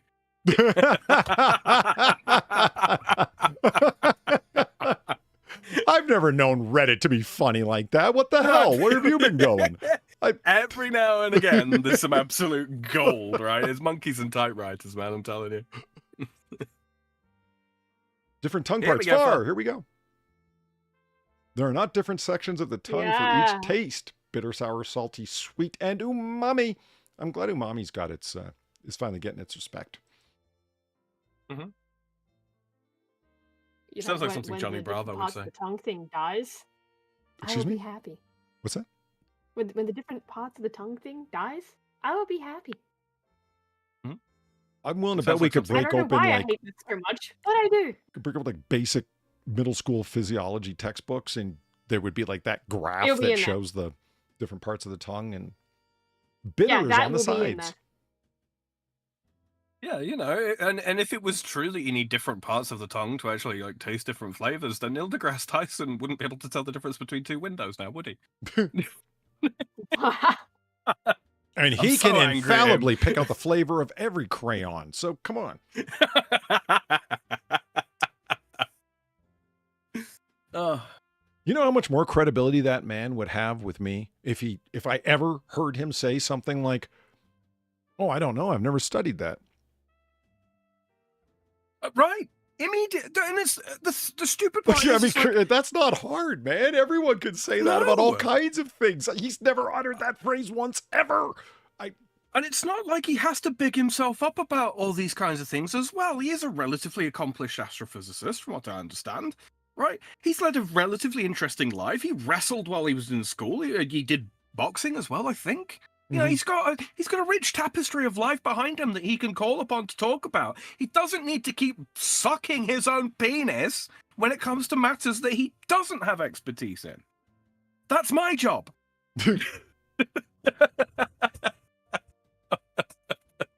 Happy Pride Month. One of my friends hadn't heard me carry on about Neil deGrasse Tyson, but did once. So like they kind of like cut the full brunt of the storm out of nowhere, if you know what I mean. I'm like, man, what's your problem with Neil deGrasse Tyson? I mean, I thought he was a really smart guy. I'm like, yeah, and he certainly believes that too. What is it you don't like about him? And the clearest way that I can make the case, I don't trust any scientist who claims that they've contributed to the body of knowledge when all they really have is a PR agent and a personal manager. Scientists don't have those. Entertainers do, though. Well, look at Bill Nye. Fucking hell. The engineer passes himself off as a scientist, like Neil deGrasse Tyson passes himself off as a everything when he's an astrophysicist. There is absolutely nothing wrong with going out there into the world and explaining things that science has uncovered in a digestible format. Nothing wrong with doing that at all, provided you understand, or at least have had a script put in front of you by somebody that does understand it well enough to. Nothing wrong with that at all. Nothing wrong. But when we've got someone like Neil deGrasse Tyson making comments on fucking gender and biology and so on and so on and so forth, because he's, quote, read the papers. And it's like, man, anyone can go and read those papers. Anyone can. But unless you understand the notion of ideological capture that is now commonplace in Western universities, right? Taking it for read that everything that is contained within there has been performed by rigorous scientific process in good faith. It's mind-numbing. I mean, You're you're not wrong at all. Anybody can go to a Stanford paper and explain pigeonhole theory. Fuck! Right. Just... Oh god, the notion that the peer review process, well, the consensus has been formed. That's not how this works. It's not how any of this works. When you got Neil deGrasse Tyson criticizing Hollywood movies as his main activity on Twitter, that speaks volumes. And then, of course, I'm fully in support of Greta Thunberg's mission. What? What? Shut up.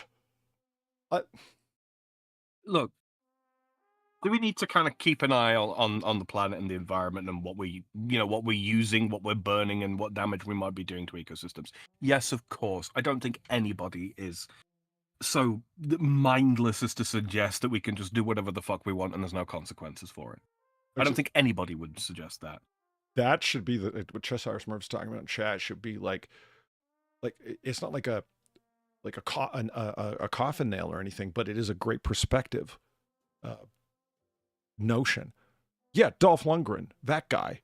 You know, the big Russian in Rocky IV. He is more scientifically credible than both Bill Nye and Neil deGrasse Tyson. There's an extremely accomplished scientist. Contributions to the body of knowledge. I mean, it's an airy phrase, but it means what original research have you done in the laboratory or practical experimentation such that people know things that they didn't know before because you produced a replicable, falsifiable experiment to demonstrate your data. You know, science, that shit ain't easy. It's grinding, it's grueling, and that's exactly why it's reliable. And yeah, Dolph Lundgren's done that. What's her name? I forget the actress's name. She plays Sheldon's wife and girlfriend on Big Bang Theory. Is actually a really Amy Farrah Fowler. the character's name. Like in real life, she's a PhD. She's an actual accomplished person. Neil deGrasse Tyson has published a whole number of articles, yes, and every one of them is about the promotion of science. Like it's about his career as a public person. And Mayim Bialik. That's right, Mayim Bialik. Yeah, which kills me. Like, wait, what a multivariated life she's had. Like, whoa, you went like full Scholastic, and you're still an extremely well-known actor. That's odd. Cool, but odd. You know who's also a fucking brilliant dude? Fucking Peter Weller. Holy shit, is he fucking... He's the guy who played RoboCop. Yeah. Yeah, he full-on PhD in English. Brilliant, man. Oh, yeah, no kidding. Yeah. And, Bachelor of Arts, Master of Arts, and a PhD, yeah. David Duchovny to a degree. He's ABD. He never finished off his degree, which I think says something about the man. All you had to do was a dissertation, man. It was in English. Come on. That's like low-grade PhD. Come on. Could have done that on weekends. Peter Weller got completed his Master of Arts in Roman and Renaissance art at Syracuse. And he then occasionally taught courses in ancient history at the university. In 2007, he began his PhD at UCLA in Italian Renaissance art history. Fucking hell, huh? And can't fault it. He's underappreciated. Yeah, he is. And I remember watching like you see him play like these little bit parts, and it's sad to see people like that like just own roles that are just bit parts where it's like, holy shit, this guy should be getting more work. Like he played the villain in a two-parter of Star Trek Enterprise, and it's like, oh my god, was he fucking memorable in that role? Like it just shut up and get this guy a job. Yeah, like he's just got gravitas, man. He owns the screen when he's acting. It's pretty cool. I'd love to fucking sit through a fucking course that guy's teaching. 10% of the brain. Yeah, I am sick of movies that rely on that premise. You know, we only use 10% of our brain. Well, maybe some of us do. Yeah. I mean, there's a whole slate of here's this drug that makes use of the rest of your brain. Inception in part is based on that notion. It's like, oh man, you guys got to move on from this, really. Iron Maidens. These were never medieval torture devices, but 18th century fakes that were created for sensational circuses. Huh. Until now. Well, truth be told, I never knew what an Iron Maiden was until somebody said, you know, that band is named after a fake torture instrument, a torture what? That's when I found out what an Iron Maiden was, other than the band. Oh, God, they better sit down before someone introduces them to Judas Priest. Remember I told you about that guy, the Jehovah's Witness that I kept calling through middle school a Judas Priest because I was so ignorant I didn't know the difference. Holy fuck, that was like, think about that's so funny. That's so ignorant too. What a nice guy that he didn't tell me like to shut up. It was like halfway through the year before he said, look, Judas Priest is a band. I'm a Jehovah's Witness. I was like, oh. How does he know what music is? Like, holy shit, the reputation they have as really easygoing people is well earned, man. Talk about patience of a saint. Fucking hell. Limitless That's and not lucid. my experience with them, but all right. Body heat in the head. Only in infants is most of the heat lost through the head. Oh, I thought there was a strong element of truth to that. Huh.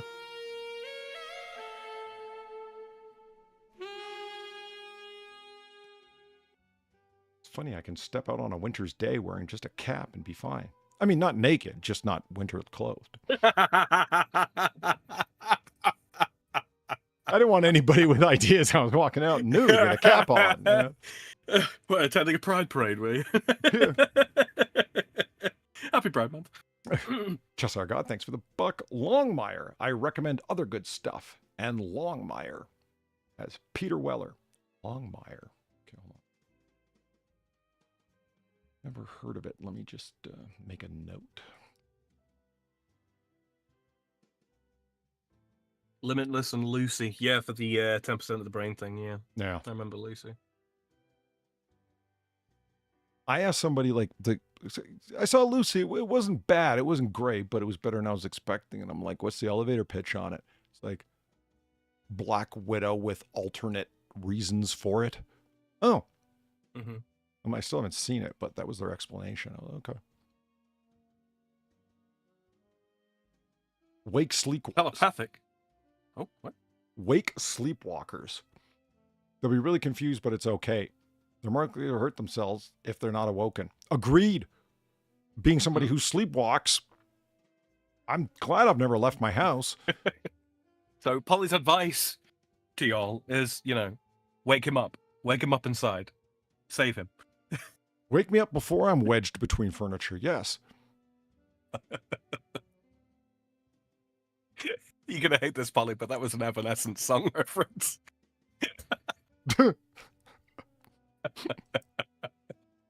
It's just not the same without Amy Lee screaming over loud guitars.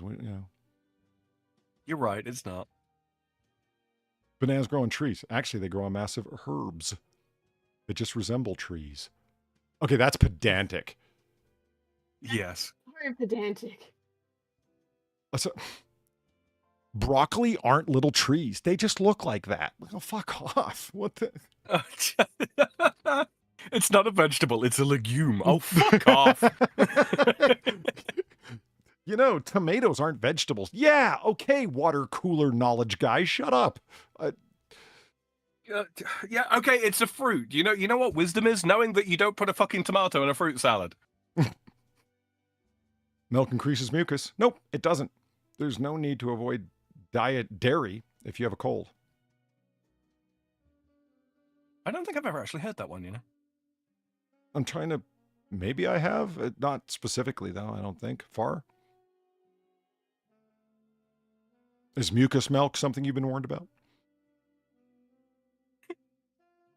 Wow, that's really unsavory, isn't it? Mucus milk. Ugh.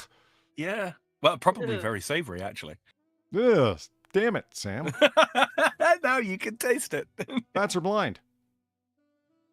Not only can bats see, but they also have echolocation. That's why they're so awesome. Oh, fuck off, ChatGPT. Yeah, isn't it that they just have really bad eyesight, though? Like, they're not blind, but... Not especially bad eyesight, no. Some of them worse than others, obviously, but... Well, yeah, but I'm just talking in general, though, right? Like, generally speaking.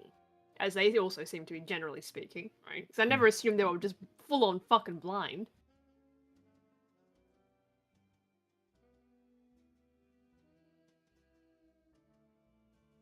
Caffeine dehydrates you. Not really. The diuretic effect caffeine is offset by the amount of water in a caffeinated drink. I'm doubting that. Like, yeah, caffeine has a diuretic effect, no question. If you've drank a whole bunch of water before having that small cup of coffee, you're going to expel all of it. Maybe my volume guesses are off, but it seems like that. This is one of those, they're technically wrong. Now, caffeine does dehydrate you. Caffeinated drinks don't. Because if you take a fucking, you take a caffeine pill. Right. Then you're going to have the diuretic effect. You're going to expel, water, and it's going to dehydrate you. So. Goldfish 3-second memory. Well, not the smartest creatures, goldfish boast a memory span of 3 months. They can remember their phone numbers longer than that, too. How the fuck do you test for that? Come on. Yeah. Shaky methodologies.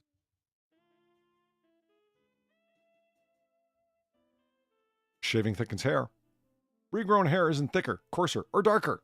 It just appears so because it grows back with a blunt tip. Much like the lawn that you shaved. Wait, is that why people... No, never mind. I don't think that's fucking stream friendly. I mean, it even looks like the lawn tool, right? It does. It does. That's why when I saw the lawn tool, I'm like, is that just like a grass razor? Because it looked Of course. exactly like it. Yeah. It's like a Schick 3 blade, if I'm not mistaken. Yeah. It's a special Gillette apparatus made for Neil deGrasse Tyson on account of his head being so fucking big. 7 years to digest gum. Who thought that it was suspended in your bowel and you weren't going to shit it out in the time that you pass anything? For a brief Oh my moment in my childhood, I did think that one day I might fart a bubble. Apart from Okay, that, that's though, funny. absolutely I can not. see why you'd want to believe that. Yeah, that- Right. Right.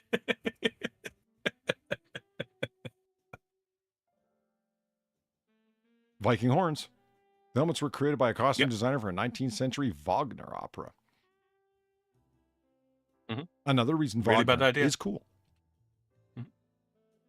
Really bad idea to have horns on your helmet. Mm-hmm. Alcohol keeps you warm. It merely dilates warm blood vessels near the skin, creating the impression of warmth.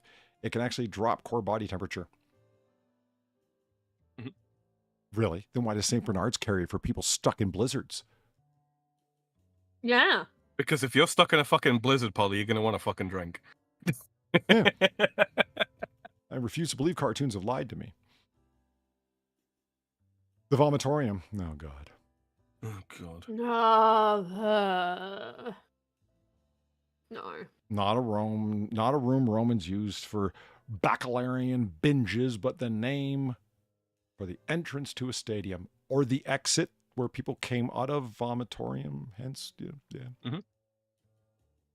Okay, that one burned me out. Let's do a fucking Zilla house after the vomitorium. I'm done with this list. Yeah, let's just go. Let's just go.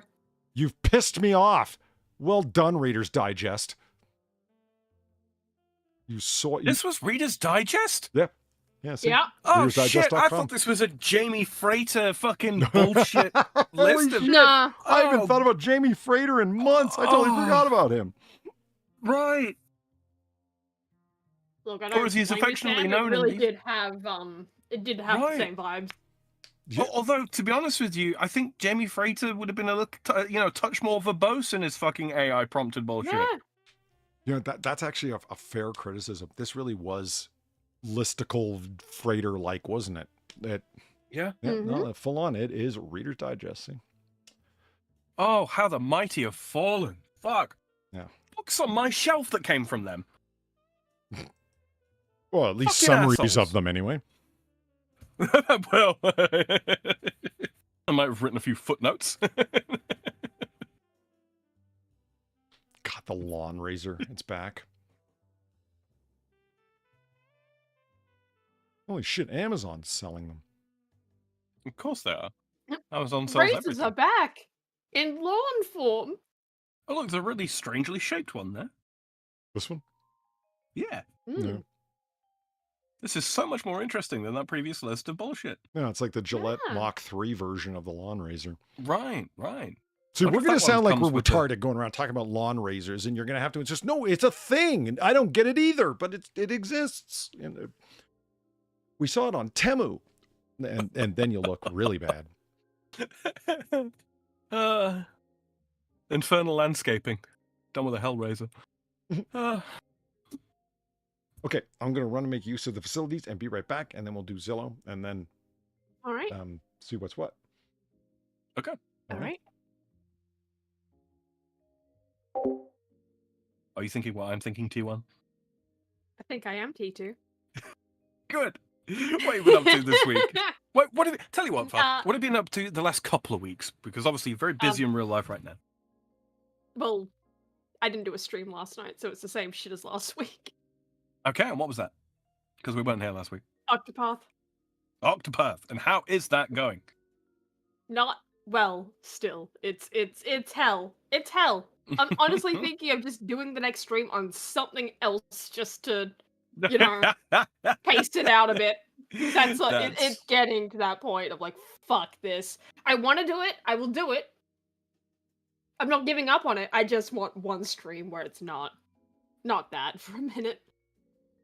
So yeah, if you're interested in seeing the Tristesse of Trassa, check out Far's channel. This is the last stream there, and coming up this week following, there will be another, which will absolutely be something different. You can find Far's channel by clicking on her name in the chat there, where she's put our tip links, and that does effortlessly segue me into the next little bit here. If you are interested in supporting us, the show, financially, you can absolutely do so. Just by throwing a few dollars here and there at us. You're not under any obligation to do so, of course, but it does help keep the lights on, the candles lit, the fire burning, and those goddamn dastardly cups paid off, using the links that Farah has very graciously put in chat or down in the description below. And, of course, if you're listening in the future and you didn't get a chance to take part in the best chat on the internet, that's not a problem. You can leave Polydub a comment down below. He does get notifications when your comments come through. And if you've got a question for him, or indeed any one of us, for us to read out on the next show and answer, make sure that you do include a timestamp if it does pertain to anything that we discussed tonight. And yeah, we'll get back to you at some point during the next show. I'm getting really good at that. Yeah, you are. As regards to streams as such that I've been up to this week, I didn't stream this Thursday just gone because I had a power outage, and that was really frustrating. Transformer blown. It took hours for them to get out to actually fix the damn thing, and I was really, really annoyed by that. But prior to that, on Tuesday, I did stream with Far's lovely lady wife, everybody's favorite egg-laying mammal. It's Platty. Yeah, we were doing some Path of Exile, and coming up this Sunday, I will have another stream, and that will be some more old school RuneScape. So if you are interested in seeing more of me, you can find me at the channel that I am talking on in chat, right here. So yeah, they are game streams. We mostly do game streams, but to be honest with you, calling them just a game stream is a bit of a misnomer because it's not just gameplay. We do like to hang out with all of you guys and just chill and talk, shoot the shit while we're hopefully achieving something productive in a video game. So yeah. I mean, I'm not really one to talk about game stream, right? Because last time it ended up being, you know what, I'm gonna talk about DSP and his fucking DSP tries it, and it's the fucking one where it's the cup, the cup noodle with the shrimp, and he's just so, pissed off that there's no shrimp in the cup noodle.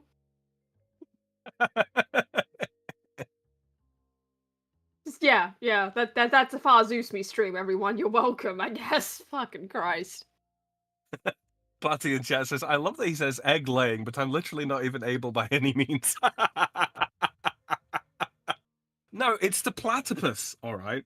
The platypus is an egg-laying mammal. It doesn't matter whether they're male, female, what the fuck they're all egg-laying mammals, despite the fact that an entire subsection of them, slightly less than half, are not capable of laying eggs, Platty. But they are capable of poisoning you. Or is it poison or is it venom? Venom. I forget. Venom. Poison, venom. poison is ingested, venom is inflicted. Okay, yeah, there you go. Envenoming. Yeah, and envenomating. The Spurs clack together and go, we are Venom. Anyway. I'm not reading that one, Churchill Smurf. You sit there and think about what you've done. Let's see. Zach says, you could at Platty, but I would suggest if you do to immediately go to the hospital. That is sage advice.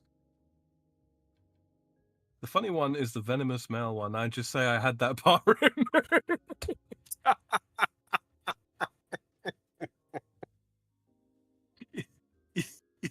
You see this far?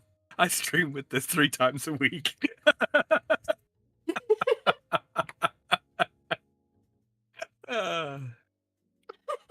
hear that, Platty? Not so nice when the Spurs on the other foot, is it?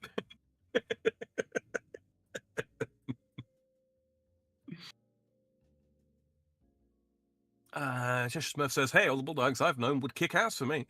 You know what? I'm so glad that there has been a re-emergence of the Bulls in the sort of in amongst the rainbow crowd that don't actually go out and wave all the flags all the time. It's about time that we brought them back. A lot of them are good people. A lot of them are good people. And they do kick ass.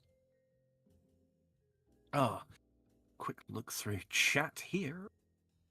Cheshire Smurf is bemoaning our lack of actually tard wrangling the river rodent. Well, Go fuck yourself. Asks Ufar, have you heard of Cleo Ite? I think that's. I recommended her to Polly, but I don't know if he liked her. I have not. I don't know who that is. VTuber. Oh, okay. An Australian one. Huh. You started Okay. a trend. You started a trend. Member of Phase Connect, apparently. Oh, yeah, okay, yes. Face Along- Connect, holy shit. Yeah, alongside Murray and EP Sleepy. Fucking Huh. hell. What's with these Oh, fucking Sesame God. Street names? You've never heard of Sleepy? I've never heard of Sleepy, no. I've heard of Murray. Okay. Yeah, she likes her guns.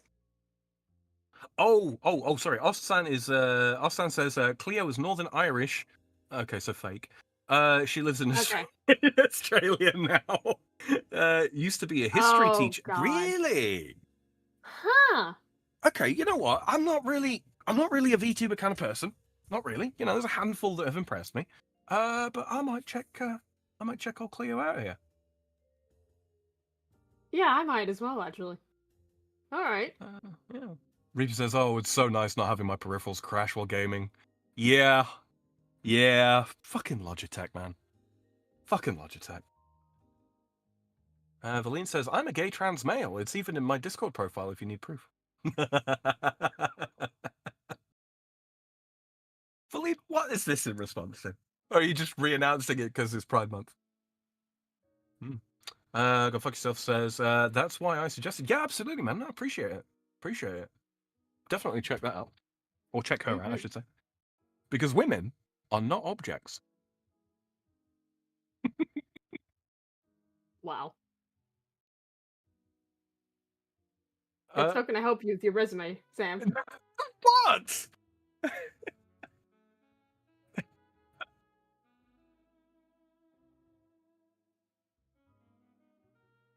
Osan says, "Better to have your Logitech controller crash while playing Barrow Trauma in your house rather than while playing Barrow Trauma in the Atlantic."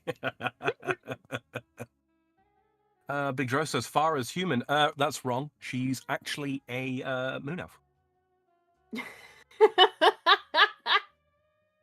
I can confirm. The physiology is humanoid, but not fully human. They got these ears. The ears.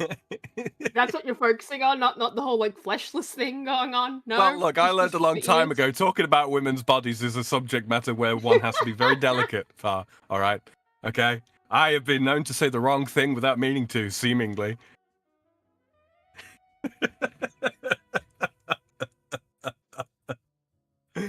Let's see. Justin Wilson says women are non-corporeal. Yeah, whenever there's any accountability to be had, yeah. That's going on my resume. I know that one is. I think the preferred term now is Harfoot.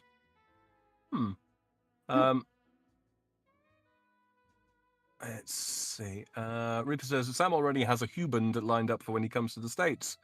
And it's self-thought. It's true. It's very true. There will be no brides at our wedding. We're both groomsmen. Yeah. Oh, okay. Mm-hmm. Neither of you want to wear a dress or anything? No, just. you're both grooms? No, I already got through that phase. We might make Reaper the maid of honor though. Oh. I remember when my parents got married. One of the you need to have a certain number of witnesses, right? Even when you just go for like a county office type thing, wedding. Yeah. And the big hairy biker that worked as a welder for my dad was their maid of honor. Oh my god. Like they were asking around, like people that they knew, friends and such, if they could come and be witnesses. And he put his name forward. He's like, "Look, you're going to need a maid of honor. I'll come."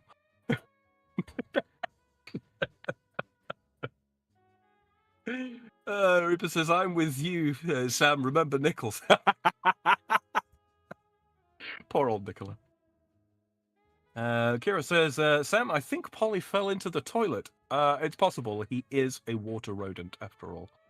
It Now, would not be Reaper the is first time he has managed to get himself stuck in unusual places. Yeah. No, Reaper is the flower. Reaper's not the flower girl. No. I already have a flower girl lined up. It's Weebo. I demand proper color coordination, and Weebo's the only one I trust with that. Oh my god.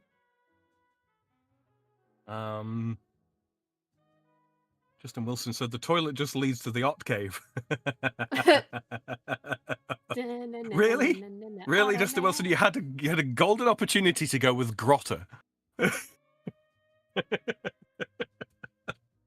I'm sad. Zach says perhaps he's having a bout of intestinal distress like I've been suffering with. Zach, we don't need to know about your excretory discomforts, my friend. Look, we like you, but not that much. Nah, seriously, man, get better soon. Reaper says I can work with that, Valine. Just mod the ghillie. Now, actually, that's an excellent point. A ghillie suit, but covered in flowers. What do you reckon, Far? I don't know. Think it might work. Valine says, "Oh, thank God it's not me. Your color coordination would look like the modern Zillow homes." Look, Valine, if I wanted a gothic wedding, absolutely you would be the flower girl. Absolutely. I know that you know what shades of black go together. Okay, I know you know that. Churchill Babble says, "I mean it because I understand there are many ways to offend a person, and I wish to avoid offense on such a level that you mentioned when I previously." Oh, sorry, that was part of a conversation Churchill Babble having with somebody else. Okay. Gonna have to scroll back up a little bit here, I think. Lisa earlier on made the joke that of the song that I had playing through my head, "Wake Him Up Before He Go-Goes." Have I mentioned far how much I fucking hate that song? No, I don't think you have. I think everything by Wham. Just, yeah, I don't like. I'd like that the what's the song? The damn one that's on repeat every Christmas on pop radio. Last Christmas I gave you that one. Fucking hate it. I don't know what the title of that fucking song is, but Last Christmas. Is it Last Christmas? Okay, that's pretty straightforward. Yeah. The video is ironically a lot of fun to watch. It is so fucking corny and cheesy and full of 80isms. It's just, oh yeah. And the men with their thoroughly coiffed, saloned hair that make the women look like they didn't even bother. Wow, guys, holy shit. And what's with all the eyeliner? Man, the 80s were weird.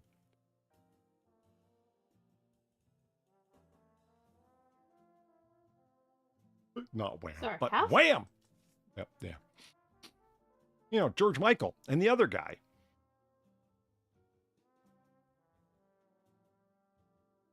All right, back. Sorry about that. I feel kind of bad for George Michael. Like I was shaped into being in Wham. It's not really because, yeah, George Michael's an incredibly talented fucking musician and singer. You know what I mean? Like I can see doing a whole bunch of crap you didn't really want to do. Really, pissing you off. I don't doubt his talent as a musician. I don't like his voice. It grates on me. Really? Yeah. It's not my preferred voice, but I mean, holy shit, can the guy get to a certain range? And I don't know. Oh, technically he's a great singer. Oh, yeah, by technicality, yeah. But it's like Pavarotti's voice. Technically, incredibly gifted and incredibly talented. Don't like the sound of his voice. Yeah, I mean, that's a taste thing. I'm a Bocelli man. You can't really be wrong there. If it doesn't appeal to you, then there you go. Yeah. Mm-hmm. Yeah. I don't know quite what to call it. The style of father figure, really complex composition. Like the song's happening on like 5 or 6 different levels. It's like a whole bunch of different voices, like different octaves of voices singing all at the same time. That's a 48 track. But you guys put a lot of effort into a fucking radio pop song. Well, I mean, mind you, I mean, everything that they say about Queen is true in Father Figure. And I'm still trying to figure out what the fuck is going on in that video. I am still legitimately not sure of the narrative. People have so many great fan theories around that video. Like, what's going on there? He's a cab driver. Okay, and there's a model. Mm-hmm. Right. Is the whole thing in his imagination and he's stalking her? Is he actually ever in a relationship with her? Or no, he is in a relationship with her and he's a common cab driver. And even though she's a famous model, this is her man. Now, okay, then who's the other guy? Like, yeah, I mean, is he a common cab driver, but one that she requests specifically because she, I don't know, feels safe around him and confesses her secrets and all that? Right, I mean, she gets in the back of his cab with another guy that you see multiple times and is making out with him, but she is looking at him in the rearview mirror the whole time he's driving. Did they break up and she's throwing it in his face? Like, again, like it's not like it's clear. There's nothing that's clear about that video. It's really well shot, like cinematically, but I have no idea what the fuck the story is that they're trying to tell. It's oddly intriguing. Mm-hmm. Is he even the cab driver at all? Is this not just him superimposing his character over that of the cab driver? Yeah. Or I've heard people go crazy with it. It's like, no, the song's from the perspective of the other guy. And George Michael he's the other man that's invading his relationship. That's the guy she's cheating on him with. I'm like, whoa. Ah. Okay. I can kind of see where they're coming from. Chat, Polly's autism is music production. What? What did I miss?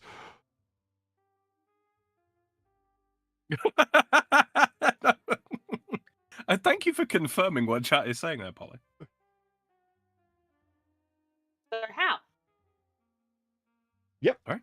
On just a house. Oh, house. Yes. A house in the middle. Now that's a pop song.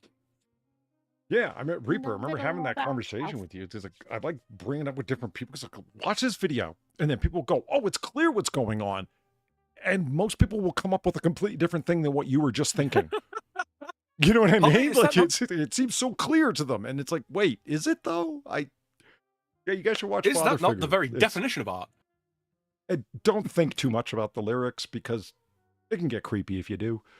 It sounds like he's singing to somebody who's totally not age appropriate for him. But it's meant to be figurative. Don't read that into it. Well, welcome to the 70s and 80s, am I right? Yeah. Mm-hmm. Okay, hold on. Where's Far's marital home here? Let's see. Don't worry, Far. We'll find you an abode. I would rather you didn't. Show that among any 100 integers, there are always 2 whose difference is divisible by 99. House! Polly, I am wrangling you right now. House! Feel the power of the wrangle! Here, chat. Let this keep you up at night. It's keeping me up. Why not you too? What, you think you're better than me? Okay, you probably are, but that's not the point here. Polly. We're keeping them up at night. Literally. Polly? Yep. Stop it. I'm giving them a second one to chew on in case they get through the first one too quick. All right. No, stop it. House. There we go. House.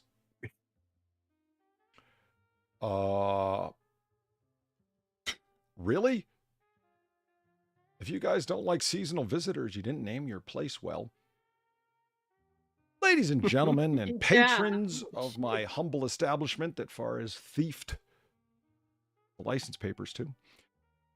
We will be looking at a possible marital home for Far and Platy in Winter Haven, Florida. Winter Haven. Mhm. On Crystal Beach Road, Beach no less. Road. 3001 Crystal Beach Road, Winter Haven, Florida. It can be yours for a mere $1,595,000, featuring 8 beds, 7 baths, 7,800 square feet on 1.45 acres. So, big. Hold on, let me turn off no script here. This is another contribution from special contributor Mitzi. Thank you, Mitzi. Mhm.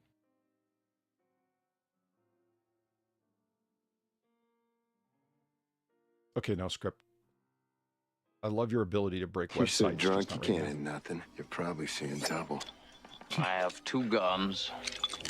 1 for each of you. Hell yeah! Gamer Lane, thank you for the 550. That reminds me, I finally rested on my bug-out bag guns.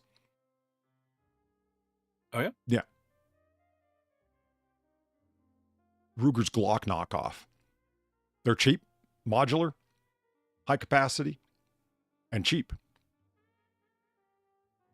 And reliable.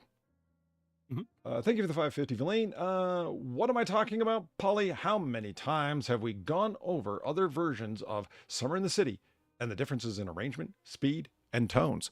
True. True. It's an ongoing fascination for me. How fascinated R&B and soul and funk artists are by that song, by the Loving Spoonful, Summer in the City. Every one of them's done a cover of it. It's been covered over and over and over again by black musicians, and they've all had these wildly different takes on it. There's something about that song that fascinates them, and I got to admit, it's a great fucking track. It really works. Come on, there we go. Turn on the big screen share here.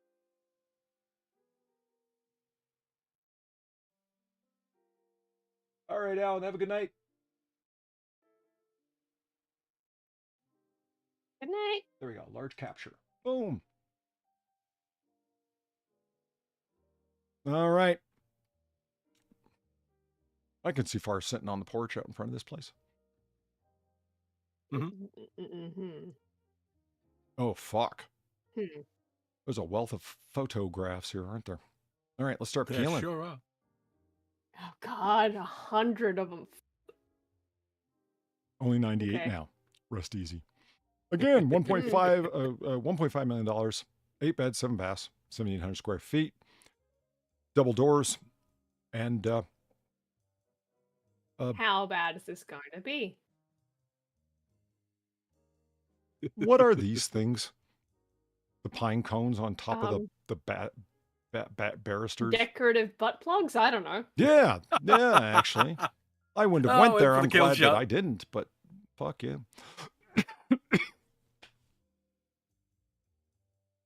The pink They're edging. coniferous vegetables, Polly. Is that pink or is that just a trick of the photography and light? Like the pink edges are sus. They kind of look pink here. Hmm. It's very I think they're Mary Kay like. Hmm. Oh. Okay, I didn't expect them to go out back and show us the pool and the playground first. That is quite the playground. You know, most mansions that I see, large houses, whatever, the pool house looks like the place I'd rather live than the house. Almost always.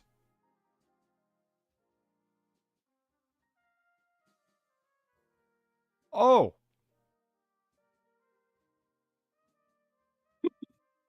Okay. What I just said about pool houses? No. No, you don't want to live here, Polly. No. No. I don't think pterodactyls should be hanging in my house. That's just me. Or T-Rexes coming out of the walls. I don't think any of this shit should be in a house. Like, holy shit. That's a giraffe in the corner there. Where? Well, not quite in the corner, but it looks like it's leaning up against the wall. It looks like a giraffe anyway. Oh, and Like a then the far back stylized corner, one. yeah. Oh, right here, yeah. There's That's to the left. spiders on the wall. And I mean, while there's living dinosaurs everywhere, there's also skeletons of them. Okay. Yeah. All right. I think I found my Twitter picture. Only 4 photos in because, I mean, if there's worse than this, holy shit. I mean, this is no lone pizza display seat or whatever the fuck that thing was, but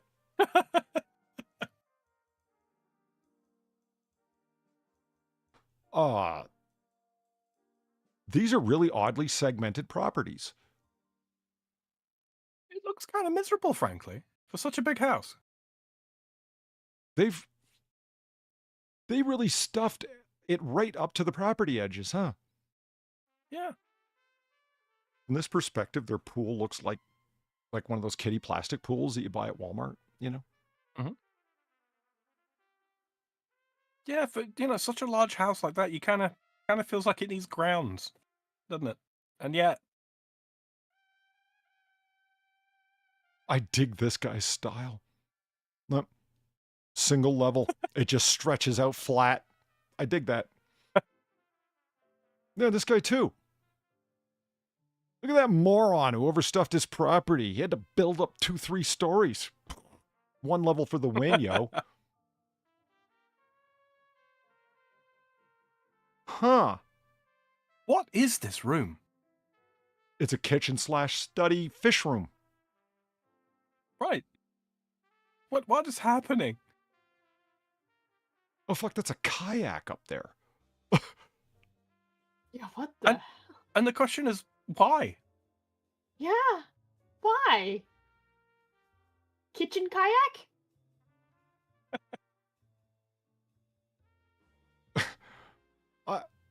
I just love that it's sitting Why up is there there on the a chair shelf. in here? That just kills me. I think most people would put like wine bottles up there or like a vase or something. No, my kayak. It matches my fish. I'm just amazed that they have like an office chair in here as well. Like, what the fuck? Yeah. Who doesn't want to do some office work next to your dishwasher? Dishwasher. Yeah. Yeah. But the house is big enough that you don't need to do this. Why are you doing this? Convenient office for easy accessible snacks. You know what? It's not the worst thing. There's on occasion It's not. I work at my kitchen table. It's pretty cool to turn around and your full fridge is sitting right there, man. I kind of dig it. Let's I be mean, happy. it's not They the. have crab. Yeah, true. Yeah. But like, it's not the worst setup. It's just it's more confusing because we've seen the size of the house. Yeah, I hear you there. This has got to be a kitchenette. I'm hoping there's other kitchens or otherwise. This is a sadly undersized kitchen for this house, man. Yeah. Do you think maybe it's like the squatter house that we looked at? A bunch of separate units? Like it's 8 bedrooms. Yeah, for multiple families in one place. It's like Airbnb'd right out. Does that make sense? You know? Could be. Yeah, that does make sense. I don't know though. Maybe. I mean, I'd like to think that It's possible. this was somebody's desire to hang their nautically themed kitchen mitts over the sink like that. I got nothing. Oh, better view of the kayak. Awesome. I conquered the river in that thing. I'll be damned if I don't show it off. That's in Florida, right? So. Oh, this has what got the to be an hell is Airbnb. Come on, there's an Ewok on the fridge. Yeah, holy shit. God damn, look at those futuristic looking washer and dryer. What the fuck are those? I think you're right. Washer and dryer. With a microwave and I a wasn't toaster even oven looking top. at those. I just thought like kitchen appliances, but those aren't kitchen appliances at all. Like I got a Kylo Ren head and a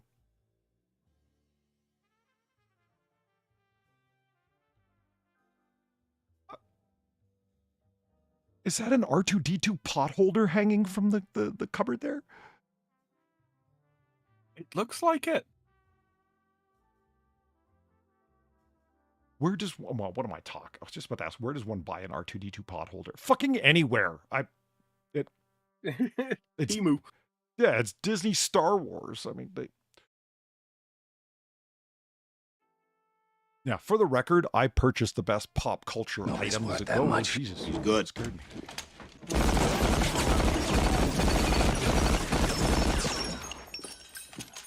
Better than that. Man, I gotta get a Thompson. One day. Well, now's the year to buy one, Polly, before we go back. That's a good point. But fuck. 1935, you could mail order one with the fun switch. Man. Kimberly, thank you for the 650 and the reminder of the sad life I live. The lack of impulse control, and probably Adderall, pleases me. I like this mayhem. Wait until I do my chalkboard panels in my office. Like you're just going to have chalkboards that you're going to randomly write different things on all the time? I know somebody's got an office like that. It's whiteboards, but sadly, their whole office is filled with not fun, autistic, or musing things that happen to occur to them at different times, doodles, song lyrics, whatever. It's all evidence of their sad interior life and how bereft of imagination they are. It's lists of things they need to do, laundry, pick up the dry cleaning. Here's the 5 things I need to do to choose my perfect mate. And it's like, okay, you suck. Live, laugh, toast about. Yeah. Yep. Yeah, I bought the best pop culture gift that can be had.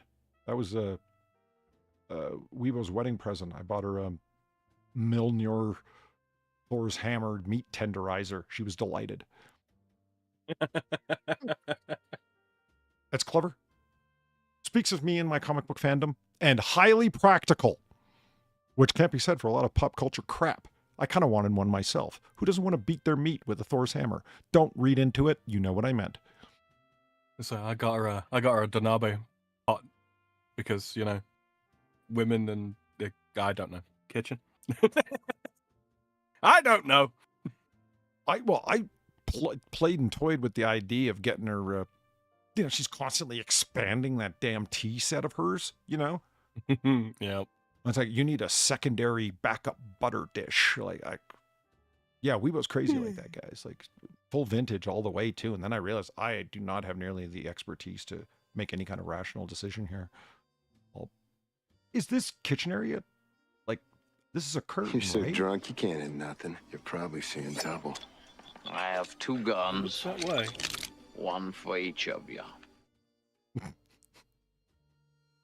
Oh yeah. I was like, Plastic Chef, what the fuck are you talking about? Yeah, the Plastic Chef. Holy Yeah. shit. There he is.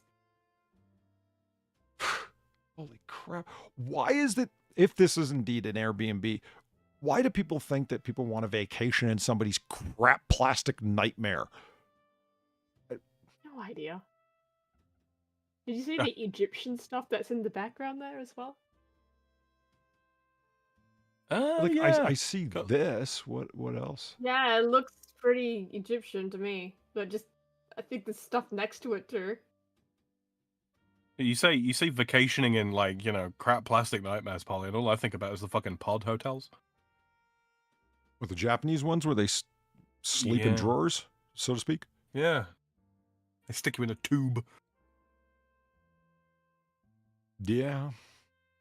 Gamervaline, thank you for the 550. Oh, I'm using chalkboard paint on the closet doors to have stick figures murdering each other behind me if I'm at my desk.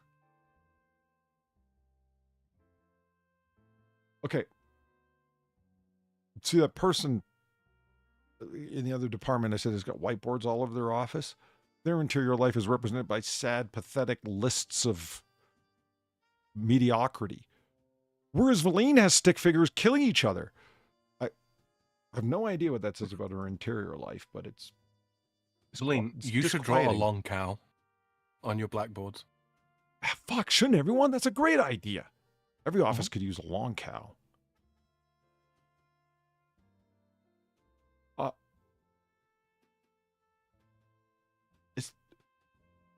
Is that room supposed to be winter themed or nautical or ocean themed? I don't know. I just don't know. Like these are like snowy mountains and shit, right? And then the kind of the same thing up here and back there, but Mhm. yet there's like a fucking aquarium and here's a killer whale. Like, And then the artwork above there is sort of what is that? supperish. Yeah, I'm not quite sure. Oh, like Last Supper? Is that what you're? Yeah, kind of, but not quite. I'll buy yeah. that. I mean, I can't quite. Okay, is this a real person or another plastic figure? I'm fairly sure that's a plastic figure.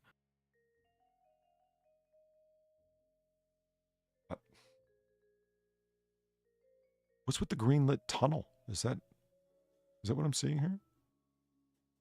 Yeah. Greenlit tunnel, greenlit tunnel. Through the tunnel. Okay, you guys are both singing. Is that an actual song? No. Yeah, well, no, but Oh, yes kinda. and no. The song is Secret Tunnel, and it's from Avatar: The Last Airbender. Oh God, that actually kind of freaked me out a little bit. Like it was just Yeah, holy shit. Uh-huh. Elvis jump scare. yeah.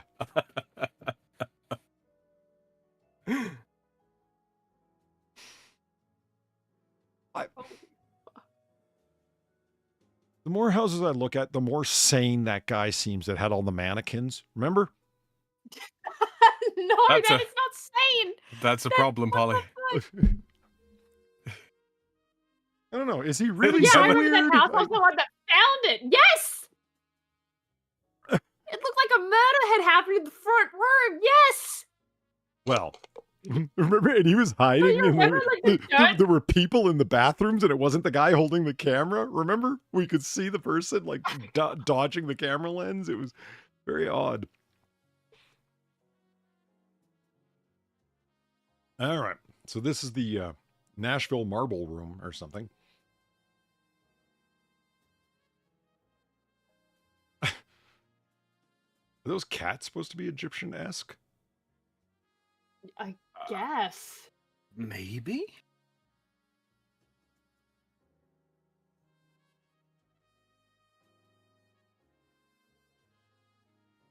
It's all very busy.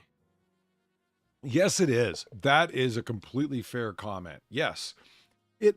I was just thinking, like looking at the other room, and then this one, of course, too. When somebody needs to decorate an Airbnb, what do they do? Just drive from flea market to op shop to IKEA and fill their trunks? Like, what the fuck? Like, with everything? It seems so haphazard and scattershot. They drive through department stores and a fucking killdozer and then just use whatever they fucking pick up on the front scoop to decorate with. I mean, there's things that are pretty cool about that couch, but I've sat on them. They feel like they're inflatable. Mm-hmm. What's with the scissor gating? See it? Yeah, what is Yeah. Like, and indeed, the kitchen area back there is curtained offable. I'm noticing a distinct lack of like TV in this room, which is kind of unusual because it looks like, comfy It's TV set up watching for room. it. Yeah. What do you mean? You're Like, supposed it to looks sit set there up and for it, just stare at the without TV. aquarium. Isn't that what people do? Oh, no, right. That's cats. Oh my god, is this Cattington's fucking winter retreat? Oh, God. His winter haven, as it were. Right. I mean, it's kind of lost here, but this room has, I don't know what to call it, interesting interior design or architecture. There's like a room up there and then windows to look down, sort of loft-like. And it's Right. completely wasted with the decoration Rambles vomit everywhere. in this room. You know. Yeah. Okay. It's not getting better, is it? No. What is this? Tropical alien landscape? What the fuck? It reminded me of that one house where they had the rooms where it was all like beach themed and shit. Mhm. Remember that? Yeah. Mm. Yeah, yeah. And then there was space Jews in Egypt out of nowhere. Yeah, yeah, yeah. Yeah, I saw that, the Leaf fan. That. Okay. Again, it seems like something that all of this stuff seems like things that people bought from a God knows where shop where someone was just going through with a line of credit going, oh, that's cute. Oh, that's clever. Oh, yeah, sure. Let's grab that. Like anything that struck their fancy for a fraction of a second, they threw in their shopping cart and kept going. Eclectica. Yeah. Schizophrenic eclectica. Epileptic, yeah. Oh, look, palm tree curtains to match the lights. Yeah, I guess that's a pretty frightening thing. They're conscious of color themes in these rooms, which means somebody actually thought about it. It's scary. Another plastic chef.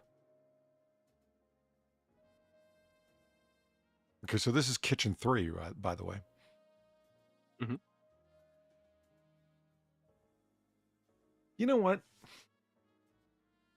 The basic structure, this is a nice kitchen.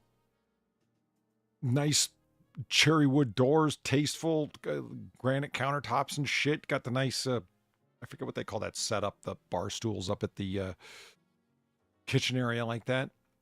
If it wasn't... breakfast bar. Breakfast bar, okay. You know, useful, room to move, room to cook, whatever the hell. Too bad they just made it horrendous. Mm-hmm. And since they built right up to the property line, you can look out your patio doors into your neighbor's kitchen. Great. Like I said, this place really needed grounds around it. What the fuck is happening? Everything got very rattan suddenly. Mm-hmm. That's a Wi-Fi password thing back there. Where? So it is, yeah. On the shelf. In the little nook on the left. Nook on the It just arch, says Wi-Fi. Yeah, the little framed thingy. Yeah, this is an left-hand Airbnb. Yeah, definitely. That is such an Airbnb thing to do. I'm sorry, what are we looking at again? I'm slow on Left- the left- On the left. You know, I'm looking on the left. I'm okay. Uh-huh. Like there's a this? framed picture Right that there, says yeah. Wi-Fi. Yes. Right there. It says Wi-Fi. And it does. Okay. For what? The Wi-Fi a password. Wi-Fi password. Yeah. Oh, you mean it's just like framed and on display so the residents just... Oh. Okay, I guess it was a little too obvious. All right.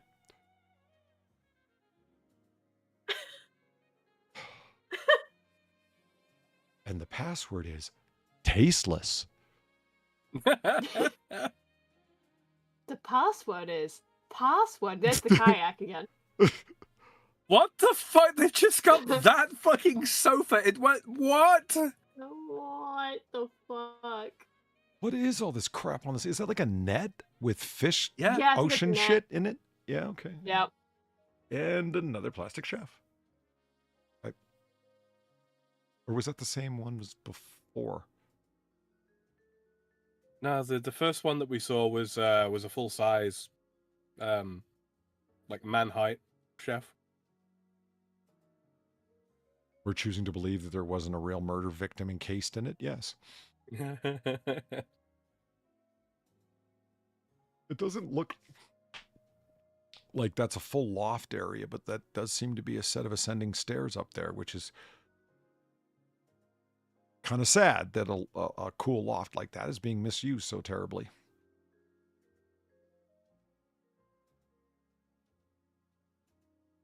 Is this a closed door that's been painted, or is that just a frame that they've attached to this wall?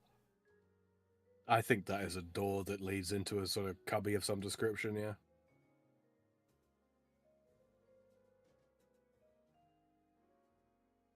Pink fucking flamingos.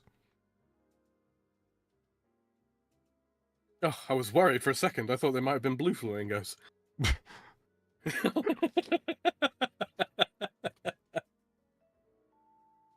It's an interesting sort of crocodile centerpiece there, who is also a chef.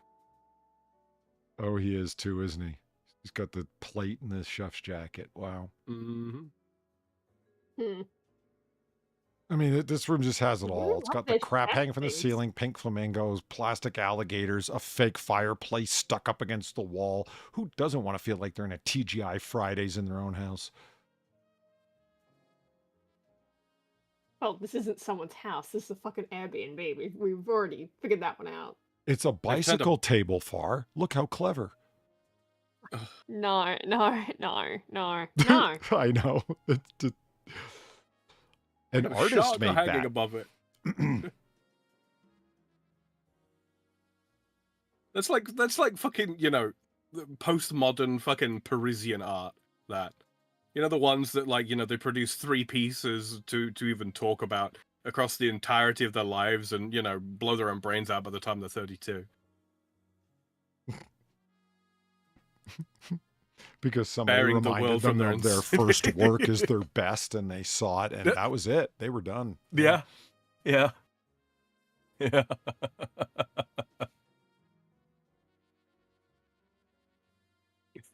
What? See, the proper question here is not what's happening, but what were they angling for? Yeah. Right.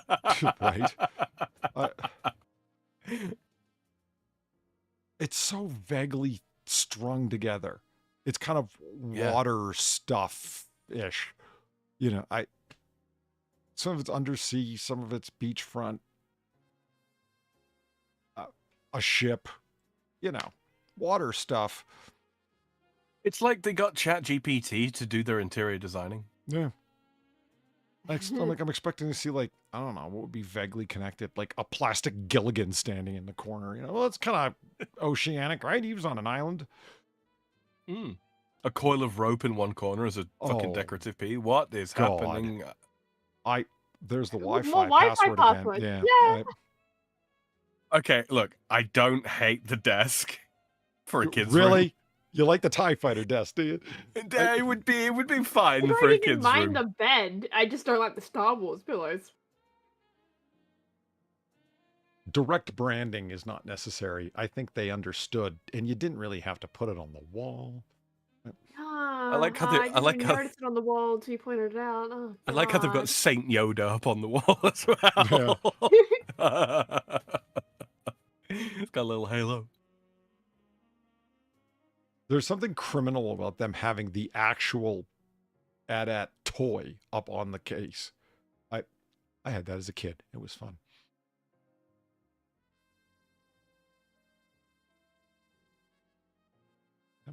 Just I mean, the fucking Death Star, weird. what is this to the left? Darth Vader, is it? Millennium Falcon No, cross no, section, it's isn't not. it? Oh, that's the Falcon from the top. Right. Yeah. Uh-huh. We went down to Disney World because we are in Florida here and bought crap. Yes, you did. I wonder if they've got like an R2-D2 waste paper can in here. They would be on brand. Turtle. You're so drunk you can't hit nothing. You're probably seeing double. I have 2 guns. One for each of you. Oh, fuck yeah, I do need a drink. This is nuts. This place. Kimberly, thank you for the 550. Fuck you. I want a TIE Fighter desk. I'm a grown-up with grown-up money to fund a lot of my intrusive thoughts. No one should be able Eat, to own a sleep, TIE fish. Fighter desk if you can't tell me what TIE stands for. Sam? Oh, I don't know. I'm not a fucking Star Wars fan. Sad. I'm a Trek guy, and even I know what TIE stands for. Twin ion engines.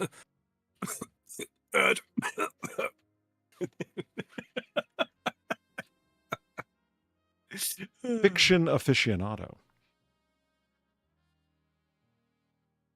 Do you see the way that they've tossed that blanket ever so carefree across the top of the bed? It makes the place feel lived in. Wankers. Mm-hmm. I like the universal TV mount that isn't correct for this TV that they put up there. That's great. Oh, right. Duh! No. So this is for the adults.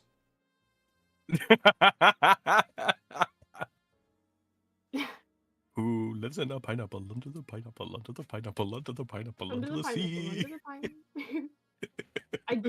Is it just it's weird? not Is that even a proper octopus look room, though. filthy? It Kinda does. It looks dingy. Like it should be does. bright pink and it's dirty as hell. Like, I don't know.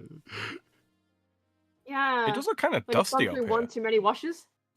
But Hmm. just, it's also just, this isn't really a proper separated room. Like, look beyond the railing. It gives off those same vibes as, remember the fucking, Mormon house, right? With Mm. the fucking open, yeah, the There's- open air room. Like, I have the same vibes with this. I just that I glanced did over there. at chat. I see a whole bunch of people Ugh. answering what TIE Fighter stands for. You guys are awesome. So this clearly for the kids. It's kind of odd that they. It doesn't seem like a good idea to perch children in the air. Well, not if you want to keep them for a long time. Yeah, I mean, if you're looking to have an insurance accident, maybe, but clearly this doesn't look like children, but for small children specifically, it's a good thing they put the railings so close together, you know? Yeah. No, they'll still find a way to get their fucking head stuck in it. Yeah. Oh, thank God.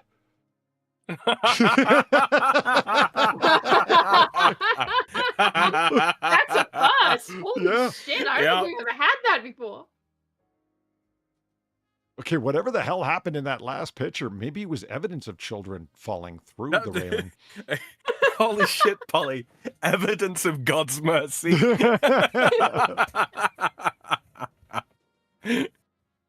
Well, things got Fuck. metallic and faux VIP. classical really quick here, didn't they? Ooh, Yeah. VIP exclusive. Yep. And nothing says VIP like the hand-pointing welcome sign. Like a welcome. yeah. The shitter's over there. Oh.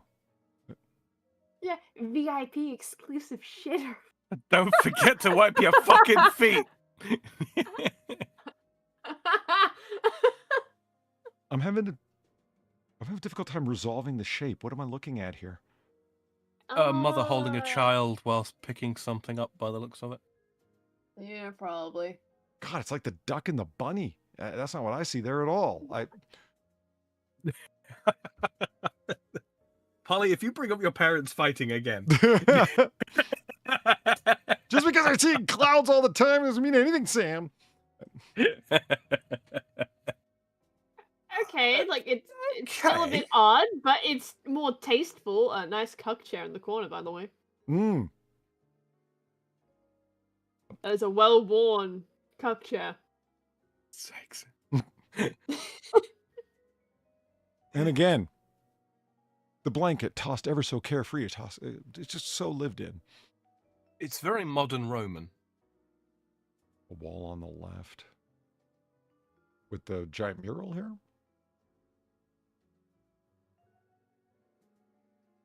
I wonder what this says. No smoking. Yeah, yeah, I would buy that. Oh my god. Oh my god. What the hell kind of shit game is The Ocean Hunter? That's what you're focused on? Yes. Not the fucking alien guy in the back there? Welcome to the Alex Jones theme park. Okay. Honestly, I found the dog skeleton the most concerning, but No, the Oh my alien God. guy is where my eye was being drawn. They've- Honest They've taken God. They've taken a picture of a bare butt. where? Wait, what? Oh yeah, right here. Bottom left. Ah! Can't just be including pictures of bare butts in your fucking house photos. Okay, what is this Fucking cylinder Christ. thing with an alien in it next to the alien guy? Is that supposed to be like an alien in a metal pod or something? I'm Yeah, I guessing think so. so. That's a fortune teller machine in the background there. What the hell? Holy shit, you're right. Oh yeah. Oh my god! Look at all the snakes that are suspended amongst the fake foliage and the under In the mezzanine. underbrush? Bottom of the Yeah, mezzanine. what the Yeah. fuck? What the fuck? Oh. Oh, it's not a bear bot at all. It's a gorilla.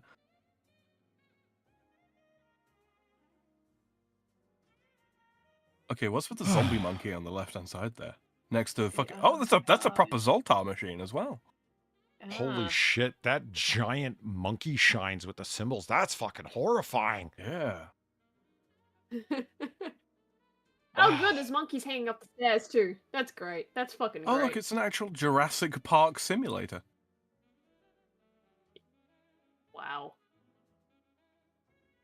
Is this a little pygmy man? What is this? Oh, it's another I it's a believe that's chimp. the gorilla. Huh. Wait, is that the front door? That better not be the front door. I think it's one of them. I think there's like multiple front entrances Wait. to the place, you know. Guys, I don't think we've Okay. left the pool. I don't think we've left the pool house. Oh god, that can't be Oh, right. God. No, no, no, no. I really appreciate the 2-scale deer stag. It fits right in with the tropical jungle. Right. Oh, this is down there's the okay, yeah. This is the same house, you're right. Fucking Christ.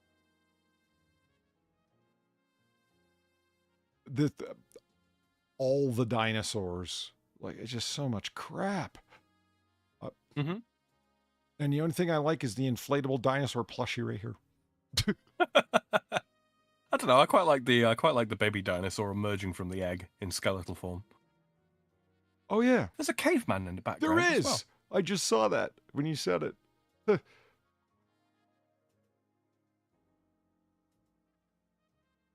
His name is Frederick. You'd think it'd be something simple like Ugg. You'd be wrong. Racist. Okay, you know what I understand? Like, you see like the handrails here, like to step down to the pool. How the fuck are you supposed to swim in this? I don't think you are. I think you're supposed to just kind of float. Why do they have a fucking dragon in here? Big red thing. Center back. Oh yeah. Fuck, how'd I miss that? Well, wait, I know how I missed it. Because of all of the other shit that's Yeah. in here. Look They at got this. a rampant lion? We got velvet ropes. That's not gonna stop me.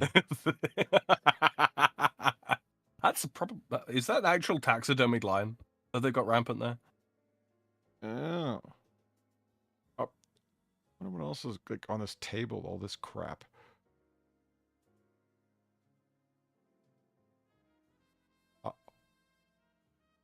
I lost track There's of where just we so stepped much. to. Opposite side of the pool from where we just were, I think. The dragon would be off to our left. Why do they have poly ropes? Why does anyone have poly ropes? They don't do shit. Worst named object ever. Wow, it Oh, really was These are Egyptian. Egypt. Oh, they got fucking Hackattee dog there standing over a fucking... Oh no, so it's supposed to be a bear on a ball, isn't it? We're just I normal guess men. so. We're just innocent men.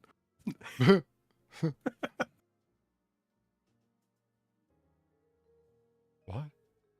Oh god. Oh, it's the Grandpa- Hoth creature from Right. Empire.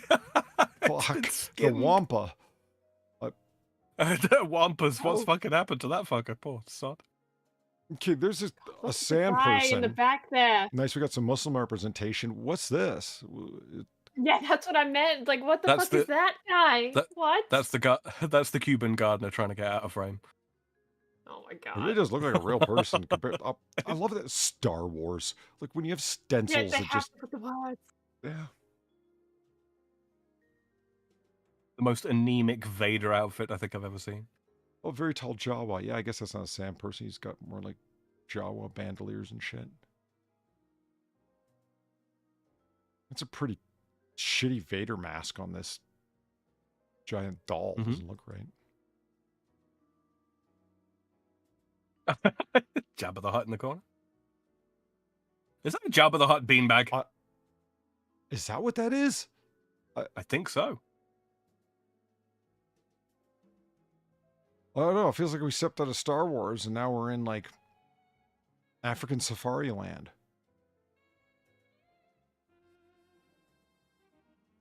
Wait a minute, is that a droid painted on the wall? Maybe not. Oh yeah, it still says Star Wars. Oh, I don't know what the Yeah, fuck. it's the what's the BB-8, is it? The Oh, one yeah, the that is droids a that are BB, like yeah. BB-8. Right. Wow. Okay, I like your Yoda. That's pretty cool. But other than that, What's with the gothic maid in the background? I don't know. What's with Longlegs McGee here? I don't. It's Big Daddy Longstrides. Oh, I totally missed the fucking Death Star throw rug.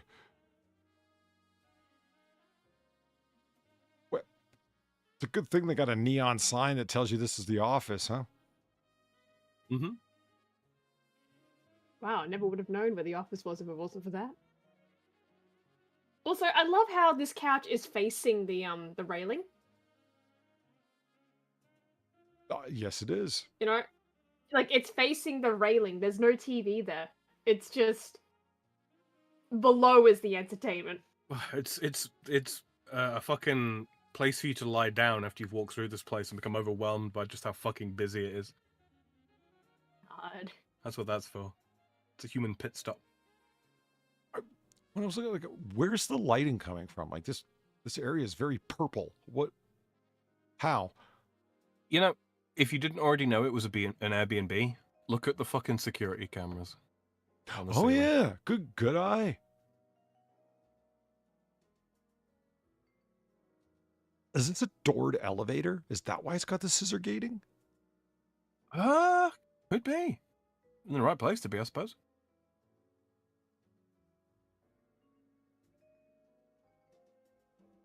I'm Batman. I'm Flatman. I'm Shrek. I'm Marilyn Monroe. We have no idea why we're together. This sounds like the start of a really awful joke. Yeah. Not that I would know. I only tell good jokes. Okay, there's a picture of Elvis on the floor. Mhm. Is this skinny beggar Mexican Elvis? What do you think that is? That's a man spreading Elvis. Oh, you think that's You like have, a like, Elvis in the that middle of a going on. dance move, maybe? Yeah. Maybe. But you have that going on, and then Whoa. look at Shrek in Oh, the good background. God, on a Oh. fucking... What in the background? Shrek. Oh yeah, yeah, I know. Yeah, look at that face. Holy shit. And then like Oh, that's like the... more Batman that's the stuff, but then classic car Yeah. shit and classic motorcycles Yeah, and and you shit. got Cars, but you've also got the Cars movie poster up there. Then on the left there, you've got the poster for Up. Oh yeah, right. I mean, this is the movie room, given the configuration. Yeah. Right? It would But- have to be, right? Given the way the seating's set up and movie type stuff, are you going to show us the screen? Yeah, the blankets. And Well, the hold on a blankets minute, with the though. popcorn and Oh film. yeah, and the reel. film. Hold on a minute, Yeah. though. The doors on the wall behind Batman there, they're like a foot and a half off the ground. Yeah, And there's no what the stairs. hell? Or Hmm. maybe that is the stairs? They're just... what? That's confusing as fuck. I'm trying to like, Whiskey and a whiskey. yeah, please. Son of a bitch. I feel bad for the realtor trying to describe this place coherently. Cameron Vliet, thank you for the 450.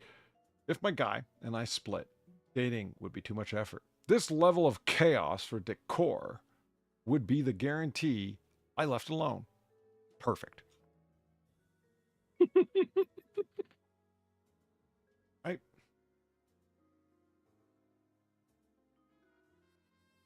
Like, seriously, what's wrong with, like, this is like Derp Man. Why is he? Ah, yes, the Chinese Temu knockoff of Batman. Alongside Spoderman, he is Batfellow. Bat fellow. Bat Chad. Uh, And this is why are that Ninja Turtles calves so fucking thick? Where? Why? The middle of the room. The one that's the Oh, one that's I thought that standing on was the Shrek table again. That's supposed to be a fucking turtle? Yeah, look, it's got a shell on his back and everything. I thought that was a shield. Oh. Like, doesn't Shrek live in a medieval world? I don't know. I've never seen Shrek. But yeah. Why are there little Mario figures hanging from the fucking ceiling? They saw the decor in this place and they were like, Mamma mia, get them out of here. Like Mario, Yoshi, Luigi. Why? Look at the right, like the very, very right. With the the fucking lion and the Cowardly Tin Man. Lion and the Tin Man for some reason? Yeah. Oh, it's like the fucking, what you call it, that hung itself. The Oh, what's it munchkin. called? That's The not real. munchkin. That's not Please real, don't though. think far we have seen It's picture not. evidence provided to us by Polydub, who is not Uh-huh. known for his editing capabilities, all right? Mm. Oh, shit. Oh, it's just so much to look at in this room. Oh, Gary's World is that.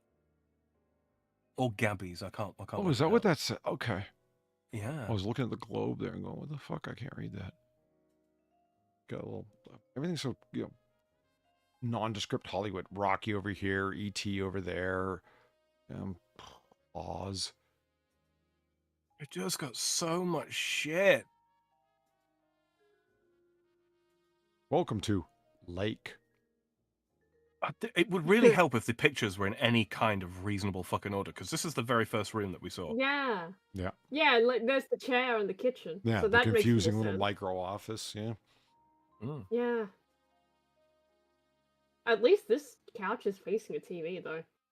Ah, Greek world. Wow. It's the Poseidon room. Still oceanic. What the fuck? Come on, really? More of this shit? That looks like a hotel cleaner's Elevator. moving cart with all of the cleaning shit and Yeah. garbage It cans in does. it. What the fuck? What, are maids employed here? Do they live here? What? This way does I mean, look like that a is an doored elevator. elevator with the scissor gate. Yeah, it right? is. Yeah, yeah. it does. Definitely is. Okay.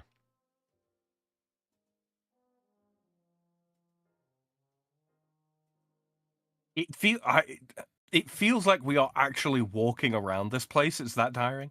You know, you're not wrong in what you just said. Like, holy out of order fucking bullshit. We've seen all of these rooms, just like bits and pieces of them, like half of this room, half of that room, like you catch it in the background. This place looks like it's a giant open floor design. You know what I mean? That's saying on one side of the house, you'd be Yeah. able to see ocean, Star Wars, then ocean again, you know? I mean, are they doing it deliberately to try and make the place seem much bigger than it actually is? Maybe. The decorations or the photography? Photography and it Photography? being all out I of mean, order you like would this. think Yeah. you'd think that they wouldn't need to, because we've seen the size of the place from the outside. We know it's not small. So it's still a little bit like, why would you need to make it seem bigger? See, here we are. We were in this room already. Yeah. But now we're back in this room, but from the opposing angle. That is a very well done painting. I'll give him that on the wall. But just Oh, it is. Yeah. Jesus. Yeah, it is. I get the feeling that it, came as a thing that you rolled and glued to the wall. Yeah. Probably. Yeah, the perspective's slightly off. There's your security monitors. Yeah, Up yeah, there. it does look like it. Oh, all the various screens. Yeah. Yeah.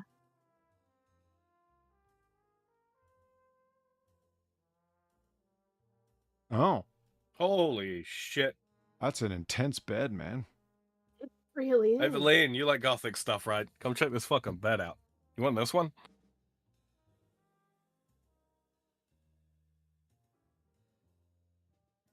Whew. That's not a 4-poster. That's a 4-tree bed. Holy shit. I don't think I've seen killers on a Billy bed says, like yes! that. Wow.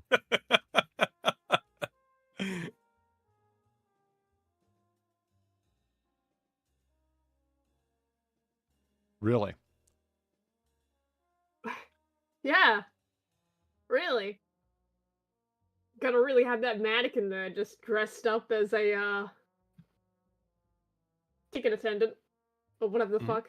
Ticket seller. Welcome guests. Mm-hmm. Oh, I get it. You go in there, and that's where they have a lot of the dinosaur stuff, and it's what's playing is 3D Jurassic Park. Oh God.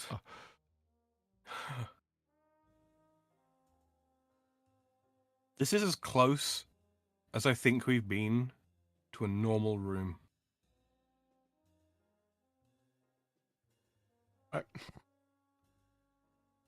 I like that There's a wall, fake fight. but only because it reminds me of Frank's office from Scarface. Right. Remember? This whole office was done out like a Cuban beach because he was tacky and it was the 80s and everyone was on cocaine.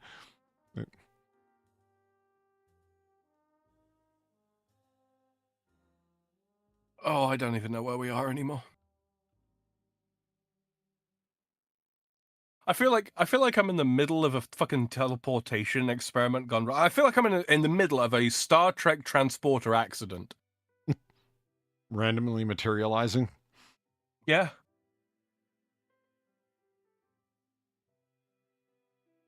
Okay, back in this room, assuming we ever left it. Right.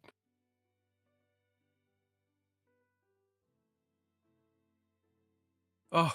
Wow. That's 3 rooms that are full on Star Wars. The R2D2 on the couch. There's BB-8. Of course, a Baby Yoda blanket because, well, yeah.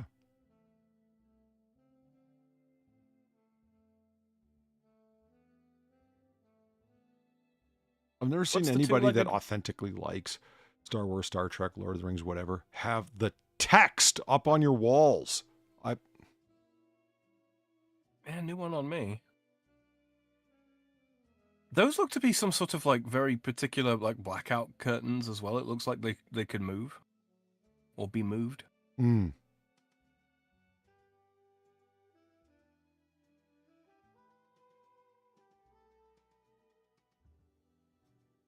Yeah. That's Captain What's His Fucking Face. It's a trap. Yeah. Captain Bug Eyes is his name. Captain begins with A, I think. Admiral Akbar. Admiral Akbar. Is that an Ewok peeking out of an AT-AT? It certainly is. I mean, there's a red neon Darth Vader head on the wall. What does it matter? Okay, so these people are clearly fake Star Wars fans because they've got Rey next to the original trio. Yeah. And let's be honest, she doesn't belong there.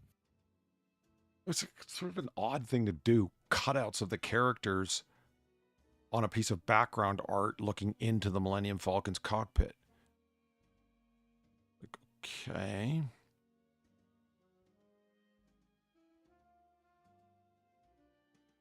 Down into fish room. Under the sea. That's what it definitely looks like that down there.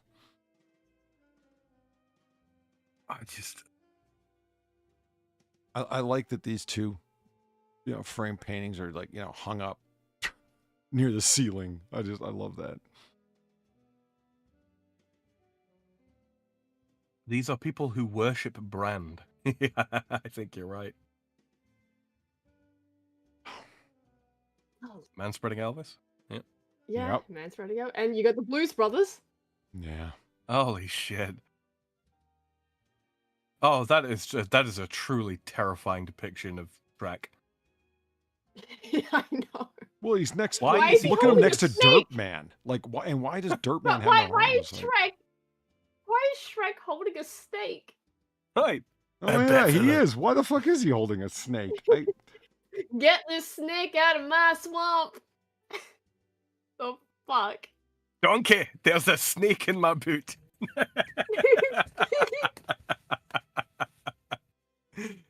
Oh, Jesus, good and that's a fucking God. trampoline. What? That's a mini trampoline. Okay. Okay. Really? That's what draws your eye, Far? Yeah. Yeah, that is. And then the tree. The horror tree. Yeah. Not the pre-exorcist fucking... Oh, well. Where are these characters supposed to be from? Wow. Are they from Beetlejuice? Are they from Night of the Living no Dead or idea. something? I think Night of the Living Dead, yeah. Kev Kid, no. And then, it gets real generic the further you go back. Wolfman and Ghosty Guy.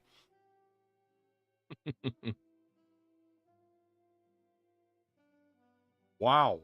I didn't think this was going to get more complicated when we looked to the left, but here we are. Do you think the person that owned this in the first place was an extra on a lot of films? No, because I don't see... I see store-bought, mass-produced crap, not memorabilia, you know? True. Oh, another angle on the turtle. Mm-hmm. What feet are these? Oh, Scarface. Oh my God, you're right. Yeah? Hate you next to the Wicked Witch of the West for some fucking reason. Oh, and Captain South America by the looks of it. From the top. And Hagar the Terrible? What is I don't... Fuck.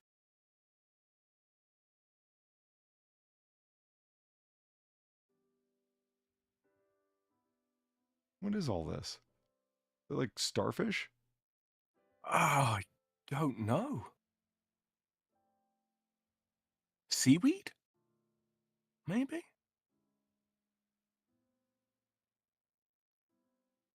Fuck.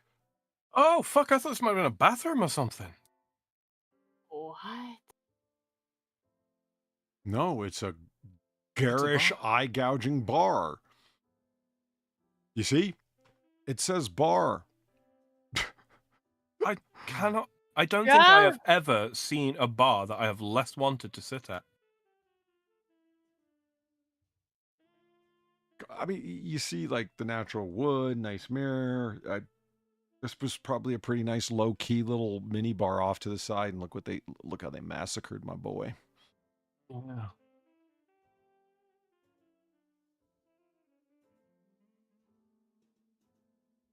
Hotel bathroom. Okay. Yeah, it's the most normal room so far. It is. Let's see how they fuck it up. Like this. What is it? Okay, that is the absolute shittest attempt at painting clouds I think I have ever seen. You sure that's what they're doing and it's not just destroyed ceiling? Possibly. I don't know, Far. I've given up hope. Why? Doesn't this room inspire you? Normally I like turtles, but even the turtles aren't saving this house for me. It looks angry. Mm-hmm. Wow. I do not want Yoda looking at me while I take a shit. Yeah, I mean, I do love me just some don't. Yoda, but not like this. I mean, Push harder, you must. like you got angry Yoda staring down at you in judgment and coming out the wall. And then like Art Deco or Nouveau Art Yoda. Right. Right. Wash your hands, you will. Oh.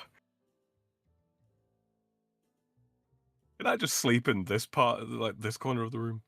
Like, forget the rest of the house. I would, I think I would find myself spending a lot of time in the bathrooms because they're like, not a visual Just so cacophony. normal. Yeah.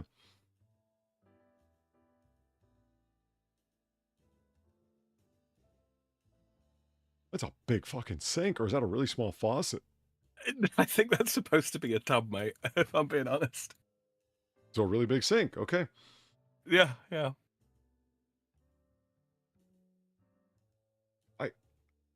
If that's a tub, those candles are fucking huge, no? Yeah, big candles, yeah. Yeah, That's a tub. yeah, look at that. The tub is round. Lego kitchen. Oh. With hold up, darling. I just need to put together a meal. Superheroes on the wall. You see? Chill. It's great. 15 seconds, honey. I'm just going to put together a meal for us.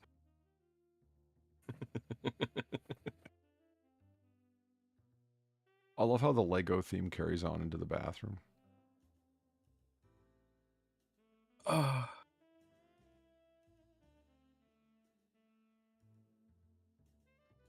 Oh, freedom. Yeah. Freedom. I'd lay an inflatable mattress out here and grab one of the most normal blankets and just live here. Right. No, they're pulling us back inside.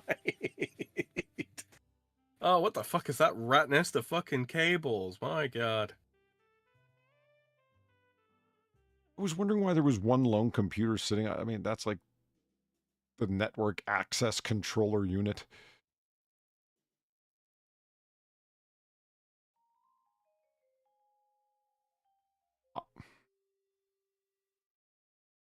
I'm not too upset. I mean, I guess neither am I, but it's like you've got...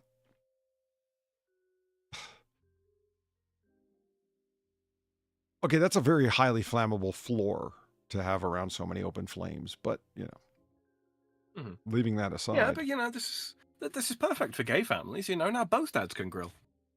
Oh, yeah. Happy Pride Month. Happy Pride, yeah. Beat me to it.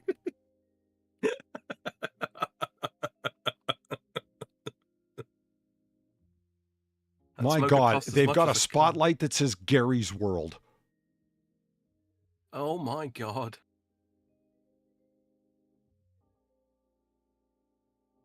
Hey, Far, look, it's a injury-free trampoline. It's got netting to... Oh, great. My fucking favorite. It's a tard catcher. I still think those are way more dangerous than just a regular ass trampoline, honestly. Far, that's because you seem to be intent upon hurting yourself. No, it's because I can just see... I've seen enough kids do, like, the same thing with those that I know that it's only a matter of time until they fucking topple it over. They will, like, run into the netting around the side, right? Like, bounce into it, then bounce back onto the trampoline. And get it wound Because they're around their fucking little kids. No, it's the force of it that's gonna knock it over. And they're just gonna go, like, crash onto the ground. Oh, they got their own little jetty. Yeah.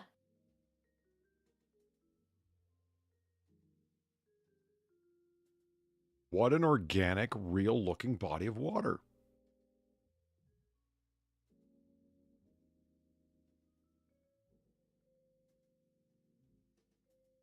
Mm-hmm. I am kind of lost.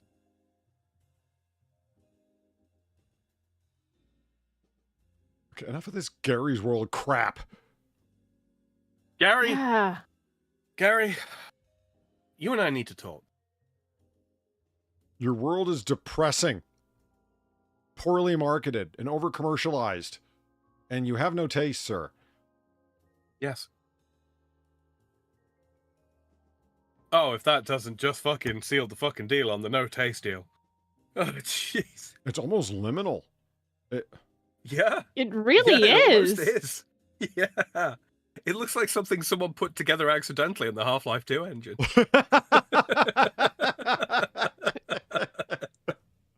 That's it. Gary's world. This has been made in Gmod. Oh no! It's the world's first Gmod house. Right. Holy shit. Yeah, Festonia, I'm trying to figure out the shipping containers in the backyard like that. I don't... What? Yeah, I don't get that either. Why? Like, are But they where else do full you of keep all of your the Cuban crap that they filled the landscapers? house with? Is that why everything's just stuck on the walls so they can like go No, with like a it's- tropical theme, underwater theme? What the fuck? No, these are actually containers that you fill up with all the crap that's in the house when you want to get rid of it. Or you open those up Gary and they're might be- tastefully decorated and they just live in there? Yeah.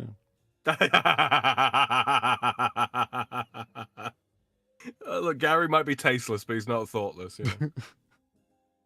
I have seen people decorate the shit out of one of those shipping containers turned into like a mini home. They did a really good job. Yeah.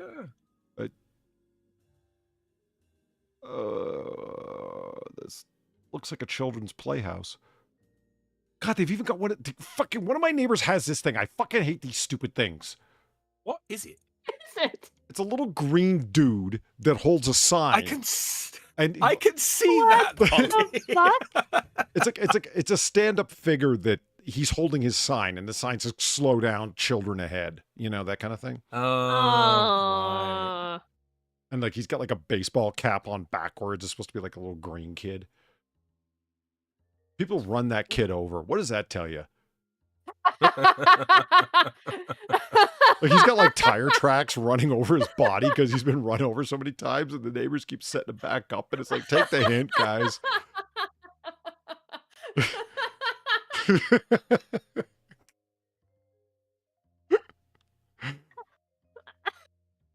That's so good. That's so fucking good. So like goes out with like a jumbo Sharpie and puts like 2 crosses on his eyes and then just lays him down on the ground, gets back in the car and fucks off. Yeah. Yeah, I'd do that. I'd do that. Fucking hell.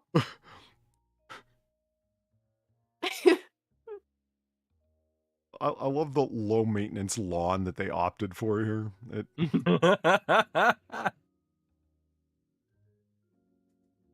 Gary.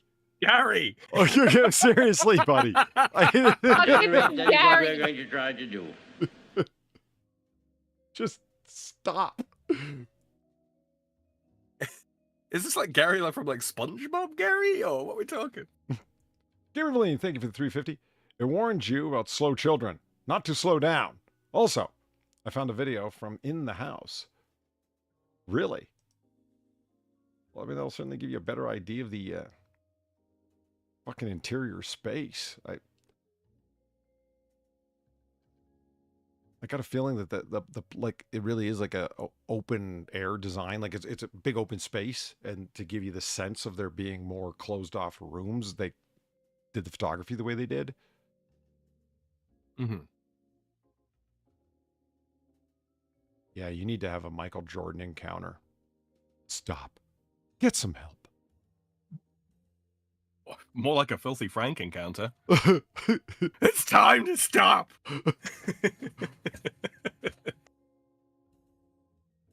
I got here in Mid Real Estate Reviews this Florida. Yes, it is. This is Winter Haven, Florida. It's an odd Gary's name for a place in Florida, but whatever. More liminal. I see. Oh, Is that what a the fuck is that? is that a pool? Like these are steps up to a That's the pool, yeah. above Yeah. ground pool? Yeah. Okay. I'm Yeah, more the pool is focused the on the football man or soccer man, whatever the fuck going on Oh, the yeah. right there. Yeah, what the fuck is that? I don't. I think that's one of those. I think you're supposed to put them up in front of the goal so that you practice Oh. like kicking around them. I'm Just like, go. it can't be one of them punchable schmoos that like you punch and it comes back up. You know, those things are cool. That's Oh, practice your roundhouse kicks on them, huh? oh yeah, and plus they're schmoos, and schmoos are just cool.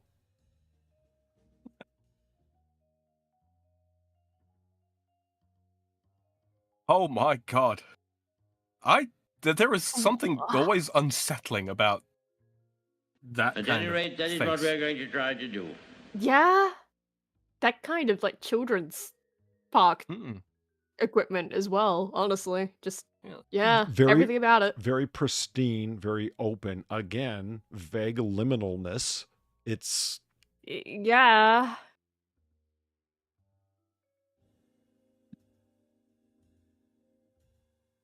they finished it one day before the apocalypse. Kimberly, thank you for the 350. The Also, legend. that fuck you house doesn't seem so bad now, does it? No, that one's still worse because that one's more designed for people to actually, not be Airbnb'd in, right? Yeah, they're different categories of fuck you.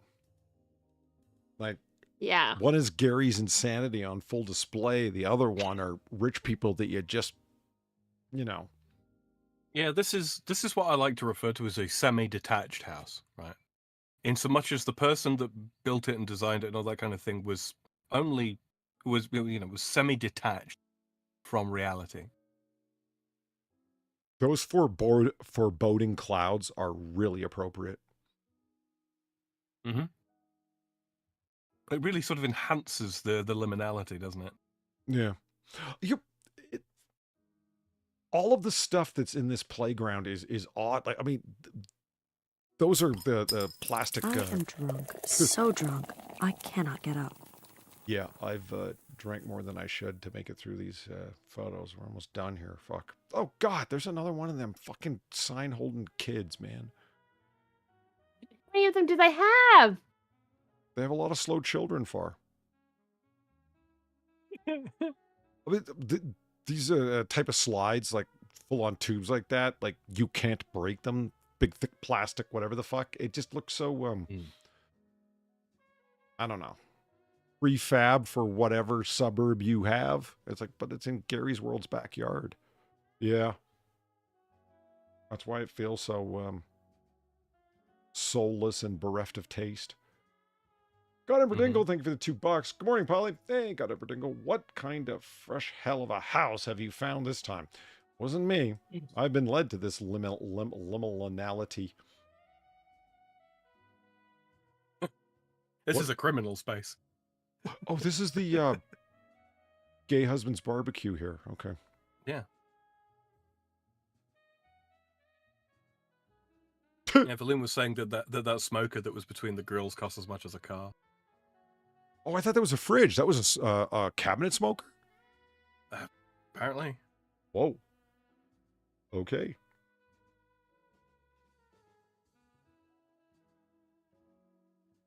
Children would have played here. Then the aliens came and took them all away.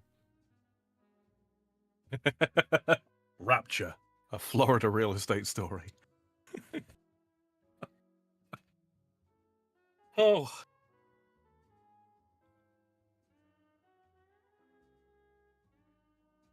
They really need a slow child out front, too. Yeah.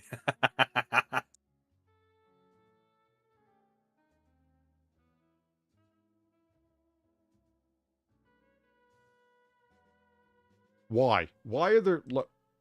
Photograph 1. 3 feet to the right. Photograph 2. Okay. Just trying to finish out that roll of old school film, huh? Mm-hmm. Whoa.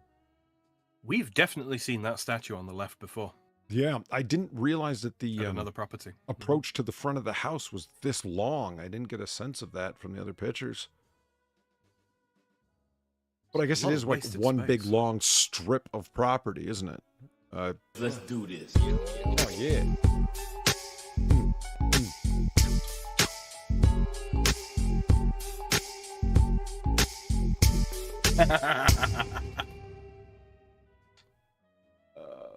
Hudson, thank you very much for the 1050. I swear to God, I'll pistol whip the next guy that says liminal space.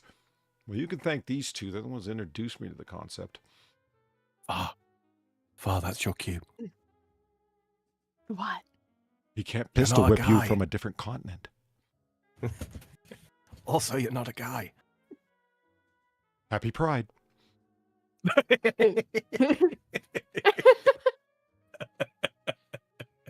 Oh, God. Oh, look, it's Atlas. Holding Gary's World Globe. Oh, God, Yeah. I know the weight poor Atlas bears. Fuck. It's Atlas holding Gary's world on his shoulders, as just like the old stories tell us. It's for a place that he wants to market to other people. He's oddly focused on what he wants, you know, and branding it all.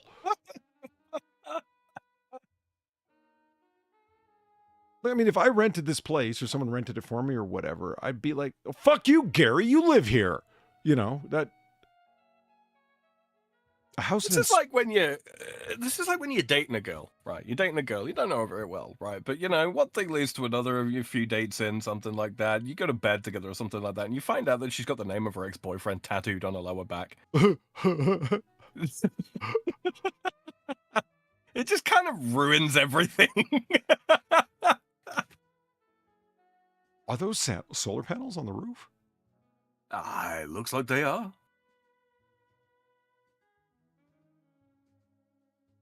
What was that for? Federal subsidies or something? One can only assume. This is a really frustrating property because you got this fucking massive, great house in this tiny. I'm going to say tiny. This long, thin strip of property. Absolutely, it's a true swath of property that's again built right to the edges of it. Oh fuck! There's the shipping containers right there. Yeah, I really wonder what the fuck Gary's hiding in there. I'm not the corpses, obviously. The children.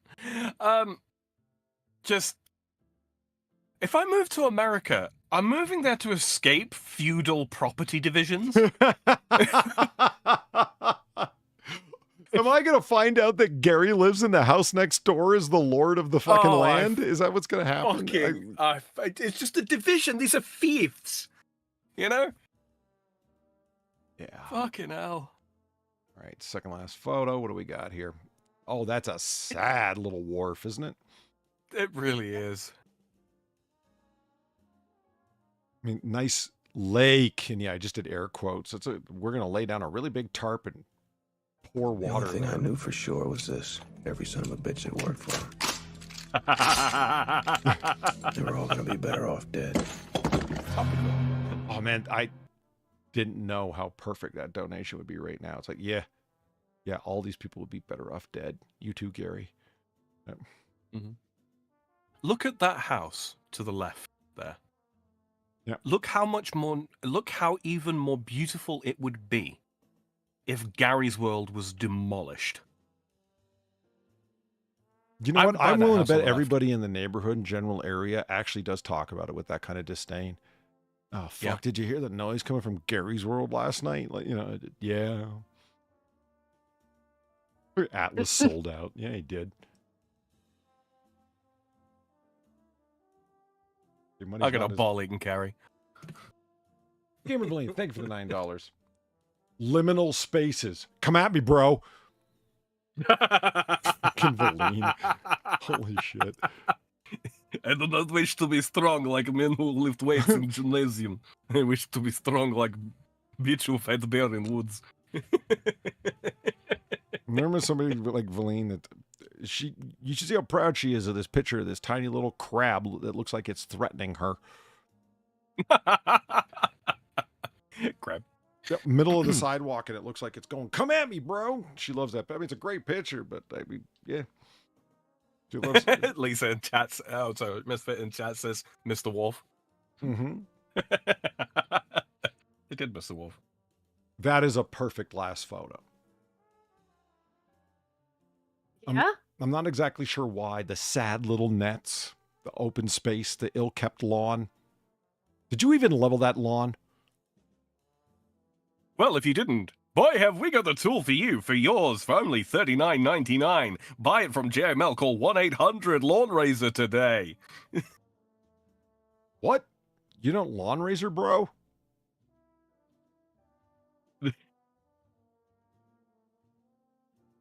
If you don't keep it trimmed, you'll know you've sinned.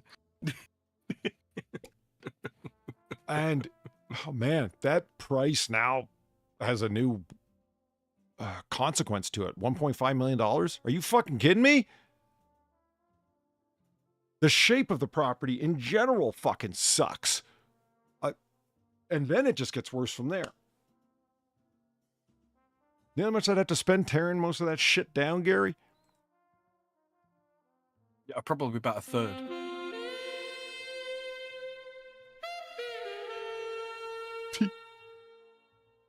The most threatening donation anyone ever produced. That's one frame away from getting me kicked off YouTube. One frame.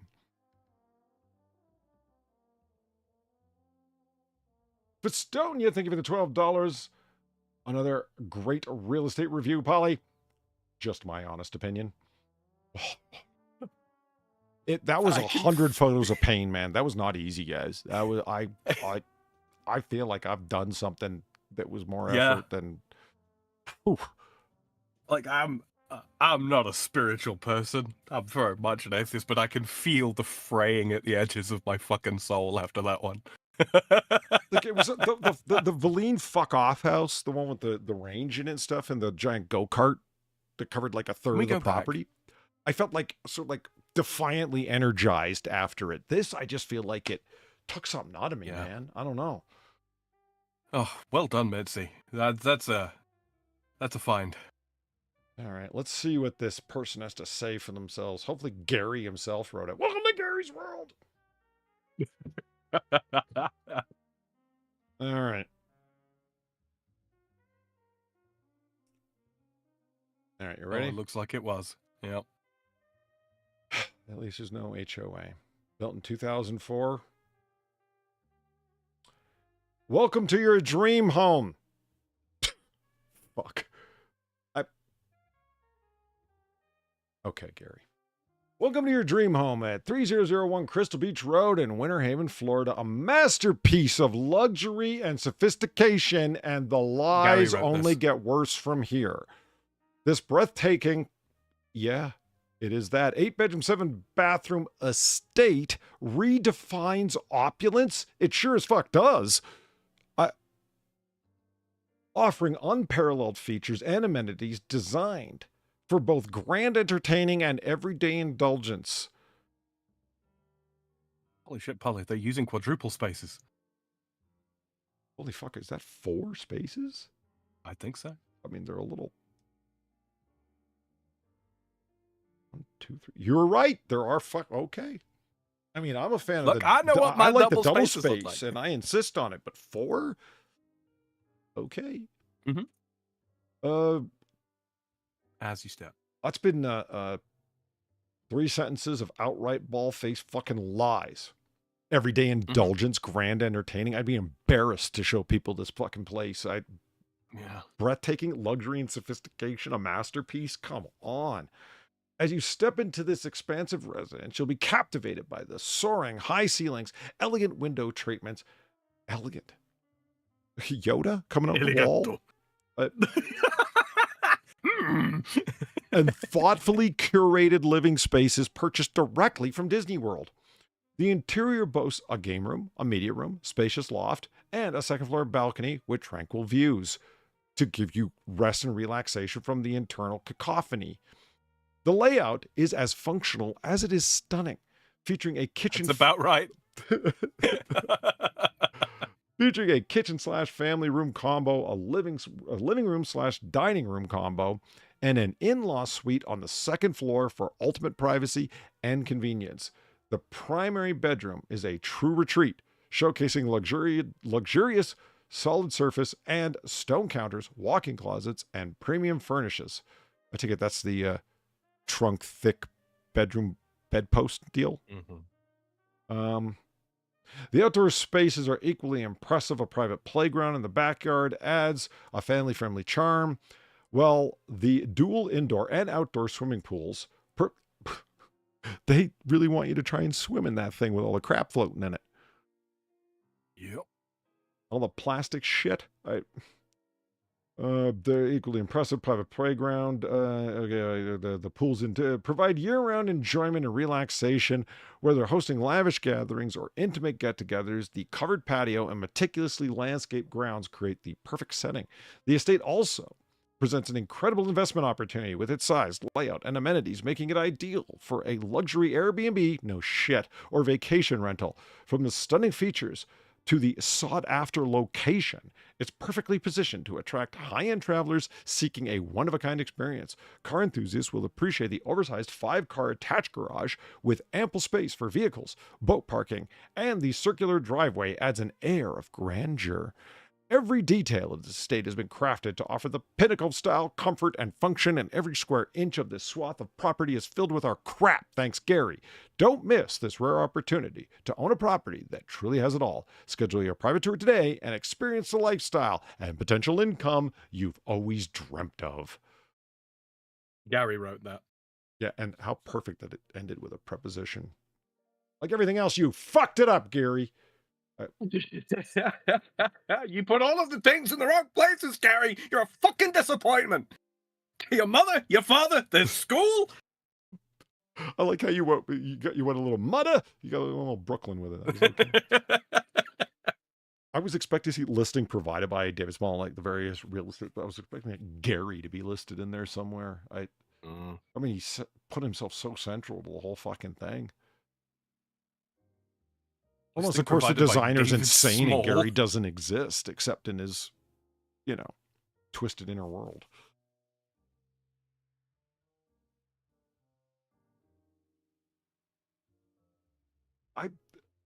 Maybe there would be a sinkhole that would just get rid of it for us. I actually have no idea where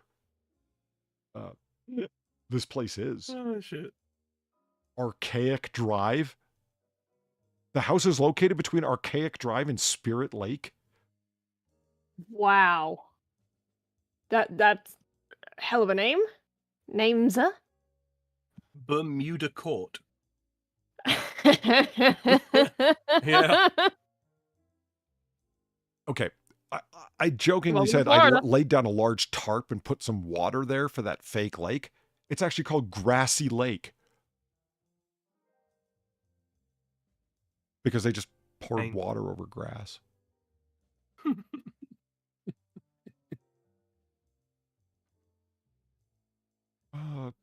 Is this going to show like a map or just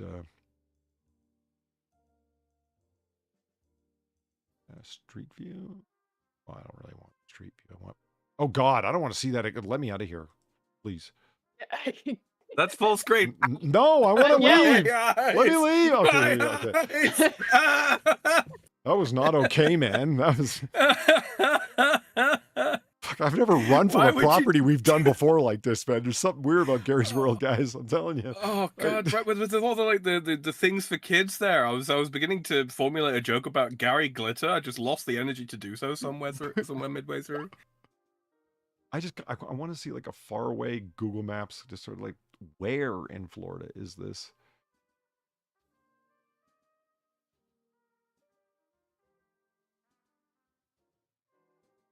Oh, well, this is Google Maps. Okay. Is this like a private edition of Google Maps? Wow, fuck you.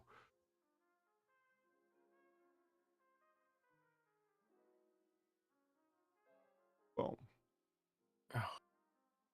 Do your thing, DuckDuckGo. It's in Polk County. Pretty much like dead center of Florida. Or dead center of the Panhandle. Aqua Lane Heights. That sounds so, I don't know, marketed, I guess. Mm-hmm. The Grove at Crystal Beach. Of course.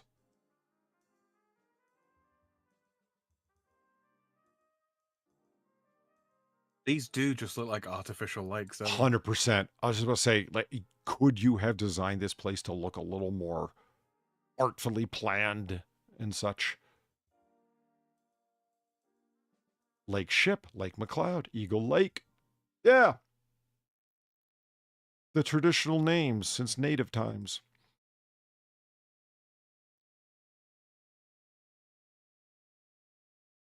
Lakeland, Lakeland Highlands.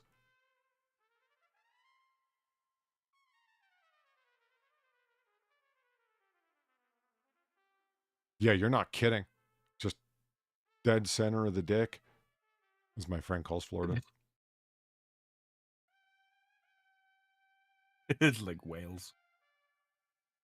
Avon Park. Fuck. Oh God, it's outside of Tampa. Ah, that explains so much.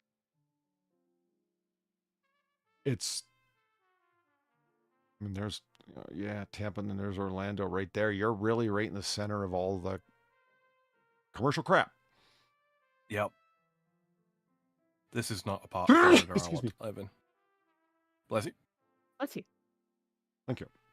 Is that Clearwater? Like Clearwater? The headquarters of fucking Scientology Clearwater? In Florida? Yeah. That's where they're headquartered, in Clearwater, Maybe. Florida. Is that... I've dreamed one day I'll live in Safety Harbor, Florida. Back to our conversation earlier on, I wouldn't mind living in Fort Meade. I hear they got good drinks there. You wouldn't say that if you had seen Fort Meade that I know. It's where the evil cube is. It's a NSA headquarters. It's a giant black cube. It's ominous as fuck, man. All right. Boom. Saint Cloud. Yeah, I'm not going to look too far into it. I just want to believe that there's a town named Town and Country. Wow. Town and country. I'm assuming that that's like Town and Country Motel or something, but I just want to believe they named their town Town and Country. There's a place called Bayonet Point and it's inland. What the fuck? Do they know what? Do these people know what a point is? There is a Town and Country, Cheshire. Why? Why? And don't call your place Tarpon Springs. Everyone's going to call it Tampon Springs. That's what I thought it said. Oh, there's Bayonet. Floral City up in the north. Right up into the north there. And then there's Sarasota. I had no idea that all of these places were crowded around Tampa like that. Yeah, the question that emerges is why? Well, and the very inappropriately named Celebration just up the road from Gary's World. And just round the corner from there is Kathleen. You're doing me a concern. Look at the rapiest place in Florida. Kissimmee.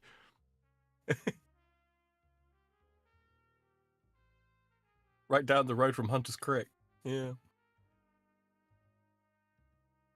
So are we ending, or are you just gonna keep looking at the map? Oh, but I think we're just trying to recover, frankly. Yeah. I find this all very pre-planned.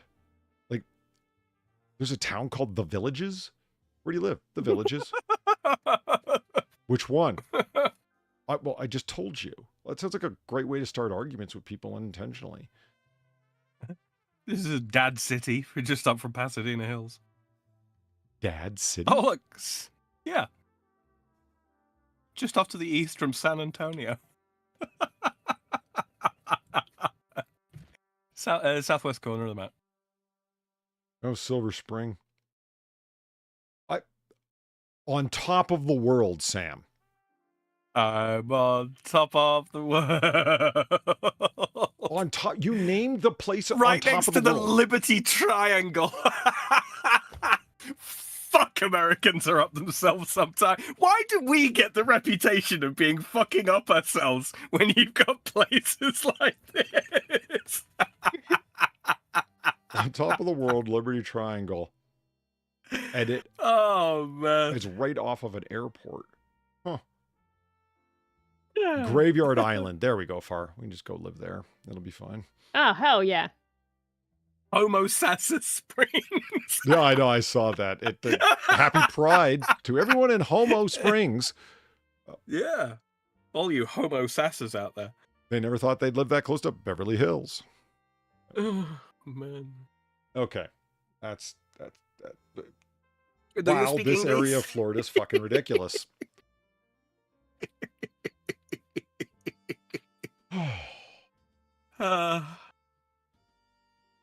Fucking hell, Polly. Oh my god! This is my regular wallpaper, but it's oddly appropriate for today and right now. You're ready to go to bed, Yeah, aren't you now? I feel like going and sitting on the edge of my bed with a gun and wondering what I'm doing with my life. You know, just... I just want to point out, like the past few Mitzi contributions have taken us on a real roller coaster of emotions. We have felt the full gamut of the human experience, I think. Oh, shit. It's really time to pack a bag, get a gun, and go find something better to do with my life. You know, it's... Things got to be better on top of the world. If not, Liberty Triangle. I'm on my way. And to remind everybody of what happened earlier on, Far, what are we doing with our lives? Our best. Exactly. I liked it so much I had to say it twice. Yeah, at least I'll be able to explain pigeonhole theory to people for the rest of my life. The glove doesn't fit. Try it on the other hand. I'm telling you, I'm going to report back to you guys how that fucking meeting goes, because I'm positive that what I'm going to end up saying back to you is most of the information that I took in. Oh, Jesus. Son of a bitch. I heard someone whispering, and I thought I was cutting one of you off. And I was like, bass drop. I'm like, oh my God. Damn you, Clooney. Gamervillian, thank you for the 450. At least Treasure Island, Florida is on an actual island. Yeah, I mean, there were a lot of landlocked islands there, now that you mention it. But there were also grassy lakes. That whole area of Florida just makes no sense. Fuck. Now, I'm going to report back to you that most of the people were just like spaced out, not listening for the fucking 2 hours we were in there. The older they get, the more they stay the same, huh? Yeah. You know what the most infuriating thing is? You know, everybody in that room's getting paid 125 plus a year. Oh, yeah. Their benefit packages will choke a fucking horse, man. Because they've all worked. Like, federal government, whatever the fuck, left and come back as private contractors. Oh, absolutely. Which is just... I'm the only one in the fucking room without gray hair. I mean, and I don't say that to insult them. I just mean, like, they're seasoned contract workers. In other words, like, they have vacation homes in fucking Liberty Island there. If one of them's called Gary, you know what to do. Yeah. All right, ladies and gentlemen. Wow, that was a fucking run. That brings us to the end of Last Call here at Noir Bar, live from the Chase District of Noir City. I'd like to thank everyone for coming out tonight for our own little brand of 1940 wow. Tank's running a little dry. Booze-fueled banter. I'd like to sincerely thank Far and Sam for keeping me company at the bar, especially through that 100-photograph trek of endurance. Thanks, guys. It's always a good time. It's right back at you, man. And finally, I'd like to thank all the very generous people who tipped the bartender and my two good friends here. It's how we keep the fires burning, the lights turned on, and the cops paid off. Yeah, thank you very much, guys. Greatly appreciate it. And I hope everyone was entertained because, whew, it was a run, man. We don't exploit the suffering of others around here. We exploit our own. Yep. I say it's good for the soul. Whew. Yeah. Did some spiritual workout tonight then. God damn. Yeah. Okay, so there it is, ladies and gentlemen. Please hit that like button if you haven't already on your way out. If you're listening in the future, please feel free to leave a comment below. I get a chance to read them all and answer most. Or strategically ignore you. I'm kidding. Mm-hmm. Mostly. Yeah, I take the comments over to Discord and we all laugh at you. I'm kidding also. Mostly. No, seriously, thank you. And timestamps. please feel free to leave comments if you are listening in the future, because that kind of interaction is, well, one, I actually find it really interesting. I like to hear what people think. But also that kind of interaction helps with the algorithm. And there are so few things that actually do. If you want to do something else, you can by all means go over onto X and retweet the tweet that I sent out earlier saying that we were opening the bar, because that also helps. In fuck yeah, man. It's bedtime, dude. I'm done. Like, really done. Connecting thoughts? What's that? So again, thank you very much, everyone. Thank you, Far and Sam. And as we always say about this time, you don't got to go home, but you got to get the hell out of here. Fuck you, Gary. Have a good night, everyone. Good night, everyone. Except you, Gary. Fuck you. Damn right. Yeah, fuck Gary. Happy Pride, you faggot. Jesus.